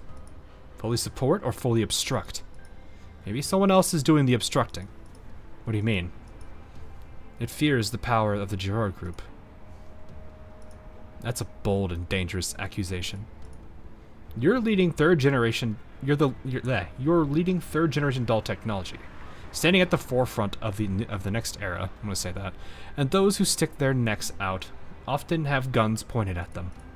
If your group insists on forcing your way into Project Colonel Hull, you'll attract even more attention, including yours. Carmen lets out a sigh. Actually, just before the conference call, I got the general manager's approval. We'll bypass the terms and conditions of Project Colonel Hull and begin synchronizing VSK94's data to your group going forward to support your R&D plans. It might just take a little longer. VSK49 was seriously damaged in the incident, and we're doing everything we can to repair her. Although we don't quite understand what's so special about her, to show our loyalty and unwavering support to your group, we are willing to do everything in our power to help the Gerard Group stay ahead in the third generation doll development. If this has been your attitude from the start, I wouldn't have doubted you so much. It was our oversight. As an apology, we'll build a new research facility for Gerard. Additionally, our current research into anti-ELID technology can also be shared with your group to some extent. Understood. I'll report this to the CEO. Also, I'd like to know, how do you plan to deal with the Public Security Administration? We found a scapegoat. Handing him over to the authorities should suffice. You can rest easy on that matter. In a few days, you'll see the result on the news. Alright, we'll await your update. Let's leave it here for today. Goodbye. Mission terminated. Carmen turns to look at her subordinate. How's the David situation being handled? All the materials have been compiled. I'll forward them to Miss Inessa shortly. Good. Smuggling illicit drugs, unauthorized access, triggering a mech riot, and killing an important bargaining chip. Man has outlived his usefulness. I'm assuming this was Una. Dead men tell no tales. But we may lose our grip on Miss Anessa. Didn't we agree to let her meet her daughter after the mission? You mean... Carmen swirls her wine glass. The deep red liquid casts a somber hue across everything. Yeah, I was pretty certain that was... She was talking directly to her. That wasn't David, that was her. Once the mission's over, let her meet her daughter. Yup. Yup.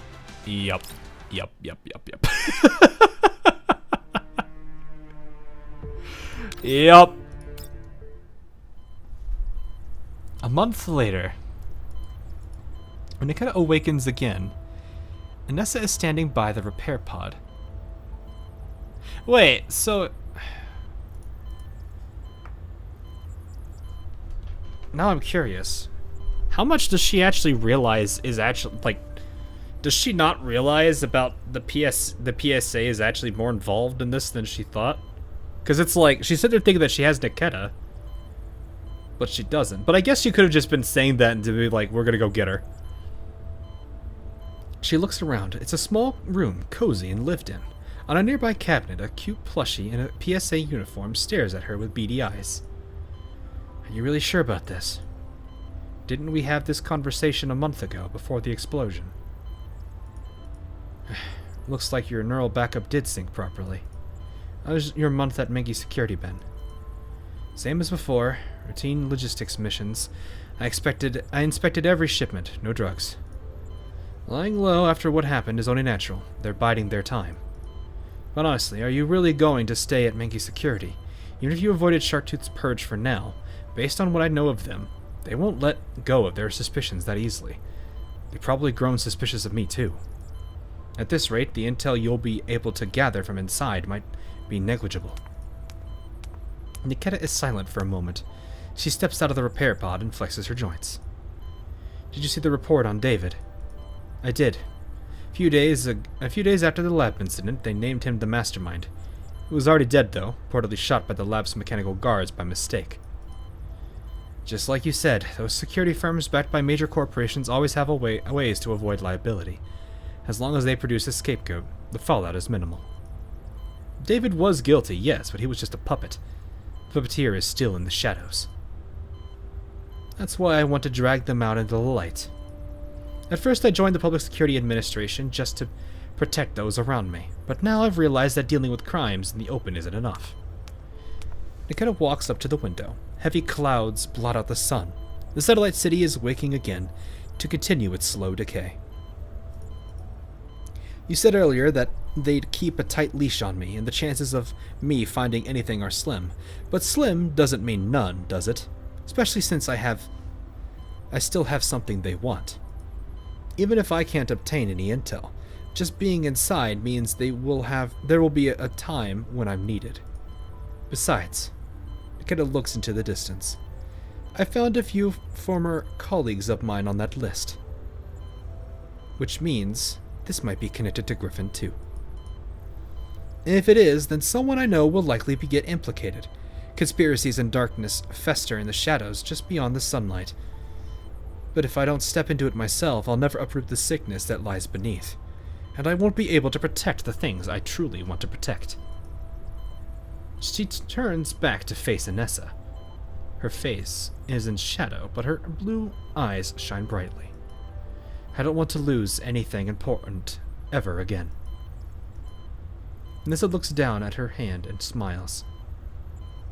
Only then does Nikita notice the toy badge in Anessa's hand. The bloodstains on it have been wiped clean. You're a lot like Nikki. Nikki? She's a character from a cartoon that Una loved, a detective. Honest, righteous, selfless. No wonder Una adored her. No wonder she adored you.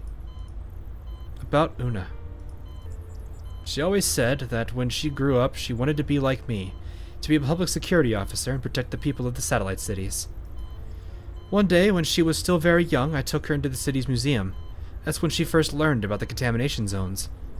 On the way back home, she kept asking me, "Mama, if I become a public security officer, can I protect the people in the contamination zones too?" Una, the contamination zones aren't under the PSA's jurisdiction. Then where do I have to go to protect the people there? Well, Mama doesn't really know. Una, contamination zones are very big and very dangerous places. Isn't it better to stay in the satellite city? Mama protects the satellite cities. The little girl tugs on Inez's hand. Mama came from a contamination zone too, right? I want to protect more people like you. That is precious, actually. Sometimes I wonder if someone like Una had rescued me from the contamination zone back then, would everything be different now? She treated everyone around her with such pure kindness. I'm not very good at comforting people. Nessa exhales deeply, pulling herself out of her emotions. No need to comfort me. I just figured, since we'll be working together long term, and trust is the foundation of cooperation, I might as well tell you a bit of my past. She straightens up slightly. I used to belong to the Neo-Soviet's military special intelligence unit. I was embedded as an undercover agent in the URNC's public security system. The Neo-Soviet military? That's right, that faction's gone now, but back then they were just pawns at the very bottom of the food chain. We were just pawns. Back then they claimed we were working for a better tomorrow, for justice and global order. At first I only joined to get by, to put food on the table, but for a time I truly believed in the work. I thought if we won, people like me would finally be protected. But all we did was hurt more people like me. I could never tell Una about that. I was not a good role model for her. That sound every time. She takes a sip of water and continues. That sounded less like water and a lot like some.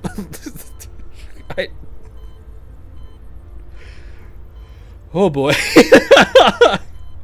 After General Carter fell from power, my colleague and I returned to our military base to erase our files, but somehow, all of our data had already vanished. During the retreat, my colleague was shot dead by oppositional forces while covering me. Before he died, he entrusted Una to me. So you're not even from the URNC. I wanted to become a citizen, to live like a normal person under the sun. Until Sharktooth found me. They had my file. They used it to blackmail me into using my rank and authority to carry out their dirty work, and they took Una from me under the guise of protection, yes. You gotta protect their advantage. I tried to uncover their identity, but they're too elusive. They never appear in public. I found no clues. Nikita remains silent. Does your sense of justice urge you to arrest me right now? Your crimes are for the court to decide. For now, we're just partners. A court. Depend on whose court it is. But you're right, we're partners right now.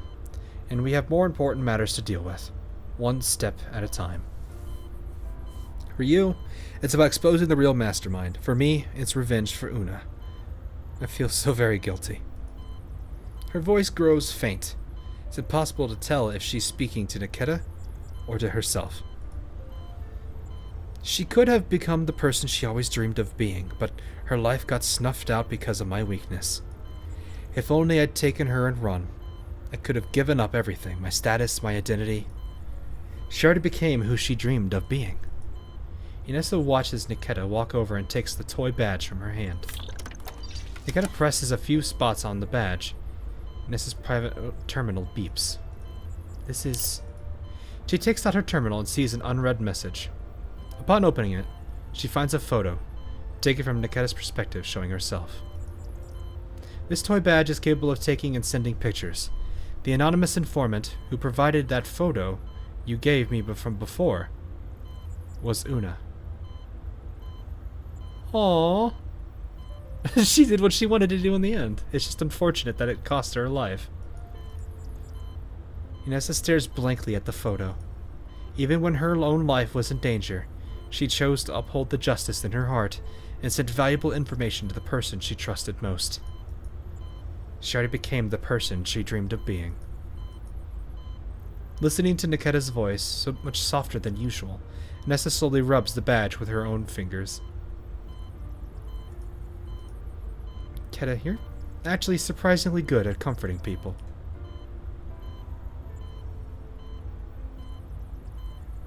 No, I just necessarily realized something. I think the stream chat has been like super duper delayed. I'm looking at it now like, wait a minute. That's an old message from a very long time ago. Looking at my chat and looking over at the YouTube chat. I'm like, wait a minute. I'm looking at two different chats here. But no, that is something. Actually, it might be looking at something else. I don't know. Which one? YouTuber? No, the Twitch one has pretty much been dead. The YouTube one, though, definitely is desynchronized, which is hilarious. But it's fine. Still, though, that is kind of sad, but also that was a pretty sweet little moment there, even if it was, you know, what it was. If I don't know, weird spot. Yeah, probably. It's a silent cry of grief. Keta averts her eyes. Her gaze happens to land on the plushie sitting on the cabinet dressed in a PSA uniform. It too silently watches over the sorrowful woman. Oh, hi. Hi, Galena. That is what VSK-94 Niketa has gone through.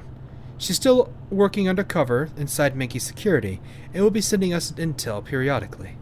Commander, Groza is also on that list, so please take extra precautions and stay vigilant. Yemo travels smoothly on the road to Lviv. Outside the window, the sky is thick with clouds, and the view is dim. I suddenly find myself picturing Niketa's golden hair, radiant as the morning sun. Even in a murky, shadowed world, that clear path is reflected in her brilliant blue eyes. The thought makes me smile quietly, and I try to hold her image in my mind for as long as I can. Alright, Colin. I understand. And imagine this is your morning meeting call.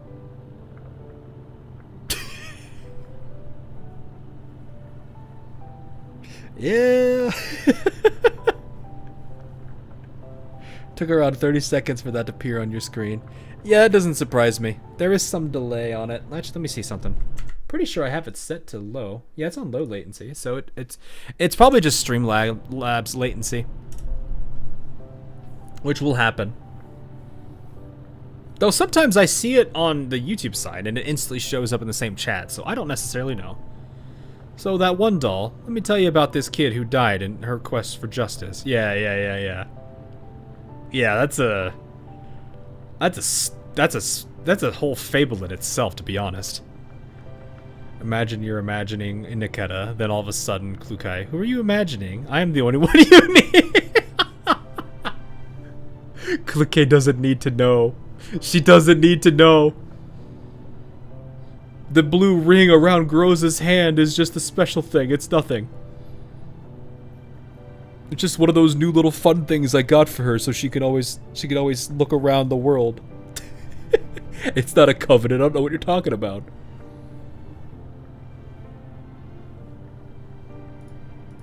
By the way, Niketa asked me to pass along a message to you. What is it? I will lie in wait in the darkness, but if you ever need me, I will meet you in the light, boss. Only blue ring weak. Wait, what's the difference? Is there, what do you mean blue ring? It should be golden already. Well, I was actually gonna do something about like further like a video idea for it, but then I was like, I haven't had time to really sit down and actually read through the entirety of it. Plus, there's like this side by side mission you have to do. It becomes max of gold. Yeah, I haven't even gone past 5. Mostly just because I wanted to save it, but I don't even know where I find. I accidentally triggered it by accident. Like, if I go to the dorm. If I go here, you can already see I've got this. The side by side is here, but there was supposedly like some dialogue that I think I skipped. I don't know where you can access that from. Is that something in the records, maybe? That's archive, right? Is that what this is? No.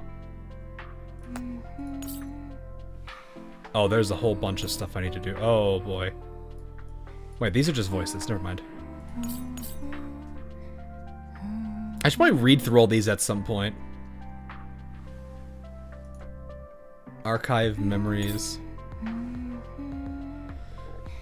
It's probably this one then, the 4th Twilight Rondo. Yeah, I'll look at it in a bit. But yeah.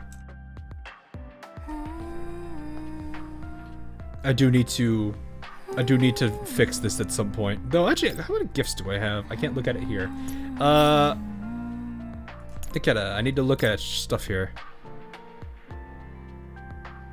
Oh, well here, you can have this, because I don't think anyone else, I don't really have anyone else that can take that at the moment.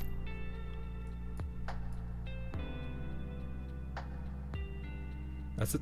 That is a suppressor.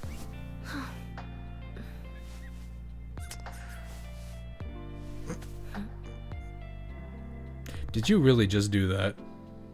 Did you actually? Why did I have a feeling you were gonna do that? I think I have like 1.2k of the blue generator. Yeah, I burned through these like crazy because I'm just like, oh look, I've got like 600 of these. Let me just go ahead and get somebody to 5 with them. This is kind of, so here's the funny thing. I'm looking at this now. I know I still have a whole bunch of dolls that are probably, you know, like Faye, Nikita, Nagant, Tara, Ksenia, Kofni. I'm just looking at these like, man, this is the exact same problem I had in Enfield, where it's just like my gifts, it got to the point where I couldn't give any to anybody because they were maxed out. It's a suppressor holder. Yeah, I didn't actually think about that, which is really funny. Alright. Let's see her other poses for the fun of it. She's observing something. Oh, the doggo. What do you do? Oh, wow. Alright. Reading.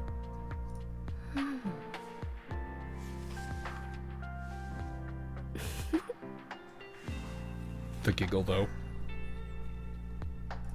Deep sleep. Poke. I see. I like how the most recent... They have most actions cycle back to the beginning. Yeah. It keeps it to where they can loop it pretty easily. That's generally what you want to do, though. When it comes to any kind of animations that you want to have. That need to be, you know, instead of like animating out like a minute, you could just animate like 5 seconds and just have that 5-second loop constantly. So it gives the appearance that it's just one very long animation.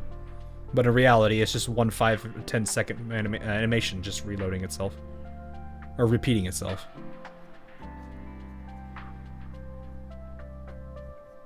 What is it with doll? What is it with them and the bear doll? Alright, she's being cute. I have to imagine the other outfit makes things very different, just from the tone of how that outfit is. Oh boy. Anyway.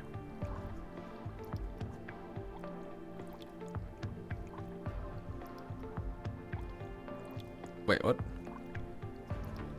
Hang on, I just realized I've been looking at a very different chat the entire time.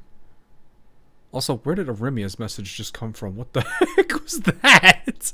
I just saw Arimia's like a really long message appear in this chat. And I was like, wait, did he just send something huge? I didn't even see it. And then I looked at the chat and it's like, it's not even here. What? Streamlabs, are you okay? But yeah, I'm over here looking at this just like, man, I have so many characters I do like. That I still wish her and Sabrina had covenants, but they don't. Which is like the ultimate sag. But I can't do anything about it, so... Yippee. Alright. Well, anyway. it definitely is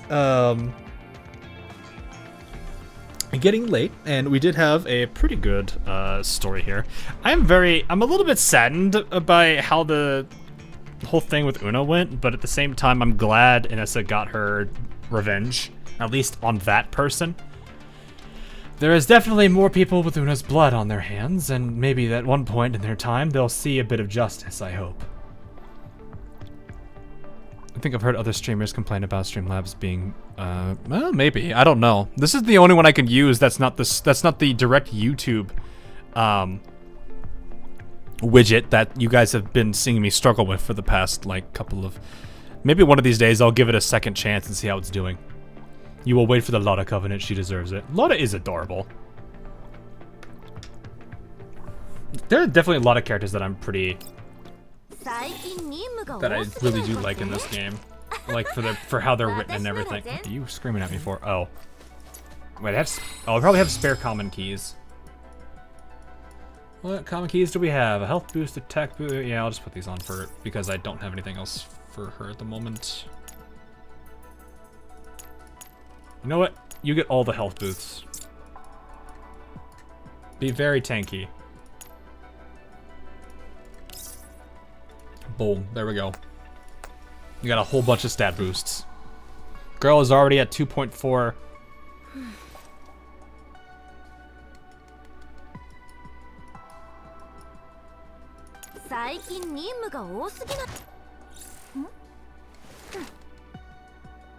Dang. Girl doesn't even have the 6 or the 12%. She don't even have the 2% for the neural helix. And she's very close to them already. I hope to see another free Covenant ring one day so I can Covenant someone else. Yeah, I hope so too. I kind of dislike the fact that, like, there's definitely some stuff I do appreciate Arknights does. And one of the very things is that you can use the premium currency that the game gives you for skins. And I don't want to have to constantly load money into Steam just to do this, or load it on my phone, or pay for it on my phone, or whatever I do. Just to do like all this. That's like the one downside to this is I have to constantly put money into Steam to use stuff. Granted, it's just going out and getting a Steam card, but you know what it is. But yeah, I'm sure I would hope they give at least a Covenant ring on anniversaries, considering games that do this generally, games with that system generally tend to do that. But we'll see. But regardless, you can keep gems and buy it. Yeah, you can. But gems are kind of rare to get in AL as it stands. Sometimes you'll get them from a commission, otherwise it's just doing the quests, which, to be honest, it's been a very long time since you've been able to do any main quest line for gems. So, I don't know if that's going to change anytime soon, sadly, but it is what it is. Regardless, that is going to be all for tonight. Definitely was a pretty good story overall. I really do hope we get to see Inessa and them pretty soon. This chair is getting very, very rickety and old. But tomorrow will be Raft as per usual, and then I've got some stuff I'll be working on over the weekend, so hopefully I can get stuff going again.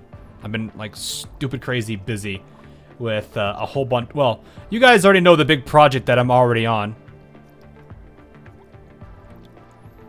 The big project for Exilium that I've been like working on with like a whole bunch of people, and I've already announced one of the biggest reveals about it. So that one is probably like priority, no, it's number 2, but it is still a huge project that I got to make sure everyone is in alignment for.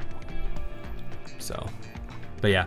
Anyway, have a good rest of your night, morning, afternoon, wherever you are, and I will see you guys all again tomorrow. Well, not necessarily all of you, because I don't know if all of you are interested in Raft, but for those of you that are, I will be streaming that tomorrow, as per usual. And we'll be seeing how many more casualties the enemies take. Sabue continuation stream next week. I'll see. If it might be more impromptu for that.